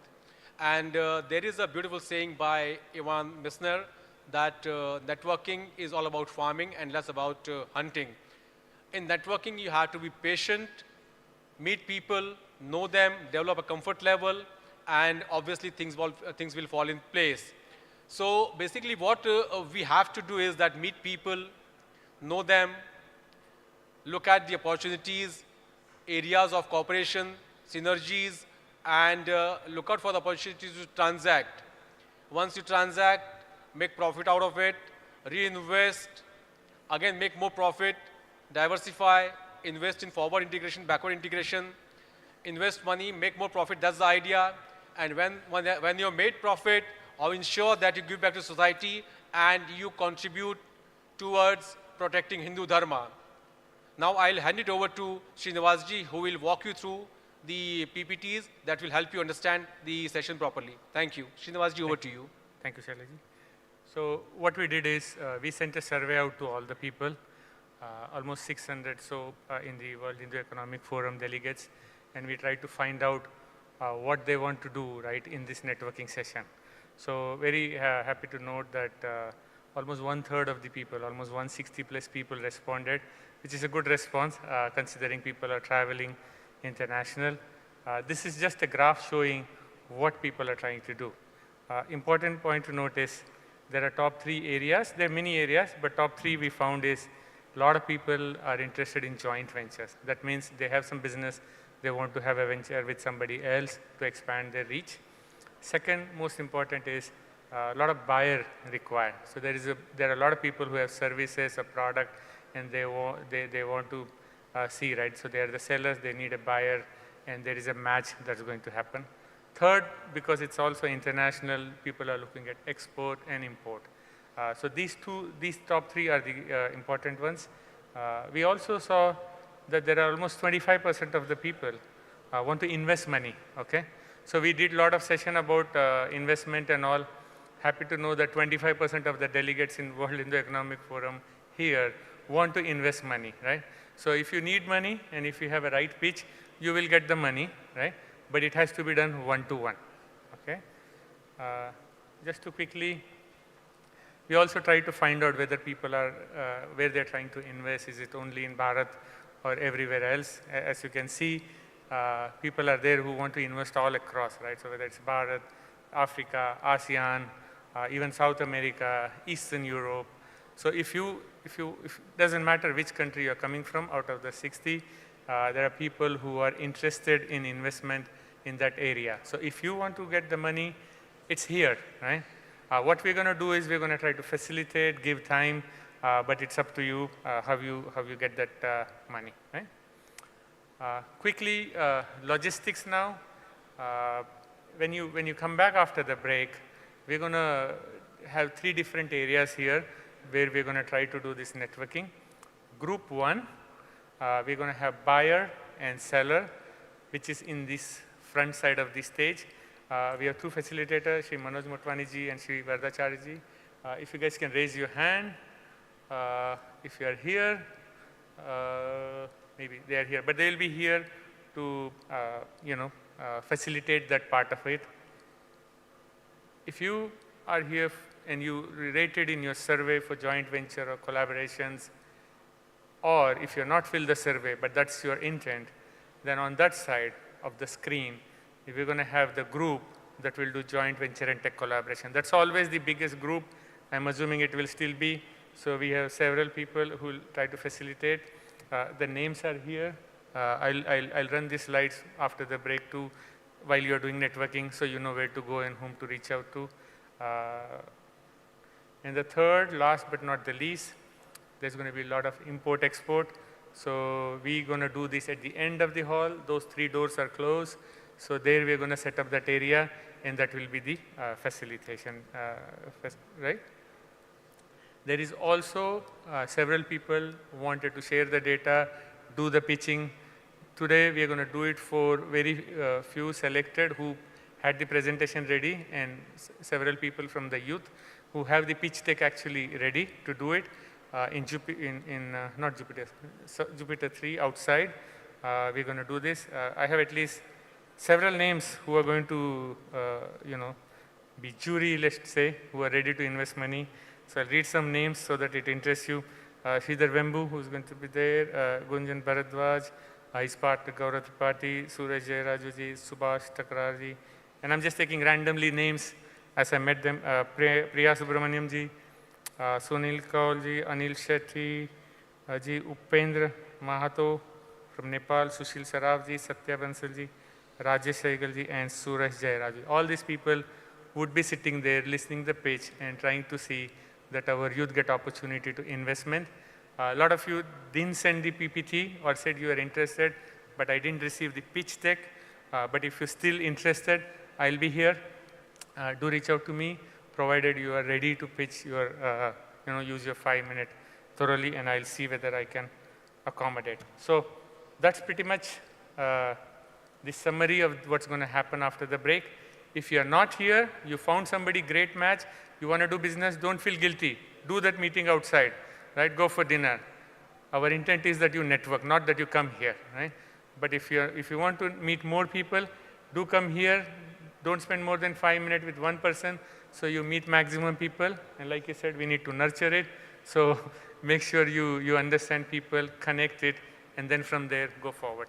Any questions quickly? Otherwise, we'll go for a break. Yes, sir, please. I don't have a mic. You can come here and then maybe ask, right? No problem. Okay. Thank you very much. Thank you. All. We'll see you after the break. Okay.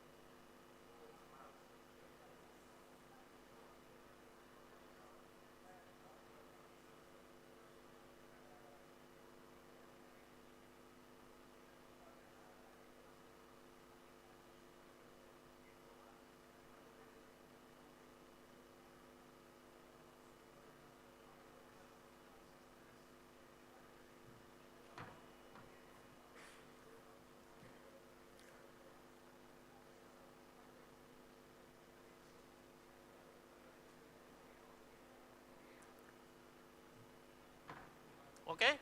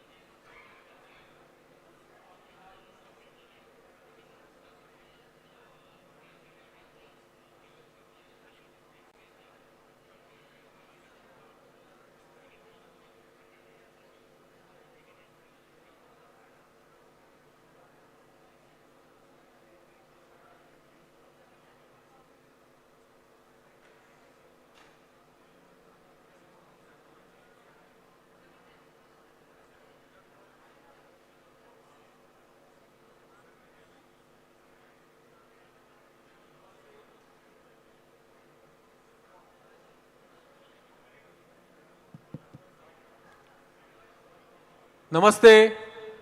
Request everyone to kindly take seat. We have clearly identified the area for you. Group 1, buyer and seller near the stage. Group 2, left center of the hall. Group 3, back of the hall. So kindly take your position, and we will request facilitator to be there. And if the facilitator are not there, you can start networking amongst yourself, and when they come, they'll guide you further. Thank you.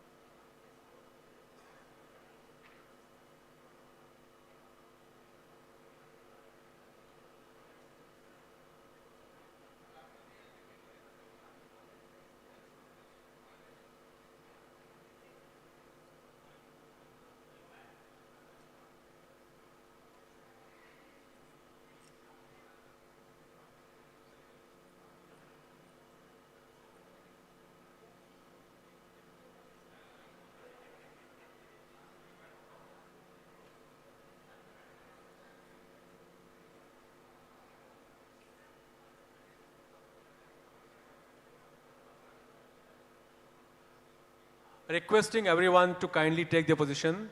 I'll repeat once again. Group 1, which is buyer plus seller, near the stage.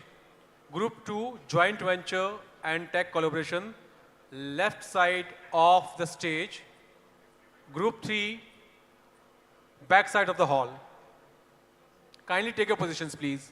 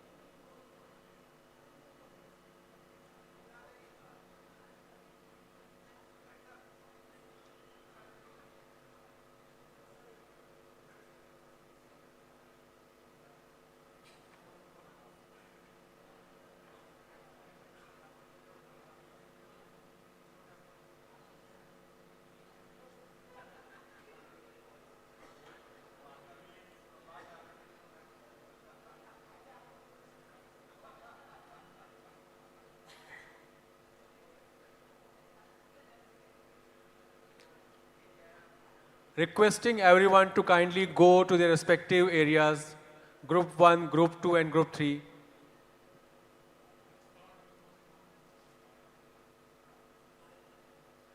If you are a buyer looking for seller, or if you're a seller looking for buyer, be in the area near the stage.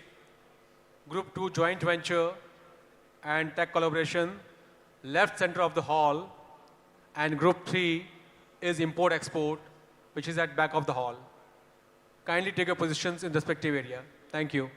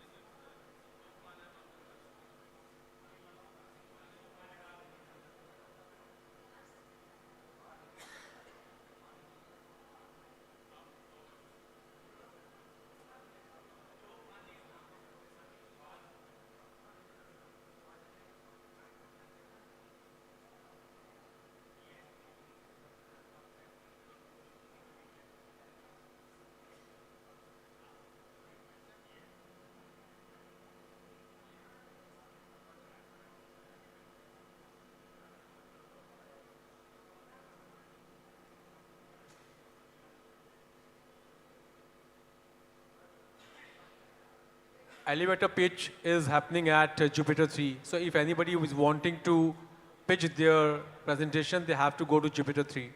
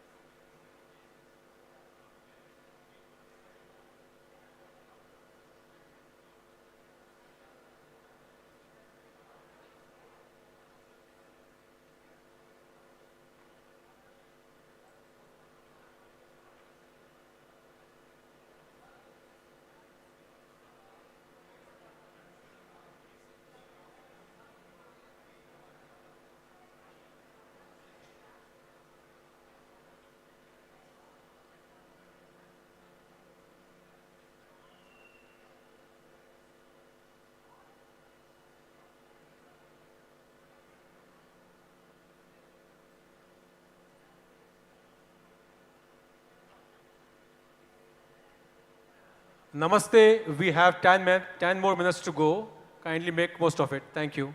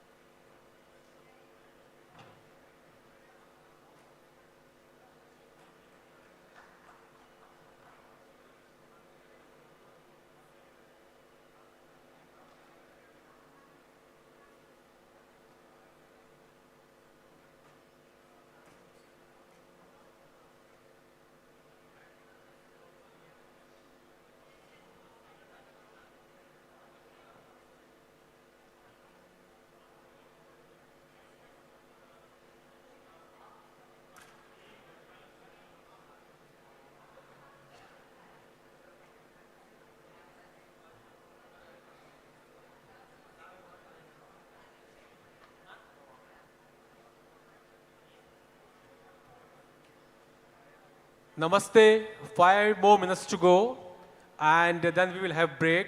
Those who wish to continue networking, they can do so, and we will reassemble after 20 minutes. Thank you.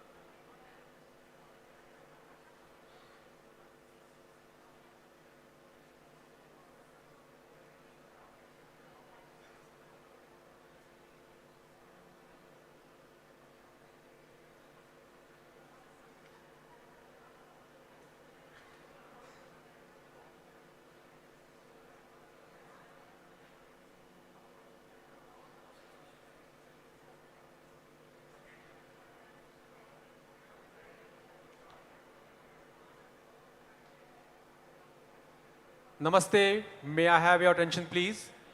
Networking time is over. Those who wish to continue doing networking can do so. And those who wish to take a break, and they can go ahead and take the break. And we will reassemble at 6:15 here for the next session. Thank you.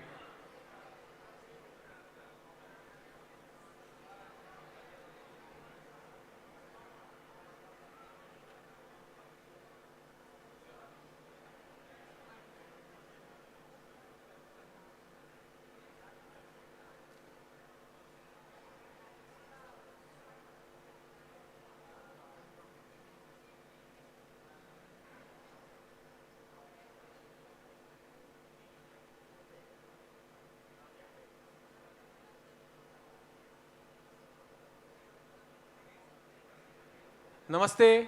I repeat, there is a break of 45 minutes. Those who wish to continue doing networking can do so. And those who want to take a break can go out and use refresh services and reassemble at 6:15 p.m. Thank you.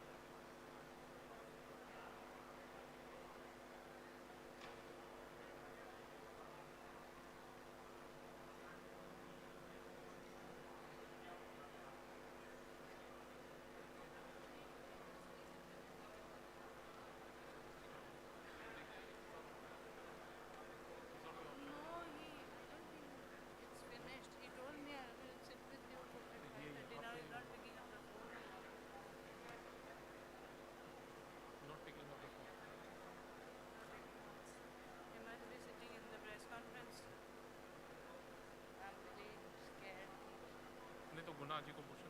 गुना जी नहीं, गुना जी को कोई idea नहीं है ना। गुना जी की तो कल की थी which he recreated that. फिर करेंगे, वो गुना जी करेंगे, किसी को तो करना पड़ेगा। नहीं नहीं, नचिकेता जी करेंगे, पर मेरे पास दिखाने के लिए प्रेजेंटेशन नहीं है।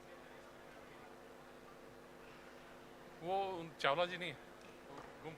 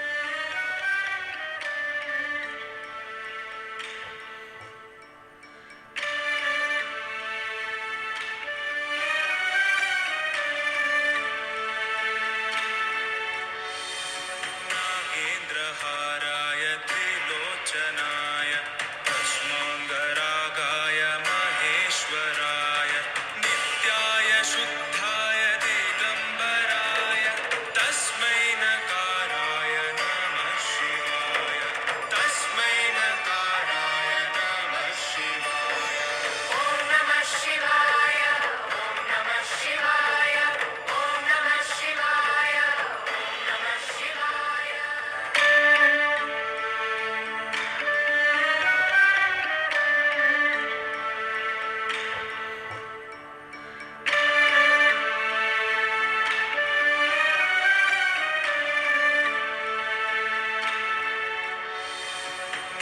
नागेन्द्रहाराय त्रिलोचनाय तस्माङ्गरागाय महेश्वराय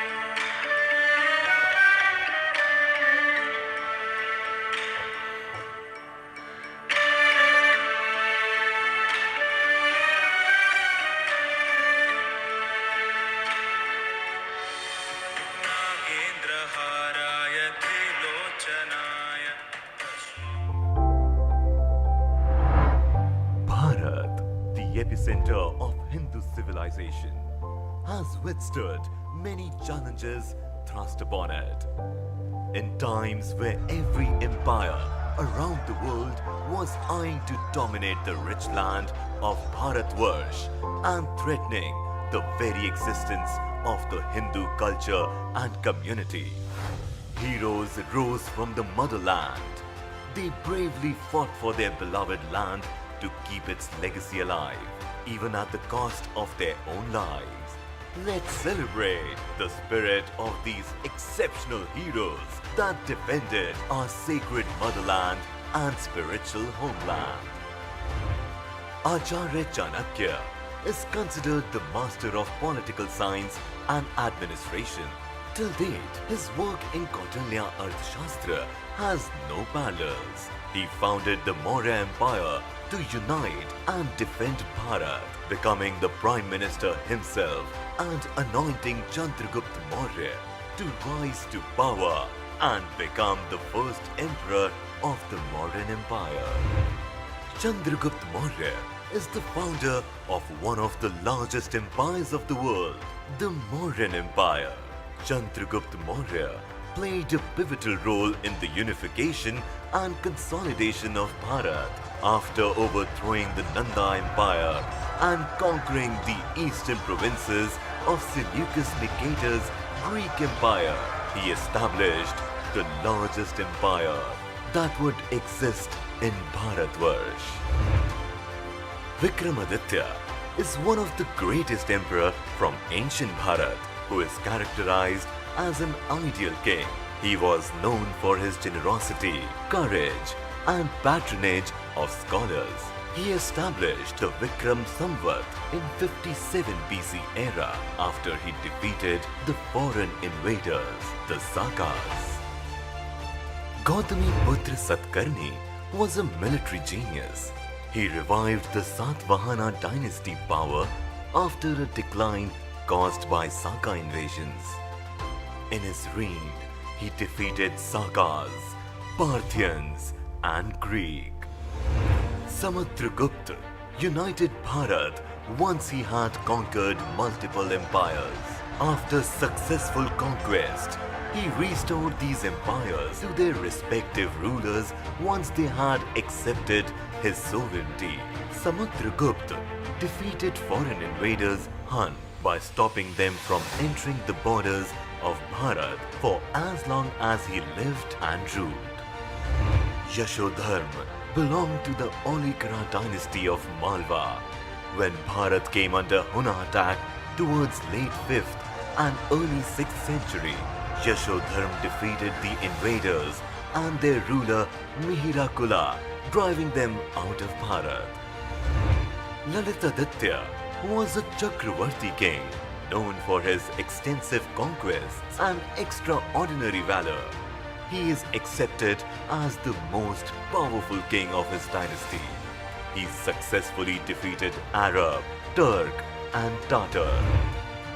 During his reign, Rajendra Chola extended the influence of the Chola Empire across the Hind Mahasagar to the west, making the Chola Empire one of the most powerful empires of Bharat. His conquests included Maldives, Malaysia, southern Thailand, and Indonesia in Southeast Asia. Krishnadev Rai is regarded as an icon and the greatest king of Vijayanagar Samrajya, who defeated Bijapur and Adil Shahi.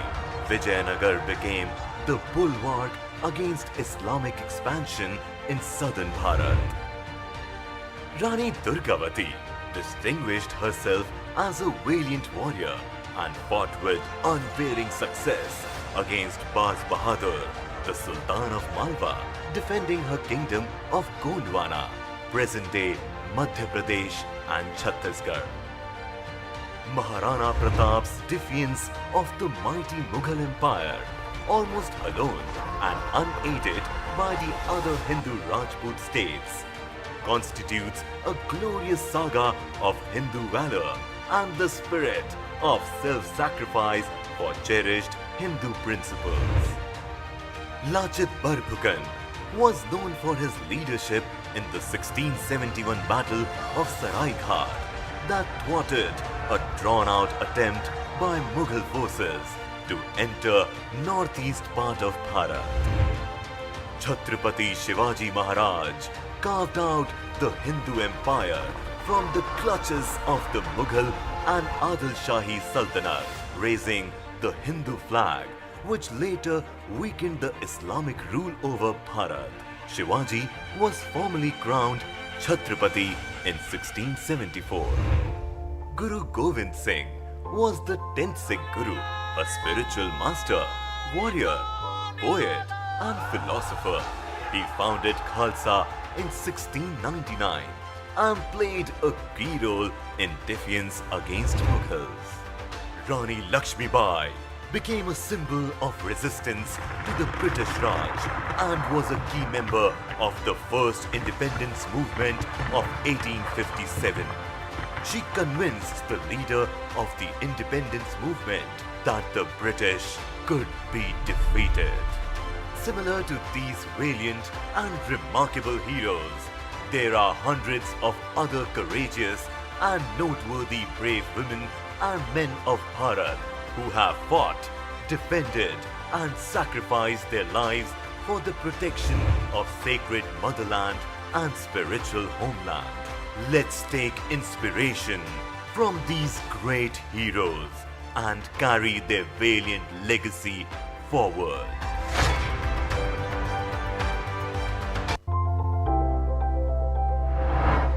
Bharat, the epicenter of Hindu civilization, has withstood many challenges thrust upon it.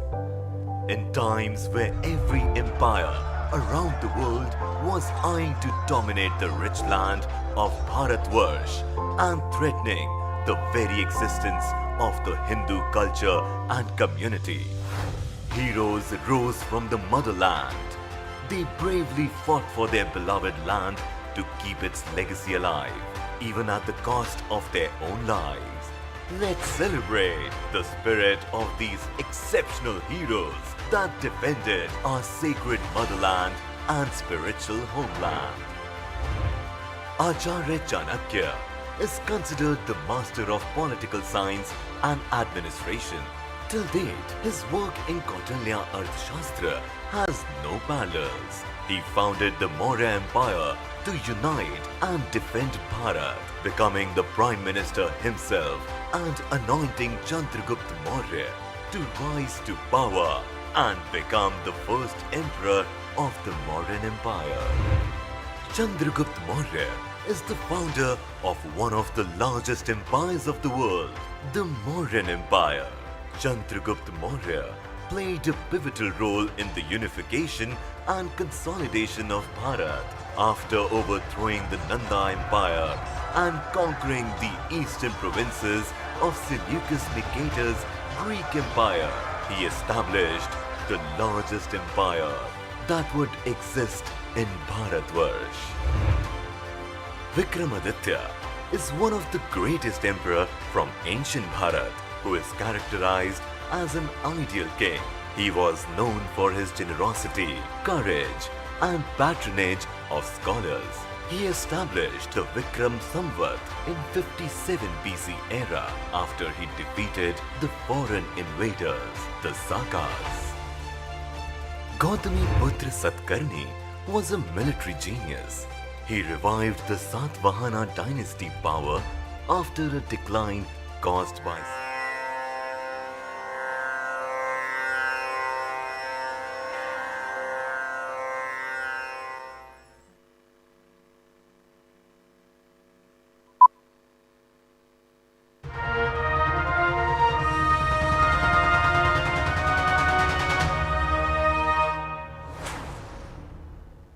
जिस वीरांगना के नाम में ही प्रभु श्री राम का स्मरण हो, उसे भला शत्रु से कैसा भय होगा। ये सत्य घटना उत्तर प्रदेश के सहारनपुर में जन्मी भारत माँ की वीर पुत्री राम प्यारी गुर्जर की है। बचपन से ही उन्हें वीर योद्धाओं की कहानियां सुनना अच्छा लगता था। वह अपनी उम्र की लड़कियों से कुछ अलग थीं। उनकी इच्छा होती कि वह किसी तरह अखाड़े में युद्ध कौशल सीखें, ताकि समय आने पर देश की रक्षा कर सकें। उस समय में महिलाओं को अखाड़े में जाने की अनुमति नहीं थी, लेकिन इतने से ही इस वीरांगना का हौसला टूटने वाला नहीं था। वह अपने पिता व भाई के साथ अक्सर पहलवानों के कौशल देखने जाती थी। वह नित्य अपनी माँ से पहलवान बनने के नियम पूछती थी और फिर उन नियमों के अनुसार समय मिलने पर वह किसी एकांत स्थान पर जाकर गहन अभ्यास करती। कठोर एवं निरंतर अभ्यास और अपने दृढ़ संकल्प के कारण राम प्यारी गुर्जर एक शक्तिशाली नारी बनकर उभरी। वह देखने में जितनी सुंदर स्त्री थीं, वहीं उनकी काया भी वज्र जैसी शक्तिशाली थी। उनमें अनुशासन व स्वाभिमान भी कूट कूट कर भरा हुआ था। फिर वो समय आया जब इस वीरांगना की परीक्षा होनी थी। 1398 ईस्वी में भारत माँ की सीमाओं को पार कर खूंखार हत्यारे तैमूर लंग ने दिल्ली के शासक तुगलक को हरा दिया। इसके बाद तो जैसे हत्याओं और बलात्कारों का सिलसिला ही चल पड़ा। भारत माँ की बेटियों की अस्मिता का अतिक्रमण करती तैमूर की सेना निर्बाध बढ़ी जा रही थी। ऐसे में उसका सामना करने के लिए पश्चिमी उत्तर प्रदेश में एक महापंचायत बुलाई गई। इस हिंदू गठजोड़ की पंचायती सेना का नेतृत्व महाबली जोगराज सिंह गुर्जर को दिया गया और उनके उप सेनापति नियुक्त हुए हरवीर सिंह गुलिया। 80,000 भगवा ध्वजधारी सैनिकों के सहयोग के लिए 40,000 महिलाओं की एक सेना अलग से खड़ी की गई, जिसका नेतृत्व साधारण परिवार से आई हिंदू वीरांगना राम प्यारी गुर्जर ने किया। राम प्यारी गुर्जर रणनीति बनाने में दक्ष थी, तो सबसे पहले उन्होंने अपनी 4 सहायक हिंदू वीरांगनाओं हरदाई जाट, रामदाई त्यागी, देवी को राजपूत और चंद्रो पंडिताइन के साथ एक रणनीति बनाई। तय किया गया कि सभी महिलाओं को शस्त्र विद्या दी जाएगी और फिर उसका सार्वजनिक प्रदर्शन होगा। युद्ध का बिगुल बज उठा। भीषण संग्राम आरंभ हो गया।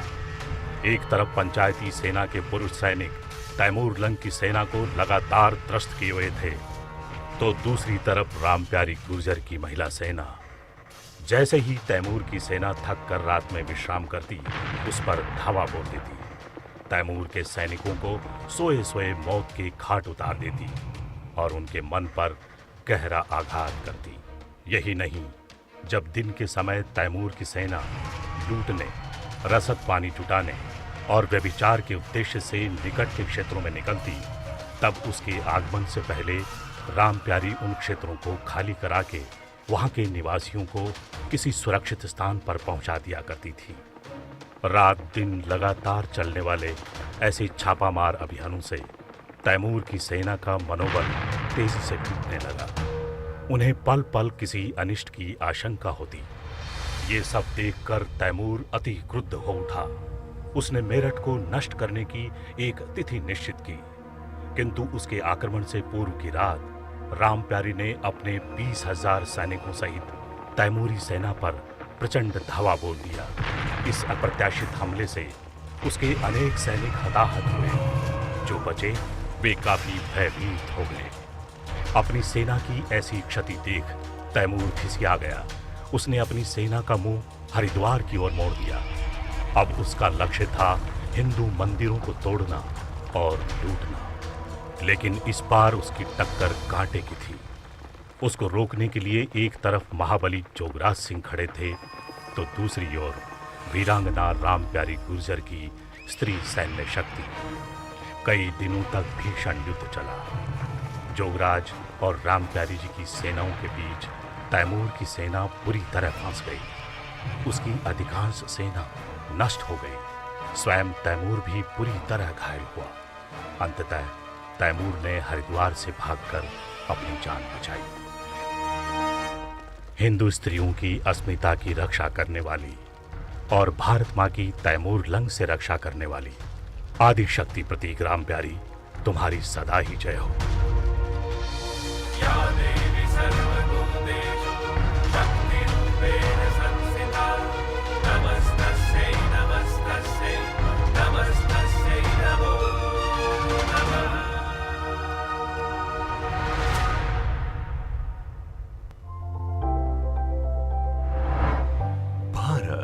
The epicenter of Hindu civilization, has withstood many challenges thrust upon it.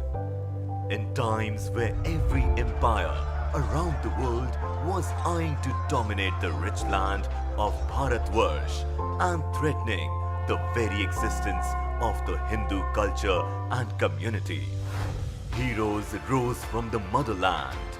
They bravely fought for their beloved land to keep its legacy alive, even at the cost of their own lives. Let's celebrate the spirit of these exceptional heroes that defended our sacred motherland and spiritual homeland. Acharya Chanakya is considered the master of political science and administration. Till date, his work in Kautilya Arthashastra has no parallels. He founded the Maurya Empire to unite and defend Bharat, becoming the Prime Minister himself and anointing Chandragupta Maurya to rise to power and become the first emperor of the Mauryan Empire. Chandragupta Maurya is the founder of one of the largest empires of the world, the Mauryan Empire. Chandragupta Maurya played a pivotal role in the unification and consolidation of Bharat. After overthrowing the Nanda Empire and conquering the eastern provinces of Seleucus Nicator's Greek Empire, he established the largest empire that would exist in Bharatvarsh. Vikramaditya is one of the greatest emperors from ancient Bharat who is characterized as an ideal king. He was known for his generosity, courage, and patronage of scholars. He established the Vikram Samvat in 57 BC era after he defeated the foreign invaders, the Sakas. Gautami Putra Satkarni was a military genius. He revived the Satvahana dynasty power after a decline caused by Saka invasions. In his reign, he defeated Sakas, Parthians, and Greek. Samudragupta united Bharat once he had conquered multiple empires. After successful conquest, he restored these empires to their respective rulers once they had accepted his sovereignty. Samudragupta defeated foreign invaders Han by stopping them from entering the borders of Bharat for as long as he lived and ruled. Yashodharma belonged to the Olikara dynasty of Malwa. When Bharat came under Huna attack towards late 5th and early 6th century, Yashodharma defeated the invaders and their ruler Mihirakula, driving them out of Bharat. Lalitaditya was a Chakravarti king, known for his extensive conquests and extraordinary valor. he is accepted as the most powerful king of his dynasty. He successfully defeated Arab, Turk and Tatar. During his reign, Rajendra Chola extended the influence of the Chola Empire across the Hind Mahasagar to the west, making the Chola Empire one of the most powerful empires of Bharat. His conquests included Maldives, Malaysia, southern Thailand and Indonesia in Southeast Asia. Krishnadev Rai is regarded as an icon and the greatest king of Vijayanagar Samrajya, who defeated Bijapur and Adil Shahi. Vijayanagar became the bulwark against Islamic expansion in southern Bharat. Rani Durgavati distinguished herself as a valiant warrior and fought with unwavering success against Baz Bahadur, the Sultan of Malwa, defending her kingdom of Gondwana, present-day Madhya Pradesh and Chhattisgarh. Maharana Pratap's defiance of the mighty Mughal Empire, almost alone and unaided by the other Hindu Rajput states, constitutes a glorious saga of Hindu valor and the spirit of self-sacrifice for cherished Hindu principles. Lachit Barbhukan was known for his leadership in the 1671 Battle of Saraighat that thwarted a drawn-out attempt by Mughal forces to enter northeast part of Bharat.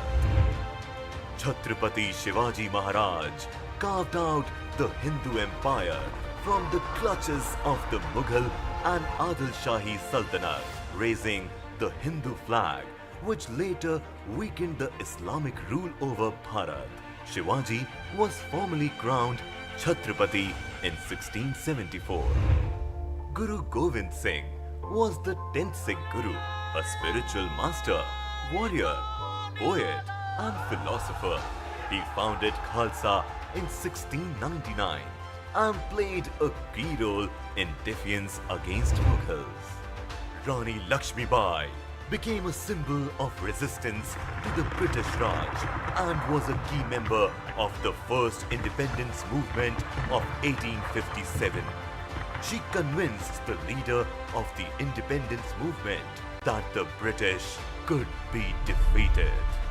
Similar to these valiant and remarkable heroes, there are hundreds of other courageous and noteworthy brave women and men of Bharat who have fought, defended and sacrificed their lives for the protection of sacred motherland and spiritual homeland. Let's take inspiration from these great heroes and carry their valiant legacy forward.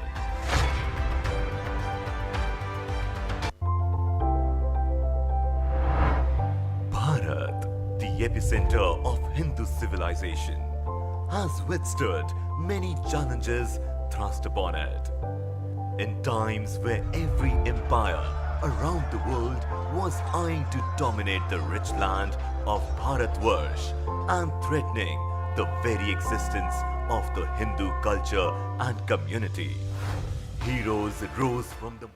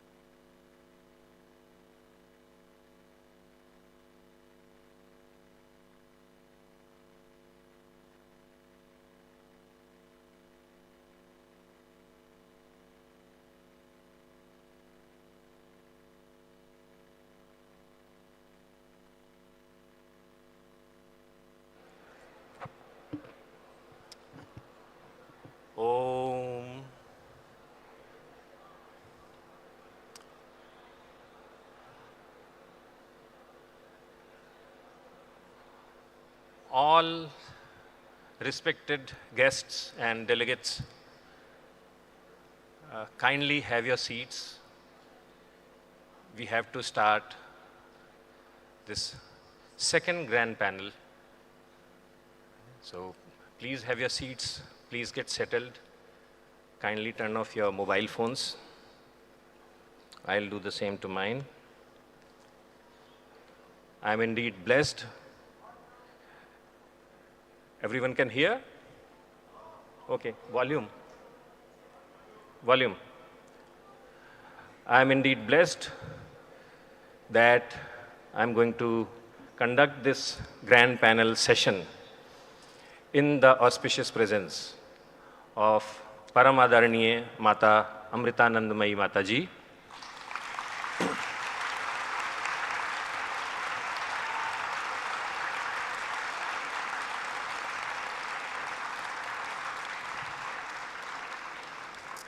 It is indeed my personal privilege to have her Sanidhya on this wonderful occasion. I feel blessed and I feel really humbled and thankful to her Mata.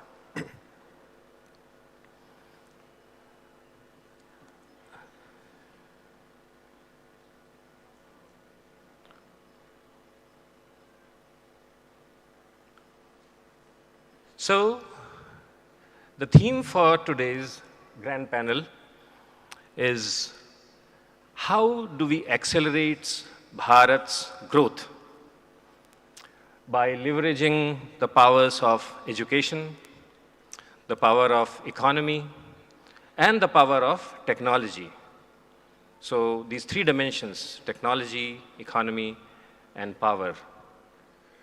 Because unless we accelerate our global standing in economic terms, in military terms, and also in terms of what is often called as soft power or cultural terms, Bharat as a civilization will not be taken seriously. We have to be strong. We have to offer ideas to the world to solve global problems. And we have to be prosperous enough so that we have all the adequate resources to do what we want. Without these three things,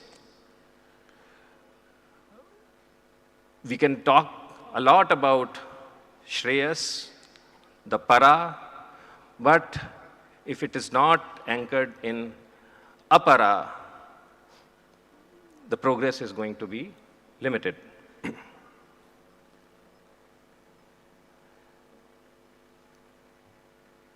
When we started on this journey of World Hindu Congress 2014 onwards, we were wondering, okay, what could eventually, in a larger scheme of things, could come out from auspicious gatherings like the one which we are having today. And some of us were able to identify some important challenges which are faced by the Hindus across the world. Internally, there are external challenges. We are not going to talk about those.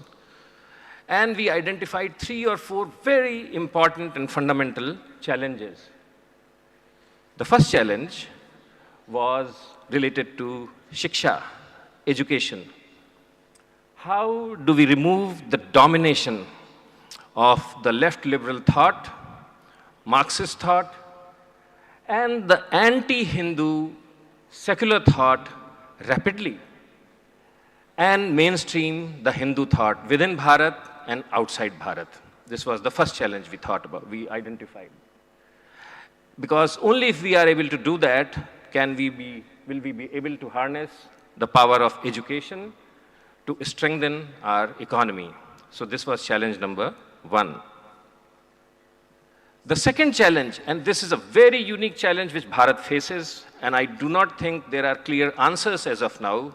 Maybe Mohandas Jai will talk about, provide us with some answers, that not only does the size of our economy grow from 5 trillion to 10 trillion to 20 trillion, But that wealth which gets generated, how does it spread to a very large number of people rather than remaining concentrated in the hands of a very selected few? Bharat is strangely placed in this direction because all other countries who have gotten rich, United States, Japan, China, Europe, they have had certain advantages which Bharat does not have. Bharat has other advantages. For instance, United States became rich and it was a democratic growth of economy because not only they worked hard, but they had almost free labor through acquisition of millions and millions of slaves which they imported from the United States. Europe became rich and that richness spread across a very large number of people because they worked hard, but not only they worked hard, they developed colonies. So like in United States, they got virtually free labor. In Europe, they had the advantage of importing a lot of resources virtually free. For instance, from Bharat itself, they imported something like $45 trillion, almost at no cost. So they became rich in that process. China, the most recent success story, it became rich because once again, they have worked hard. There's no alternative to working hard, but they have also gotten rich because there was a lot of demand in terms of outside markets, export markets, and because of that virtue, they got rich and they were able to spread their wealth fairly equitable, not fairly equitable, in fair terms. But now all those opportunities, neither they are ethical from standpoint of Bharat, we do not want to import slave labor, we do not want to exploit other countries, and the options of exporting on a very massive scale may be somewhat limited because China has the first mover's advantage. So this is the second very important challenge, that how do we generate self-employment, employment-intensive growth, economic growth over next several decades. And the third challenge we identified was how do you arrest and actually reverse the numerical decline of Hindus and the continuous shrinking of our territories. These are three very important challenges which Hindus face internally. There are external challenges, but that is not germane to this, to today's session. In context of today's panel session, panel discussion, we are going to address the first two bullets, the question related to education, and within education also, the second bullet, which is how do we harness the power of education to strengthen our economy. We are not going to address the left liberal, anti-Hindu, secular related point. And the second point, which we are going to address, is how to make every single Hindu economically prosperous. And the first step in that process will be how does the country itself grow. So that is the second purpose of today's panel discussion. So with these two motivating features of today's panel discussion, we have a wonderful suite of panelists. We have Professor Yogesh Singh, who is the Vice Chancellor of Delhi University. We have Dr. Sridhar Vembu, who is the CEO of Zoho Corporation. And all of us know Shri Mohandas Pai-ji. He has led several, ventures and done wonderful jobs in the area of economy. He has been the prime driver on which made a very large company like Infosys magnificently successful. We'll give formal introductions of all these panelists a little while later. So these are the introductions once again of all the three panelists, Professor Yogesh Singh, Professor Sridhar Vembu, and Shri Mohandas Pai-ji. I will cordially invite all three esteemed panelists to the stage and have their seats.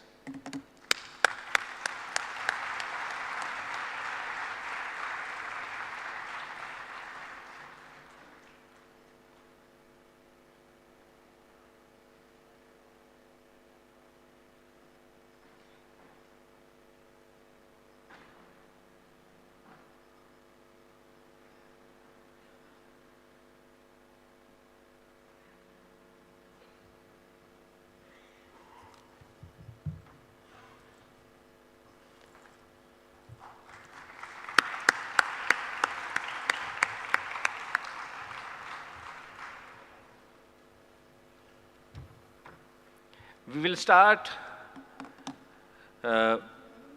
today's session, and each of these speakers is going to speak. Our first speaker, as I mentioned, is Professor Yogesh Singh. Professor Singh is the Vice Chancellor, as I mentioned earlier, of University of Delhi, or Delhi University to be correct, with an additional charge of Director of SPA, New Delhi. He's also the chairperson of National Council for Teacher Education, Delhi. His high administrative acumen is evident as he has served as the Vice Chancellor of Delhi Technological University earlier, Netaji Subhash Institute of Technology, Delhi, and he has also been the Vice Chancellor of a wonderful university known as Maharaja Saiji Roy University of Baroda in Gujarat. He is an academician par excellence. He got his PhD in computer engineering from NIT Kurukshetra, and he became a professor at the age of just 35 years. He has a very impressive track record of quality teaching, innovation, and research in software engineering. So without much further ado, I'll request Yogesh ji to come and talk to us. Idhar aa jaiye.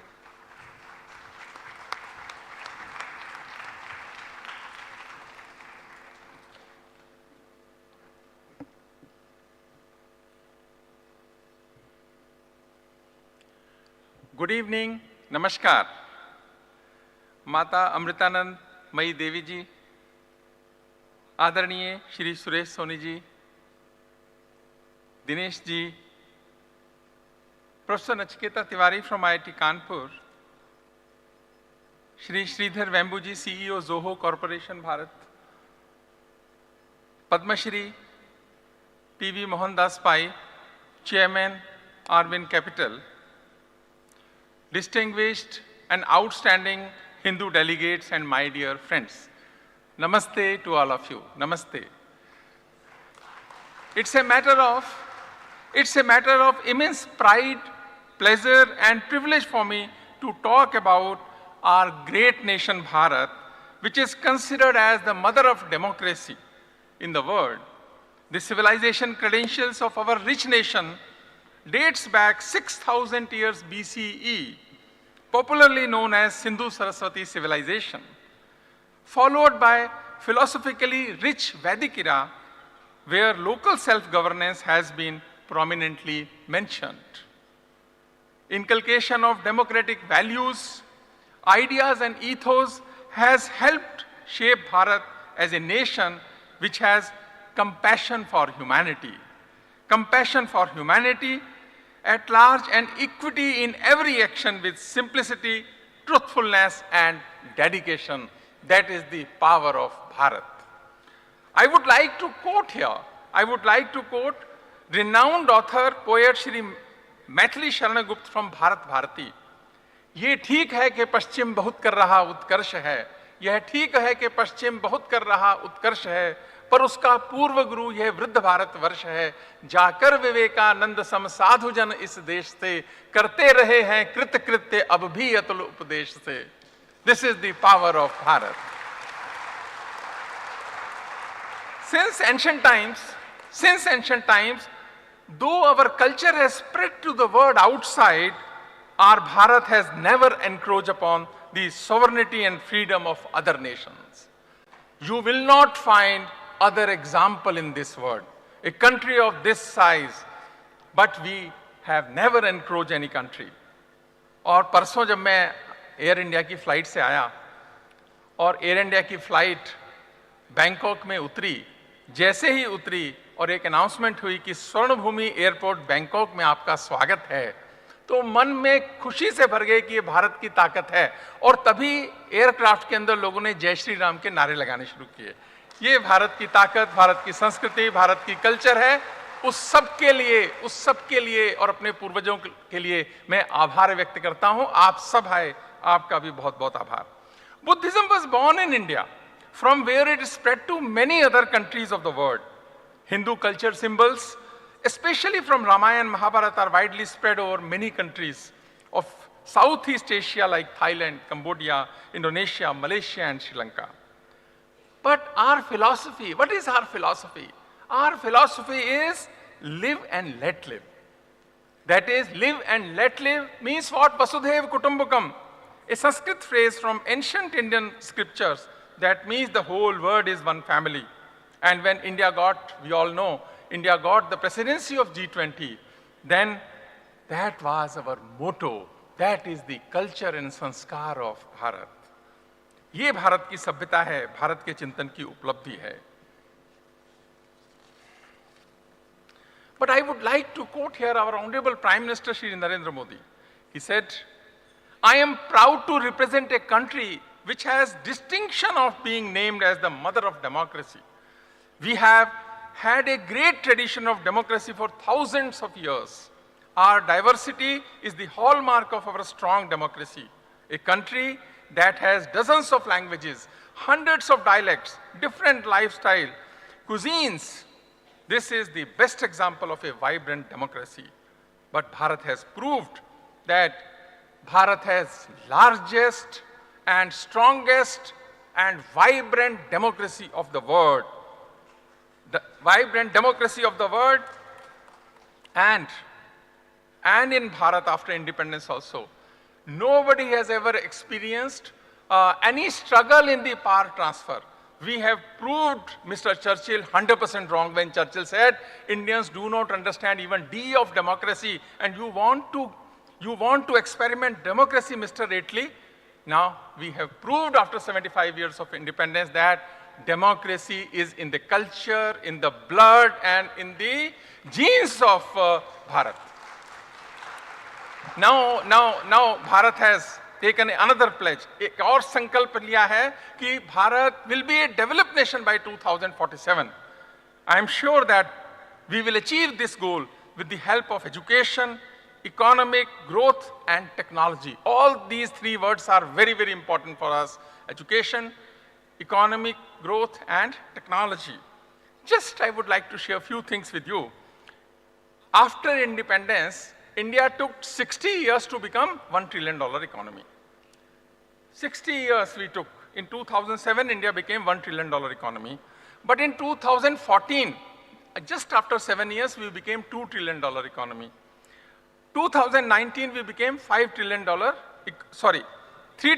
economy just after 5 years. So 60 years, 7 years, 5 years, and last week we became $4 trillion economy only after 4 years, besides 2 years of COVID. Besides 2 years of COVID, and estimations are that by 2025, we will be a $5 trillion economy, and after 2030, India will add $1 trillion economy every year. So it means what? Something is happening very good in India.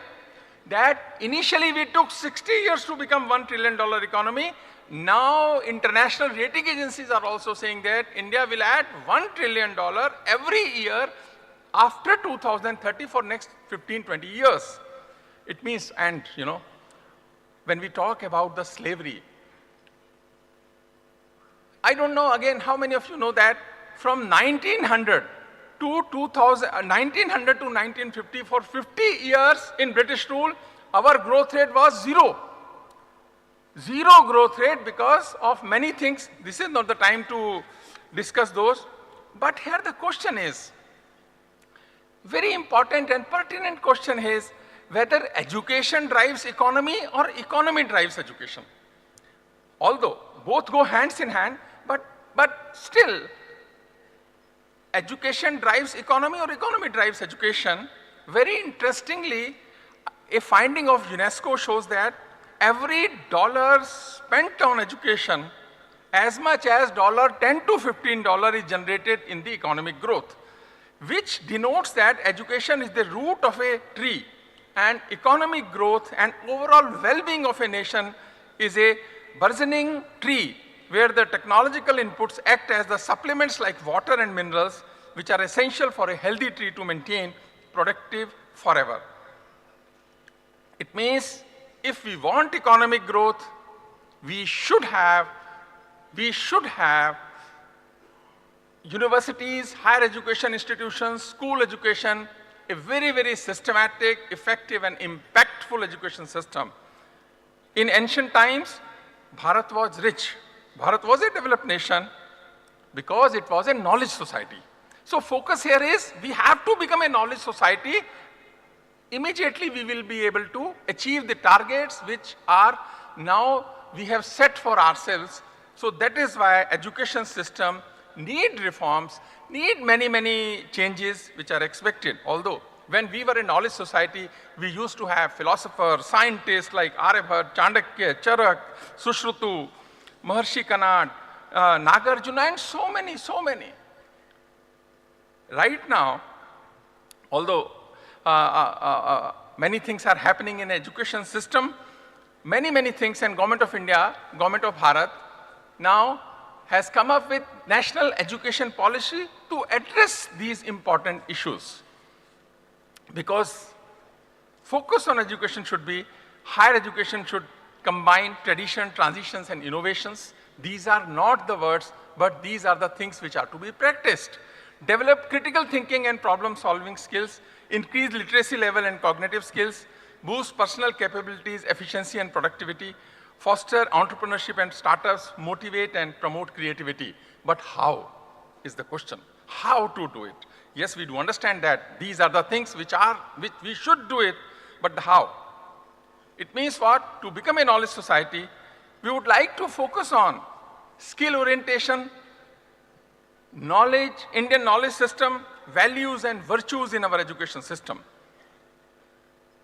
It means what?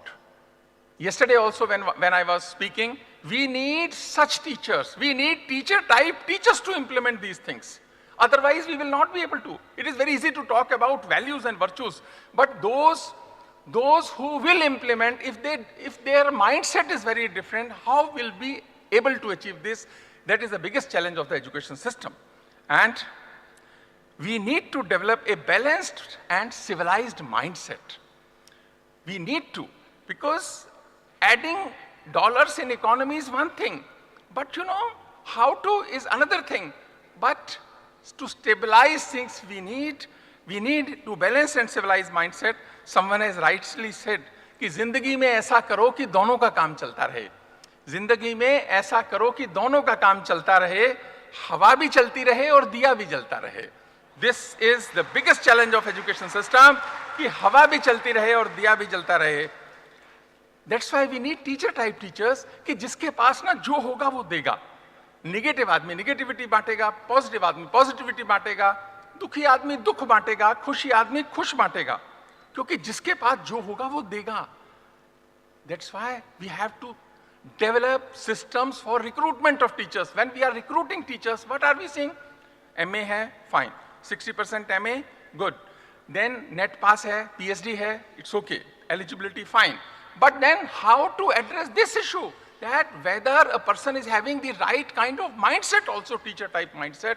This is the biggest challenge, and now time has come to relook, revisit our processes of recruitment of teachers. Otherwise, we will not be able to achieve the targets. क्योंकि अभी teachers को भी क्या है, सबको गिला है कि हमको कम मिला है, पर कभी वो ये नहीं सोचते, ये तो सोचो आप जितना कितनों को मिला है. So the point here is, mindset is very important. So our education system should teach us that how to experiment compassion, kindness, goodness, happiness, and help to develop leaders who would like our nation forward in the right direction. Another important aspect, which is what? The development of academic leadership in education systems. Most of the time, what is happening, we are not getting right kind of leaders, so we have to develop academic leaders. But the question is, can we develop academic leaders? or academic leaders, we have to only identify and then, finish them? This is an open question, but still, we need right kind of leaders here. I would like to quote here Charles Morris, who has rightly said, I am more afraid of an army of 100 sheep led by a lion than an army of 100 lions led by a sheep. That is the power of leadership. Means what? Leaders should be decisive, trustworthy, reliable, unbiased, open mind, accept challenges, take bold decisions. Take bold decisions where other hesitates. Most of the time what happens, we don't have the courage to take those decisions which we are expected to take. That's why it happens. In 2011, I became Vice Chancellor of MS University of Baroda, Maharaja Sayajirao University of Baroda. So I thought, let me talk to some senior Vice Chancellors and take their advice, because their advice could help me to become a successful Vice Chancellor. But what common advice came, I would like to share, which is very, very important. Say, if you want to be, common advice, if you want to be a successful Vice Chancellor in any university of India, of Bharat, then please don't do 3 things. पहले तो वो negative से शुरू हुआ कि please don't do 3 things. First is, do not do any construction in the university. Second, please don't do any recruitment in the university. Third, please do not go for expansion in the university. All these 3 things may create confusion and, negativity. You may come in trouble if you want to be successful. Don't do these things. Then what should I do? Say, focus on innovation, teaching, learning process, research ecosystem. Talk about those things. ऐसी बातों पे बात करो जिसका output 15 साल से पहले नहीं आए. So your life will be very, very comfortable. Your life will be very comfortable. There will not, so don't set any such parameters. Although I do believe, I respect that all these 6 words are very important for education system, but 3 words are for the foundation of the education system, because when we got independence, we were 36 crore or 40 crores, including Pakistan and Bangladesh. Now, Bharat is a country of 140 crore. So without expansion, we cannot survive. We should go for expansion, because India, we have large youth, and if premier institutions will not do it, then who will do it? This is the question, and the world has entered now a transformative era, and like Industry 4.0, Web 3.0, Genetics 2.0, everywhere, like artificial intelligence, quantum computing, robots, crypto technology, data analytics, machine learning. But in earlier industrial revolutions, we could not take part in the automobile and many, but now time has come. We should not only take part, but we have the capability and potential to assume leadership in some of the revolutions. We cannot miss. And if we will now miss this opportunity, those who will follow us will not forgive us for our tardiness and negligence and callous attitude also. That's why this is the time is right, direction is right. Only, we have to focus on this innovation, entrepreneurship, and creativity. We have, then and only then, we will be able to contribute in the economy of the country, because first we want to eradicate poverty from India. These numbers speak things. Only we should know how to read these numbers. If we have to eradicate poverty, if we have to give a good life to every citizen of Bharat, then we have to add $1 trillion every year in the economy. And this education will play a very, very fundamental, important role in the roots, in the foundation of our sankalp, which India has taken, Bharat has taken, that it will be a developed economy by 2025. So I sincerely feel that Bharat will progress steadily on the unshakable fundamentals of democratic ideals and ethos through citizen-centric approach towards development. Education at all levels will not only enrich our national life in every possible way, but also help us a harmonious life in close synchrony with the mother nature in the sustainable manner, because everyone talks about the sustainability. We want economic growth subject to sustainable development goals. Professor Nachiketa has rightly said, when other developed countries were there were no sustainable goals, but yes, It is in our culture that we want growth rate, we want development subject to maintaining the standards of sustainable development goals. That's why our challenges are bigger, deeper, difficult, complex, but we would, when we have taken a sankalp, we will achieve this because this is the power of Bharat and this is the power of education system of the Bharat. I am very confident that in our lifetime, we will be able to eradicate poverty from India and a very good life for every citizen of Bharat. And this Hindu conference and Congress will play a very, very important and significant role. I am extremely thankful for the invitation. Thank you very much. Thanks a lot.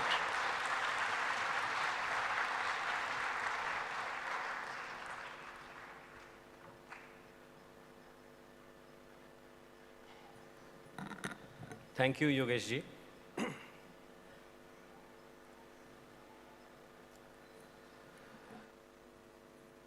Professor Yogesh Singh is a very dynamic and innovative administrator of educational institutions. I'll give you just one example. So we had interactions, Swamiji and I, we met him in context of getting his support to launch Master of Arts Hindu Studies program at Delhi University. And we said that we would like this Hindu Studies program in such a way that it attracts the finest and the best minds of students. It should not be that, people who do not have options, they end up with this particular program. And we said, maybe if you can offer some additional majors or minors, so you get 2 degrees while applying for the same degree. Immediately he said, okay, for year 1, we will offer Hindu Studies, which will also have a minor option. So I'll give you some examples. So you can get a Master of Arts in Hindu Studies, major is Hindu Studies, and you can get a minor in Data Analytics. Another minor is Computer Science. Another minor is Commerce. Another minor is Political Science. Now think about the implication of that. The largest number of students who enter into IAS program, they take political science as a subject. If we have smart students who are doing Hindu studies, they have a Hindu mindset, they learn political science, and if they qualify into UPSC, then for next 30, 40 years, that person will be doing IAS-related responsibilities with a Hindu mindset. You have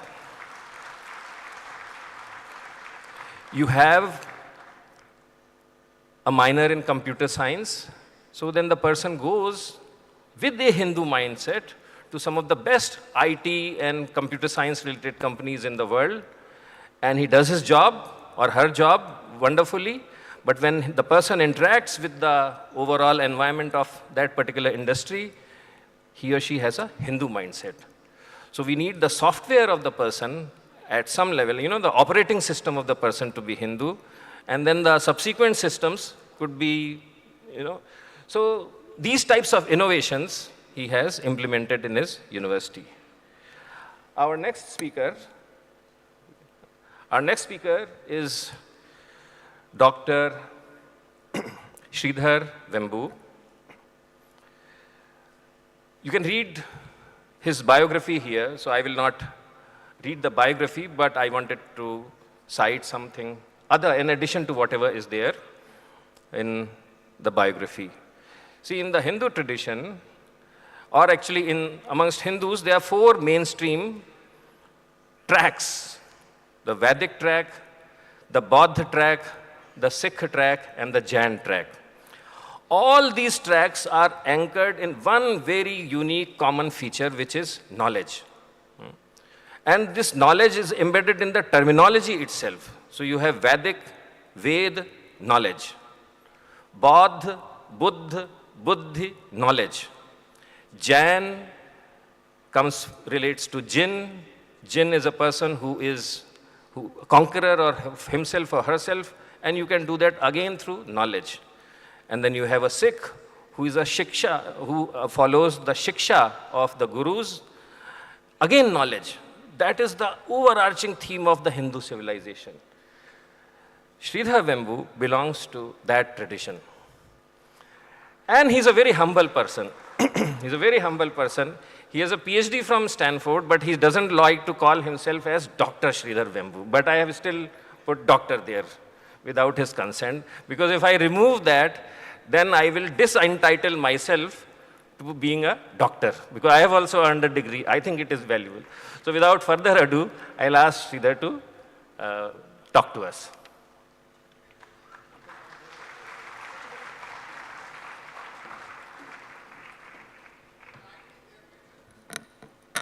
Oh, that's right.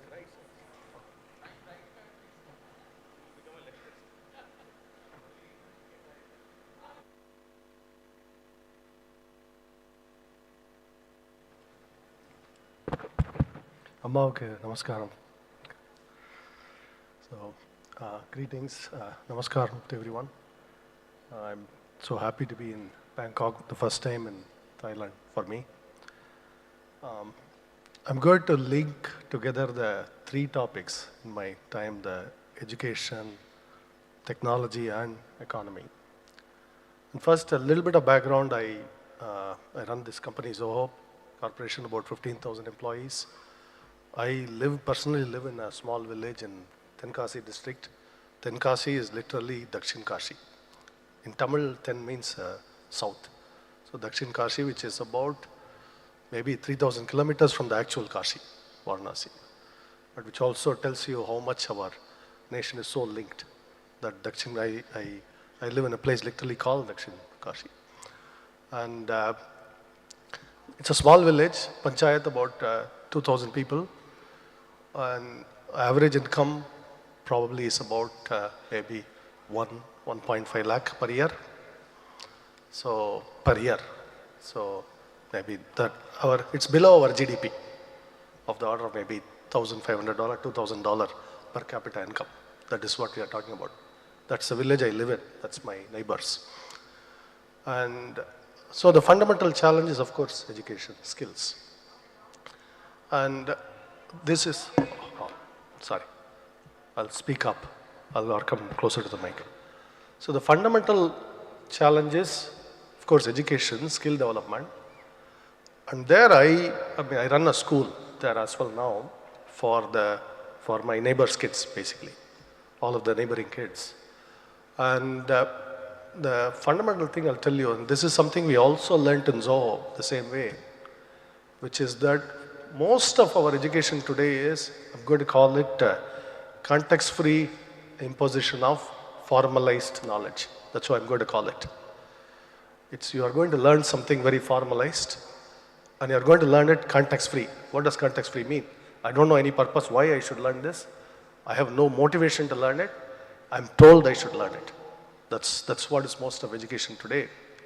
And I can tell you most of the poor kids are absolutely not interested in that type of education.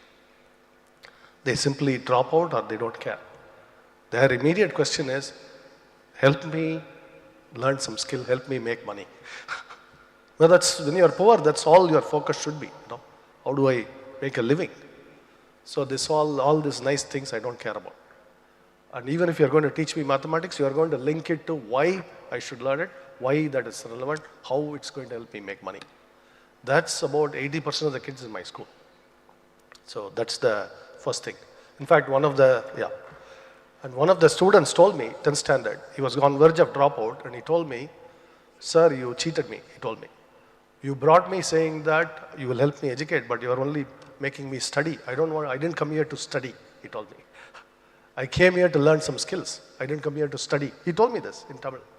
In Tamil, his choice words were, padikka sonna school varamata. Like, if you make me study, I won't come to school. That's what he told me. So then I started a workshop for him. In fact, now about 5 kids are in the workshop program, because practical skills. There they show a lot of motivation. So that's the first thing, that context-free imposition of formalized knowledge.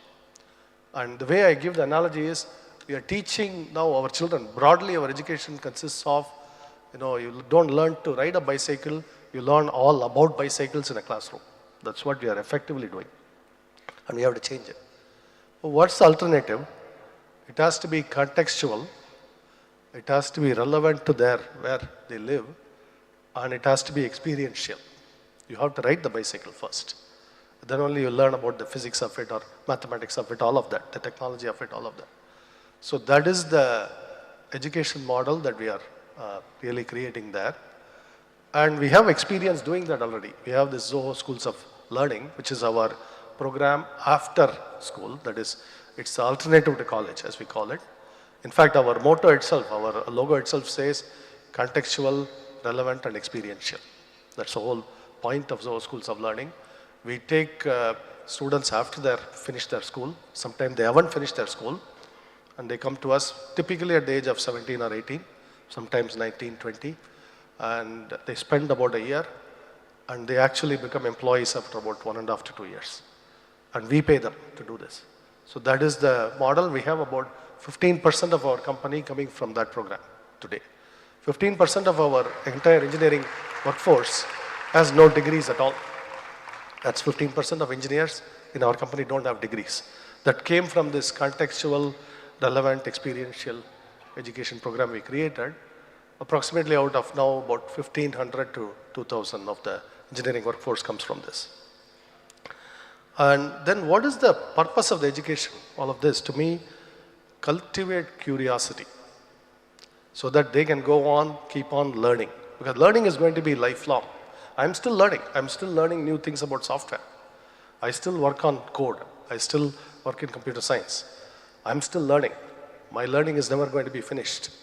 So it's only a curious mind that you have to cultivate this lifelong learning.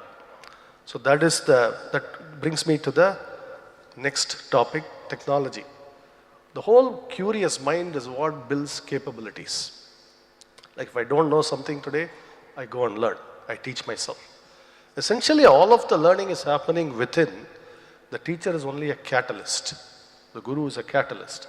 They light a lamp, they open a door, but we must walk. And we must experience the light within. And that is our dharma. That is what all our gurus say. They can only light the lamp. We must open our eyes. And that building of capabilities, that is important because, and as all the other speakers now have highlighted already, our standing in the world now depends crucially on our technology capabilities. As long as we remain dependent very much on technologies that the idea is they get invented elsewhere, we just use them, we just acquire them, we never invent anything. As long as that mindset is there, we will always have a low standing in the world. So to improve our standing in the world, we must invent. And we must have domestic capabilities. And that comes from, I told you, the education which has to cultivate that curious mind. And that comes to now, in terms of our technologies today, if you look at Bharat, if you go to a factory, I go to our Coimbatore belt, which is one of the most highly industrialized belts of all of India. And it's probably the most industrialized part of our state, Tamil Nadu, but it is maybe the most industrialized district in all of India today. And you will see lots of factories, textile mills, manufacturing, all of that. But what is interesting is we have the factories there, but we don't actually own the technologies. And if you ask the factory owners, they'll tell you, well, labor costs have gone up. I'm not able to compete with Bangladesh. And I'm not able to compete with Kenya. And because the labor costs have gone up and the jobs are leaving now. And then I asked them, where do you get your machines from? Switzerland and Germany. And somehow you never think of competing with them. You only will compete with Bangladesh, I tell them. Right? So that's my answer. I said, well, you look to the supplier. Somebody is selling you high value machines. We are not in those markets. We are only competing for labor with Bangladesh from this district. In that district now, you can no longer compete with Bangladesh. The cost of living is too much, the wages are too high, you cannot compete with Bangladesh. So you have to go somewhere and then you have to upgrade your economy. This is true for the nation as a whole. We have to upgrade our technology capabilities in order to gain our standing in the world. And that comes from the first thing I said, cultivation of the curious mind, and I'm talking about the R&D mindset. And this brings to the next topic, the biggest challenge today for our nation, Bharat, is how to create jobs for the tens of millions of youth pouring into the workforce every year. And to give you the scale of this, we produce, we have 23 million babies in India, 22 maybe now. China is only about 9.5. The US, for comparison, is about 4 or 3.5 or 4 million. So we are 2 Chinas plus 1 America right now. And maybe you can throw in a Japan. There may be some little leftover, and you throw in a Japan too. So that's 2 Chinas plus 1 America plus maybe a Japan. That's the number of babies we have actually. And this has come down, by the way. At the peak, India was at about 27 million. It's rapidly coming down, but China is coming down even faster. So Chinese used to have 28, 30 million babies. Now they do 9 million babies. You can see the scale of the demographic bust. And India, it is 27 to now down to 22, and it's dropping. But it's not dropping fast enough compared to China. So this is our challenge, and how to create jobs for at least the 10, 12 million people who are going to pour into the workforce. Even at our relatively low labor force participation ratio, we need those jobs. And none of the available models of development today create all these jobs. That's the problem. And particularly in rural jobs, and this is again leads to another issue, everybody cannot move to Mumbai. I was in Dharavi, as everybody knows, the biggest slum in the world. I was in Dharavi about a month ago on some social program. On about 700 acres, almost 1 million people. We cannot move more people into our cities because we'll be creating more and more Dharavis. It's not possible. So we need to distribute our development. I call it district-driven or decentralized development. And that connects to the technology thread I talked about. The only way to do it, and this is actually in Coimbatore, it's visible, we need control of the factory goods, the capital goods, the production goods. And we have to invent them, reinvent them, I'm going to say, so that they are much lower in cost and they enable much more decentralized production. And the revolution here I'm talking about is exactly like how from a mainframe we went to a PC to a mobile phone. The phone in your pocket is now more powerful than a mainframe maybe 60 years ago. So we brought that price of computing power so low now. And this revolution has to happen in capital goods. And again, the reason why it will happen is the same software-driven trend is coming there as well. We call it mechatronics, where the power is conveyed electrically and controlled electronically, controlled through software. So to give you an idea of the mechatronics, a Tesla car is actually mechanically a lot simpler device than an internal combustion car. Mechanically, a lot fewer parts. So an electric car, the electric vehicle is actually a simpler thing to make. An electric auto rickshaw, like the one I drive, is a very, very simple device that can actually be made anywhere, in any district. But we need the capital goods. That's where the R&D comes in. So we need to harness our brain power to invest in R&D so that we can create the low-cost capital goods, so that we can create decentralized production, decentralized jobs. Our districts, our rural districts, our 800 plus districts can remain viable economically, that we don't all have to export all our people to Mumbai and Chennai and Bangalore and Delhi and make those cities even more super crowded. And that is also ultimately comes down to the idea of balance. That what is all this development for? Is GDP God? And today the Western paradigm of development is GDP is God. There's nothing other than GDP. The secular world is now GDP is God, pretty much. We worship the GDP. Every quarter we celebrate it, and that's all. Pretty much we run for GDP. But I live in a village and I know this, that there's, the very poor person needs more money, absolutely. But they are not aspiring to so much more, that they are not actually aspiring to lifestyles that we might attribute to the rich and famous. And that's because they are grounded. There is a lot of, for example, temple festivals. I know every month there is some festival or something coming along The life is actually culturally and spiritually rich. My own consumption, again, unit of energy, has come down drastically after I moved to the village. Automatically, I didn't intend to do this. It automatically came down. By living in a village and living among my neighbors, my consumption has come down. And I only eat about 1.5 meals a day now. And I mostly walk around and I bicycle or electric auto, all of these. And I don't use AC at all anymore. And I'm surrounded by a lot of trees and nature, so consumption naturally comes down. This is essential today because I talked about development, I talked about technology, I talked about all of this, technology-driven development. But what's the ultimate goal if we destroy the planet in all this? If the average Indian, the average rural citizen of India is going to consume at the level of the average American, the planet is finished. The planet is absolutely finished. There is no other way. We must accept that fundamental truth, reality. We cannot have the emissions per capita of an America and India. The planet cannot withstand it. And this is a fundamental truth we must be aware. That means that after all of our economic growth, all of this, we must achieve the balance. The ultimate balance is the balance with nature, Mother Nature herself. And that is ultimately from Hindu spirituality. So I'm going to end this here, and that is contentment. The Kanji Mahaswami, the guru of our people, he said the essence of Hindu spirituality can be summarized in only 2 words: contentment and humility. All of spirituality comes from contentment and humility. That's what he said. You don't have to do anything else. You stay humble, you stay contented. That is spirituality. This has to be built into our economic framework, how we think about economics. And this only Bharat can do.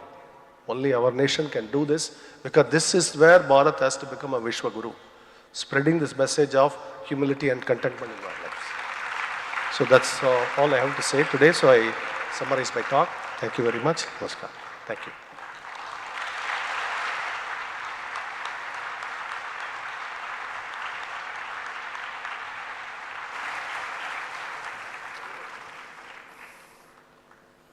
Contentment and humility. So actually, Dr. Vembu actually lives that. So he's entitled to talk about that.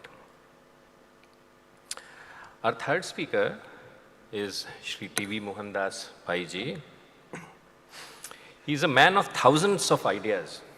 You talk to him and in 5 minutes you'll have like 10 different ideas. But believe me, every one of them, those ideas is actually a very good idea. So when you talk to him, you should listen to him very carefully. And he keeps on generating those ideas, maybe because of his professional experience. He was a CEO, which is very difficult job than say a CMD or something, or CFO. It's a day-to-day struggle. You have to solve a lot of problems in the real world. And once you acquire those skills, then you can become a man of 1,000 ideas, and every one of those ideas will be a good idea. So I'll just read his biography, which is there on the screen. He's a veteran in finance, accounting, IT, HR. Kya? Nahi padhe? Theek hai. So it's there, and I request Mohandas ji to talk to us, speak. He has the clicker.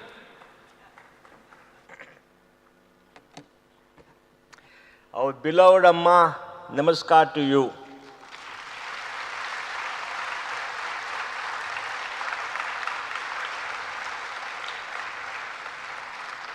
And all our brothers and sisters here.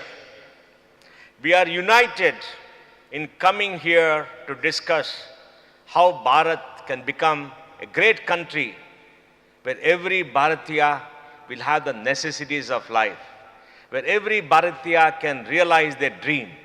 There shall be no poverty, and Rama Rajya shall prevail, especially at a time when in February, Sri Rama will go back to his city of birth. After 500 years of oppression, After 500 years of a sword being put in the heart of every Hindu, we shall regain what was ours. So let me now talk to you about how Bharat will become prosperous through, economic activity will produce jobs. Let me give you data, because not every Bharatiya knows where Bharat is today. And you should know, we are 1.4 billion people. Population is only growing at 0.8%. Fertility is 2.0, below replacement rate. The whole of the South fertility is 1.7. We are not producing enough babies to maintain the population. India will age, and by 2045, our population may decline, absolutely. Bengal is 1.6, Punjab is 1.6, UP is 2.3, Bihar is 2.9. And among all communities, the Jains have a fertility of 1.2 only. They're not doing what they're supposed to do. And 50, 60 years, we'll only have old people belonging to the Jain faith. Amma told us this yesterday. And Amma warned all of us, this is the biggest danger to the Hindu community. We are 120 crores Hindus. 15% of humanity is Hindus. Our voice should represent 15% of humanity. We are one of the largest populations in the world. Our GDP is only about 3%. Our GDP is 3.47 trillion. Life expectancy is low. Our PPP, purchasing power parity GDP, is 12.2 trillion. Bharat has the highest PPP multiple in the world, 3.5 times. The economy is undervalued. The data is there. And you can see export imports, we have done well over the last many years. We don't have too much foreign borrowing like China has. And you can see there, between 1991 to 2023, population only grew at 1.49%. Literacy grew to 0.55%. And you can see this remarkable thing. Let me give you data. In 1950, Bharat was the richest country in Asia. China was destroyed in the war. Southeast Asia was destroyed in the war. Japan was destroyed in the war. Of the 5 richest families in Asia, 3 were Indian. Great Britain owed us 1.5 billion pounds for the war effort. 25 lakh Indians fought for the Allies in the Second World War. They paid us 20% of what they paid a British soldier, even then 1.5 billion. Throughout history, India was the richest country in the world along with China. In 1750, China made up 45% of world GDP. Then came the invention of the steam engine in Great Britain, and Europe became the greatest power in the world. And then we had colonial exploitation where the Europeans came to rule India. The East India Company ruled India, the Crown ruled India, and between 1757 and 1947, the British looted $45 trillion of our wealth in today's term, as per a research by Dr. Ursa Patnaik of Columbia University. We were a rich country throughout history because we produced agricultural surpluses. We are the largest quantum of arable land in the world. Because we are a rich country with surpluses, we had great sages and munis and rishis who thought about the finer aspects of life and built the greatest philosophy the world has seen in our history. For 1,000 years, we fought battles against this jihadi Islamists. We lost much of things, but we resisted. We still survived.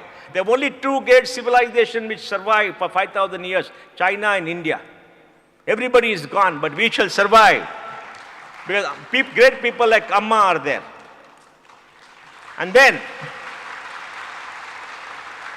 while you clap now, please shed some tears for poor Bharat. Our first Prime Minister studied at Harrow, Cambridge, Fabian School, and he brought socialism to India. Pliny the Elder 2,000 years ago wrote, "Trade with India will impoverish Rome." Because we spent spices and textiles, and they had to loot other countries to pay us in gold and silver. We have 35,000 tons of gold, 2 lakh tons of silver in this country. The largest collection of gold in the world is in India, all on our beautiful mothers. Amma doesn't have it, she gives it to others, but everybody else has it here. And that is the country which our first Prime Minister ruined by bringing in socialism, price controls, license quota Raj. He suppressed Indian capital and the Indian entrepreneur. In Nehru's reign, Sridhar Vempu could not be a billionaire or start his company.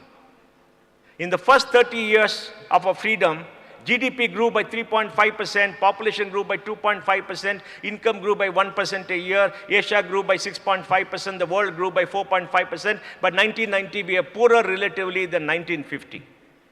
We became poorer. Everywhere in the world they looked down upon an Indian, poor fellow. In 1967, we lived ship by ship because there's famine. Nehru destroyed agriculture. And Lyndon Johnson sent us food under PL 470. That is the status. 1990, we opened up. GDP grew 5.5%.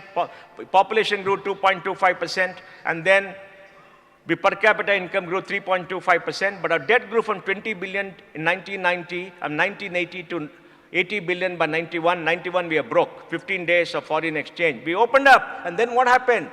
GDP grew from 275 billion to 3.47 trillion, 8.24% in dollar terms for 32 years. Throughout history, no country has grown faster than that except China. And then in rupees, it grew from 5,32,000 crores to 272 lakh crores, 13.08%. Remember that. You don't have to apologize for anything in this world. We have grown, we've shown the economy because you got your economic freedom fact. People like Sridhar Vembu and other entrepreneurs like Narayan Murthy have shown the world what we can do as entrepreneurs. In the US, United States, there are 35, 40 CEOs of Indian origin. Many of them, Amma, were driven away from Tamil Nadu by these DK fellows. They cut their kudmi, cut the sacred thread, and humiliated them and made a heap of the sacred thread. From Mylapore, all the mummies send their children out to America to educate. Now they're laughing all the way to the bank, becoming giant, heading giant companies, becoming billionaires. While the poor fellows who cut their kudmi are still doing menial jobs in Tamil Nadu. I feel sorry for Tamil Nadu, such a great state where Sridhar Vembu was born. You can see export and import, they're all growing. And remember, people say India is not investing. India invests $1 trillion a year. 31% of GDP, it is here, every year is published. There are only 3 countries in the world who invest more than $1 trillion. United States, China, and India. We invest $1 trillion a year. Government invests $250 billion. Don't believe all the lies of the leftist economists. Compare only with China. China has got a bigger population. UN says we are bigger, but we'll see. Chinese live 80 years. Literacy is 96%. You know why? When Mao took over in 1949, Mao said, women hold up half of heaven. He educated China's women. When Nehru became prime minister, he didn't educate our women. He didn't put money into primary education, primary health. Our women are not educated. Any society which suppresses women, doesn't educate women, will not prosper. We didn't prosper for 30 years. Women are the key. Amma, I told my friend Reva Kaul, that she must in the United States form a group, the Kali Global. And she must have a brand here, awaken the Kali in you. Because only Kali Ma can save this country.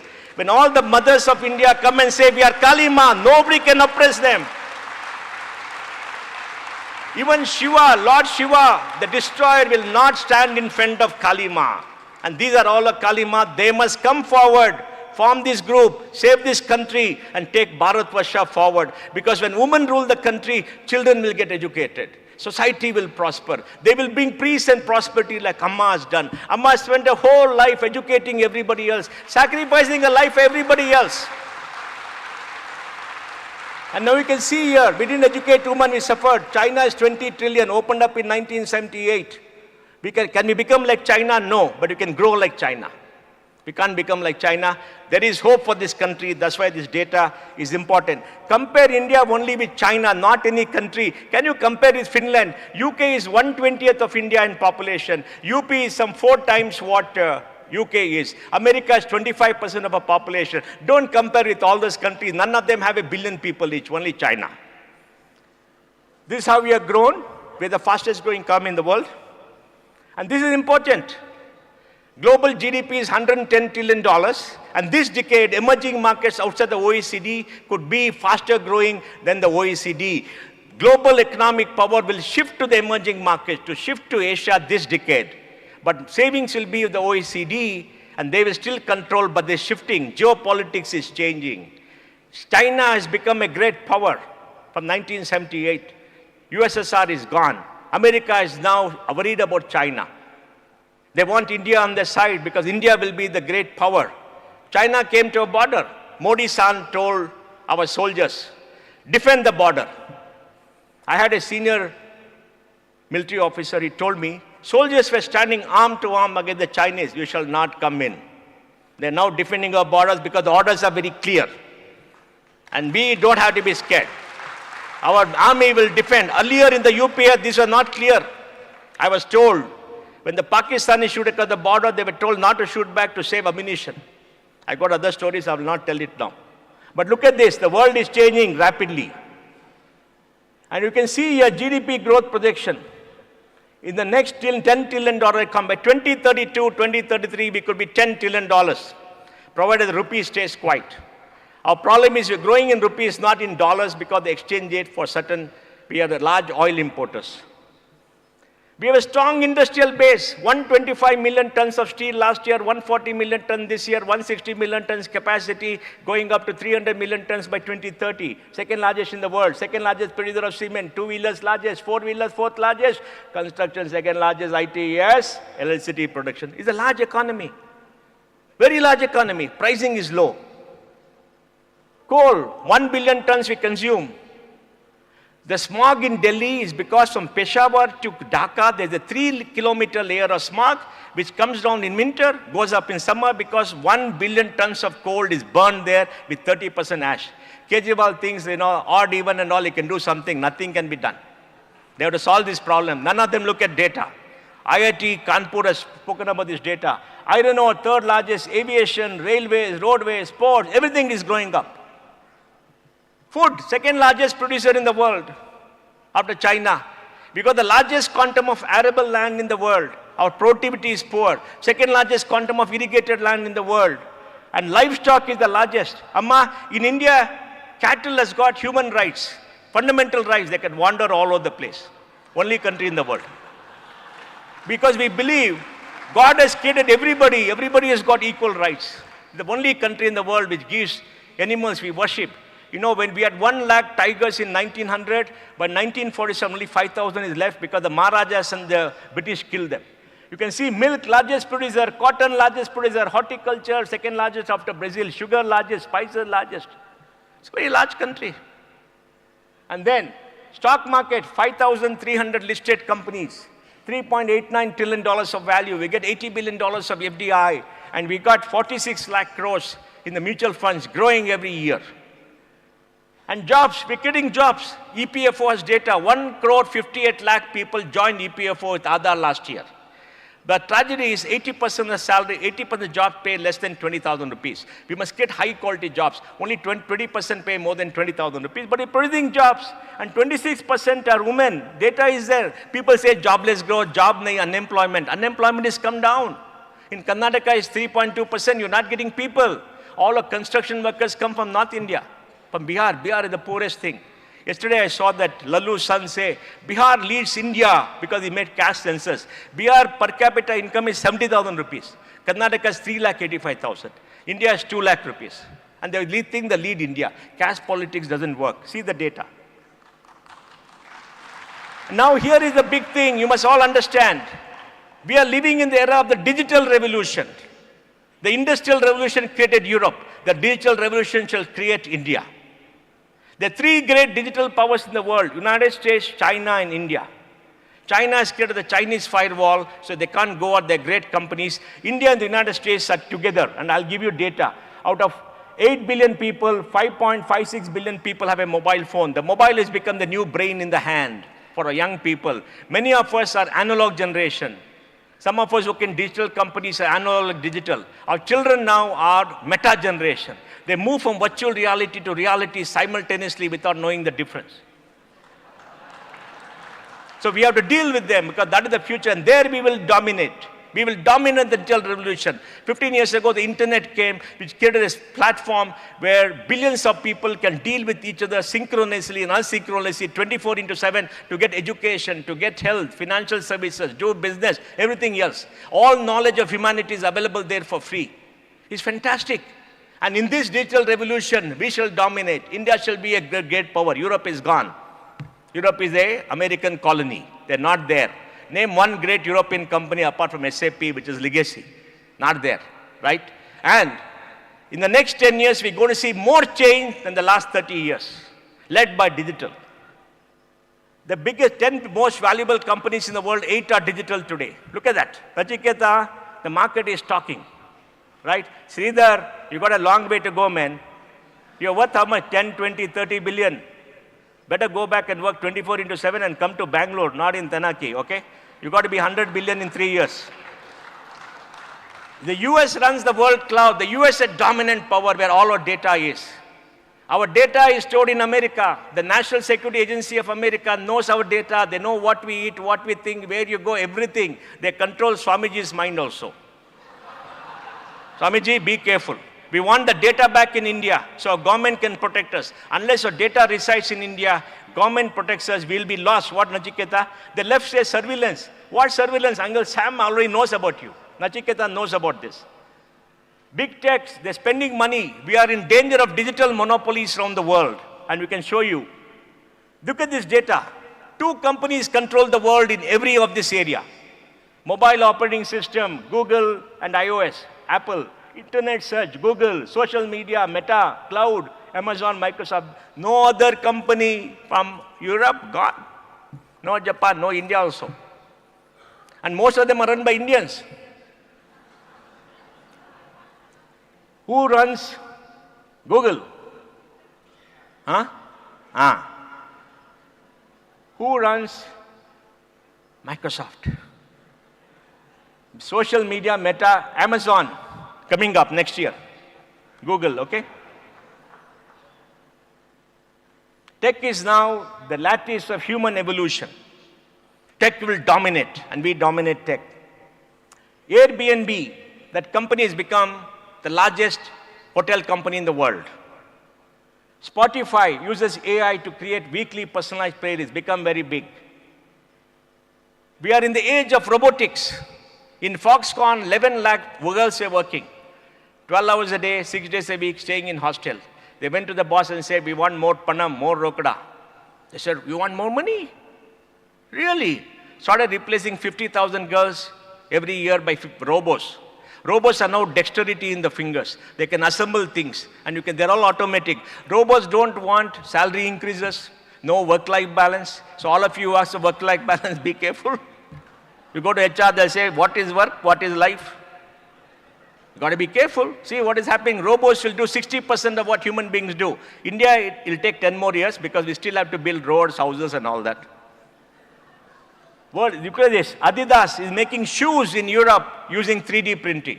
Removed the factories from China, went to Europe. That's 3D printing, designed in Bangalore. Press a button, it prints and sells. Robotics has come up. And they're creating exoskeletons to enable people to become Superman. You create a great skeleton and you can do this. All this is happening. Implanting chips. Elon Musk wants to put a chip in your mind to control.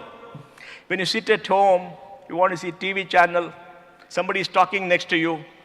You don't want to hear the talk, press a button, that voice will be cancelled. Don't tell me whose voice should be cancelled. We'll debate that later. I still have to go home. My Amma is also here. Amma, tell my Amma to save me. Look at this, brain-machine interface is coming. Designer babies. Can a baby be designed in the womb? Yes, by CRISPR technology you can change the DNA. The Chinese are supposed to create better babies. They created a lamp in an embryo in a dish. This is terrible. You can't do this, right? Because there's the old story of George Bernard Shaw and Anna Pavlova. Anna Pavlova is a famous woman, ballerina. The greatest ballerina the world has seen. And George Bernard, philosopher. Anna went to George and told George, George, what happens if you have a baby with my looks and your brains? Then George said, what happens if the baby has my looks and your brains? So we should not fiddle with what is in the baby. God has made the baby, live with it, but they're fiddling with it and trying to change. And look at this, India, 1.42 billion people, 1.3 billion mobile connection, 1.2 billion people have Aadhaar. And they're there. We are in the midst of the industrial revolution. It's all there, data is there.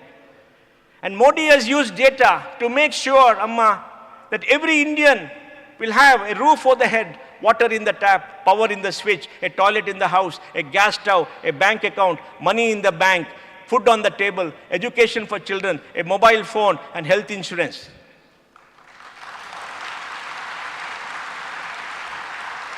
Swamiji, 30% of all social spending in India is going to Muslim community. Who says we oppress minorities? Muslims in India have more rights than Hindus. Hindus are the oppressed community in India. And we are accused of being anti-minority, Swamiji. How can we tolerate this? And in India, Modi has sent 32 lakh crores by DBT directly to the accounts of people. 32 lakh crores. And saved 2.5 lakh crores of a tax money, which is being eaten away by those thugs in the middle. So technology is the savior for India and is giving the ordinary Indian the power of technology, empowerment for everybody. Engineering, you look at education, 4.1 crore graduates in college. We produce more women graduates than men. Women are taking over. In America, 50-60% of graduates are women. In India, 51% related to population. And in future, it will go up. It's going up. Women are dominating India. They're coming into education. We graduate 1 crore young people every year. 1,200 universities, 55,000 colleges. But gross enrollment rate is only 27.3. It should increase. Women are more. Amma, I'll give you the social statistics. SC makes up 16.6% of population, 14.8% of students in college. ST is 8.8%, 4.8% in college. Muslim minorities are 15%, only 5.2%, but growing at 7% a year from 2011-12 to 2019-20. Backwards of 40%, 36% in college. Our colleges reflect the social composition. Swamiji, it already reflects. Look at data. People don't look at data in this country. You must look at data. Our colleges have done a great job. And you can see here, right? We produce, 8 lakh engineers. And look at the general courses and everything else. And Amma has built one of the greatest universities of India, which I hope Amma will be like Nalanda. Amma's university should be the Nalanda of India. Now, this is going to change India. Our young entrepreneurs, Sridhar is a bit old, he's been there a long time. So am I. Our young entrepreneurs have 100,000 startups. The third largest system in the world created $500 billion of value. Our youngsters are creating 6,000, 21,000 got funded. And we have the world's biggest software service industry, $200 billion of exports, $135 billion of cash coming in, 55 lakh people are employed. 2 years back, we hired 500,000 people. 60% of global outsourcing comes to India. Of the top 10 software service companies by market value, 5 are Indian. Of the top 5, 3 are Indian. Of the 3.2 million employees in the top 10, 2.3 million are Indians. We dominate. America has 6 million software people, 1 million are Indians. Out of this 5.5, 60% work for American companies. Out of, 10 million working for American companies globally, 4 million are Indians. India is the only country with human capital to meet the needs of technology all over the world, where the Chinese don't want to go to America. They say Shanghai is better than New York. So we will dominate this industry, and this industry will change India and the world. We are a force for good for the entire world. Most of American companies' technology is powered by Indians. Because Nachiketa and Sridhar Membu have not created enough jobs for us. Nachiketa didn't go to the US, he stayed back to build Bharat because of Swamiji and others. But look at this data. And today we have 100,000 startups. By 2025, 2 lakh startups, 250 unicorns will be second after US, employing 32 lakh people. Now we employ 16 lakh people. Great things are happening in India. All over India and all the pin codes, entrepreneurs are coming up. They want Panam, no money. From 2014 till 2022, US invested $2.32 trillion, China $832 billion, India only $140 billion, out of which 85-90% is come from abroad. Indians should invest. All of you should write a check for startups. And look at this, we export more software than Saudi Arabia exports oil. With 1% they export, 1% of workforce, we export more software than Saudi Arabia exports oil. Can you believe that? Only 1% of software. And we get $100 billion of remittance. Look at this data. And then, where are they? Amma, Bangalore. Come to Bangalore, Amma. We need your blessing. See, Bangalore, Mumbai, Delhi, Chennai. If Sridhar goes away, that 4% will become 2%. Well, Sridhar, come to Bangalore, Sridhar. Because after Udayanidhi and all that made the remark, I don't know what is the future there. Look at this data. We got $42 billion in 2021, 22, 25, this year only $12 billion because like Sridhar said, this winter, ginter and all is there. Next year we'll get more money. And then we got 109 unicorns. There'll be 250 unicorns. Unicorns are billion-dollar companies. Some of them may not survive, but that's okay. And then you can see the number of people unicorns created last year, 2021, 42, 2022, 25. And by 2026, unicorns value will go to $1.5 trillion. That's a great growth, and they're going to drive the economy. We got high-tech industries, AI, IoT, robotics, etc. One Britisher came to the office of mine and said, oh, in London, we've got companies which create apps. I told him every street, in Bangalore, in every street, every ticket is creating an app. Because people don't know, see, they come to Bombay, look at all the slum thing, poor country, dirty country. They go to Delhi, they look at all the narratives, anti-Hindu narratives and all, they think that is India. Come to Bangalore. Bangalore, out of 1.2 crore people, 23 lakh people work in technology. They export $80 billion of software. They got $65 billion of money coming in. And we produce 1.5 lakh to 2 lakh jobs every single year. We got 1.1 crore vehicles and we got a traffic problem. And Bangalore's per capita income is $14,000 to $15,000 a year. And we have some 30 lakh cars on the road. Everybody is buying a bigger and bigger car to sit on the road with AC. And you can see here, leading companies on YouTube, Bharat, Swamiji, Bharat, see what Bharat is doing. And we have the power of the narrative, which all the media companies should be the power of the narrative. And see here, e-commerce is growing rapidly, all data. Sridhar Vembu, confidence innovator. Sridhar has gone to the village and done so much. If he was in Bangalore, he'll do 10 times that much. Sridhar, wapa ni. Jaldi wapa, Bangalore ko wapa. Look, Amma has blessed you to come to Bangalore. Okay? Amma has blessed. What she sees, what Sridhar has done. One single man wearing a vesti, wearing a chappal, going in a auto rickshaw. Billionaire. Rambo panam irkudu. Rambo panam. Sridhar, kunchu kodopa. Some panam for me also, poor man. And look at this. Bharatiya startups are at ambitions at scale. Everywhere. Delhi University, do this, professor. Delhi should not be JNU, and Delhi is not India. Here you must do. JNU has got no future. And we created the India Stack, the greatest piece of public use software the world has ever seen. By India Stack, we gave an identity to 60 crore Indians who had no identity. If you lived in a village, you had no address, no bank account. 60 crores, 50 crore bank accounts are open. The India Stack, Aadhaar, 1.3, 130 crore people, digital locker, UPI, Jandan, 50 crore bank accounts open. No country has done it in human civilization. No country can do it again. It's taken 12 years. Under Nandan Nilekani with volunteers, government didn't pay much. Volunteers did that.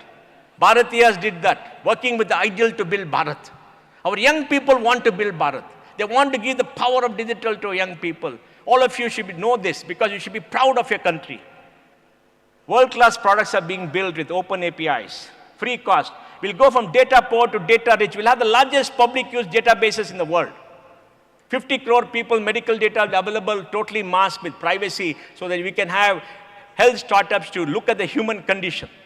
And the disease of the world can be solved using technology to a great extent. And we can see Bharat Banking, 1,20,000 branches. We got about 203 lakh crore of deposit, 145 lakh crore of lending. And Bharat Banking is clean. Modi-san cleaned it up. He sent all those people, going to send all those people to jail. Some of them have gone to London. And newer banks are coming up. New kind of banks, newer banks are coming up in India. Digital payments, we're the global leader, went up from 5.73 billion to 13 billion in 2 years. Today, you can send money in an app under UPI from one bank or another in 30 seconds. Poorest of the poor can send money. Look at the empowerment. And look at this, 10.56 billion monthly payments, and it's grown up. 42% of digital payments in the world belong to India. No China, no US, ella poichi. Look at this. Amma, you must pardon my Tamil. Very crude. New digital public goods. We are creating a platform called digital public goods will remain to public, because the greatest danger for humanity is digital monopolies like an Apple, like Google, and a Meta. They're threats to humanity because they collect your data and misuse the data. Like Meta used the data to Cambridge Analytica to manipulate elections. See the movie The Great Hack. Account aggregator framework as a public good has come to India. OCEN will enable credit. ONDC will give every mom and pop store the power of e-commerce.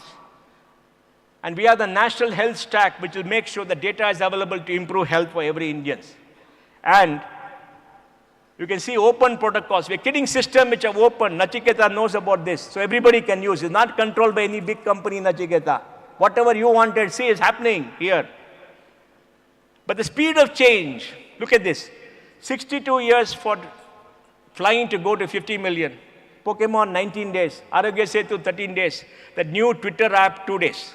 Speed of change is what we've got to be careful. Everything is changing very fast. Our minds are left behind. Our young people are changing. So we must educate. Our children will educate us in future. Children, small children tell us how to use technology. And Tatas are building up a great tech conglomerate. 1 minute. Yeah. And then in America, there are 4.2 million Bharatiyas, 1 million are software engineers, 90 unicorn founders are Indians. And you can see here, in the US, out of unicorn founders, 44 are not born in India, and Bharat is the biggest. 750,000 Indians are studying outside India. 150,000 are gone for getting masters and all that. Balance are gone to emigrate. We must start sending 10, 20 lakh of Indians to go outside to create Bharat in all countries. That's a gift to the world. Like Amma says, Vasudeva Kutumbamam, young people will go. There are enough left in this country. Sridhar is there. Sridhar is there. What Sridhar? Nachiketa is there. Swami Vigyananda is there. Look at this. Out of 1,300 unicorns in the world, China, India, and US make up 1,200. Where is Great Britain? It's a small country. Right? See the data. Then, there are a lot of experiments happening. A lot of people are creating entrepreneurship. They're all doing everything in the grassroots. And you'll see them bubbling up and becoming heroes. In Bharat is optimizing to empower problem solvers. Startups will be the force multiplier to create efficiency and take Bharat forward. So, thank you very much, and Bharat Mata ki Jai! Bharat Mata ki! Bharat Mata ki! Amma ki! Amma ki! Amma ki! Thank you, Amma. Your blessings are required.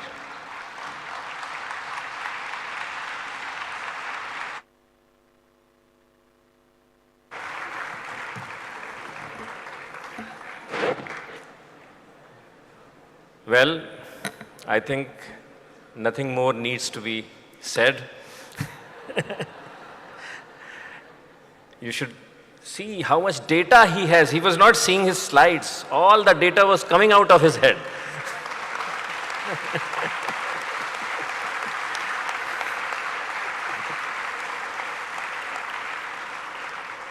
That's why I said that he's a man with 1,000 ideas, because he has knowledge and information in his head. And so, thank you very much.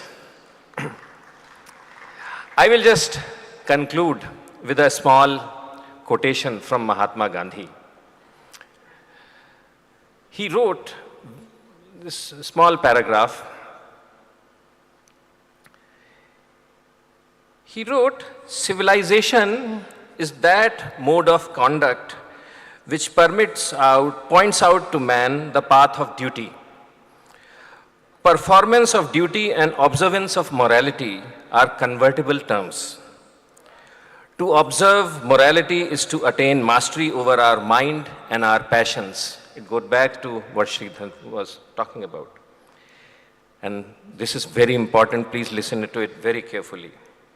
He says, if this definition is correct, then Bharat has nothing to learn from anybody else. We notice that the mind is a restless bird. The more it gets, the more it wants, and still remains unsatisfied. Our ancestors, therefore, had set a limit to our indulgences. A nation with a constitution like this is fitter to teach others than to learn from others. We should be confident of what we have, what we are, what our capabilities are, and what future beholds for us. And we should work hard to get there. Dhanyavad.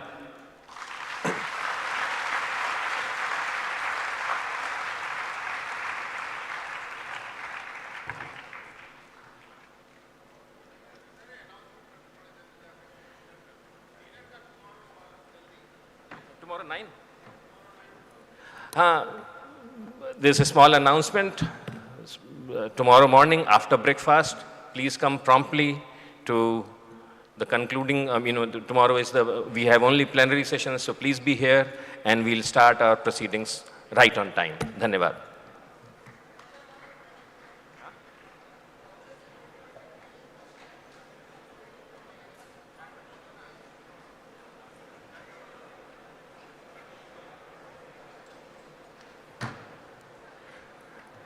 Friends, there is another announcement. Please tweet and post in Instagram, hashtag WSC 2023. Hashtag WSC 2023. We are trying to trend in Twitter and Instagram. Please tweet and in Instagram post WSC 2023. Thank you.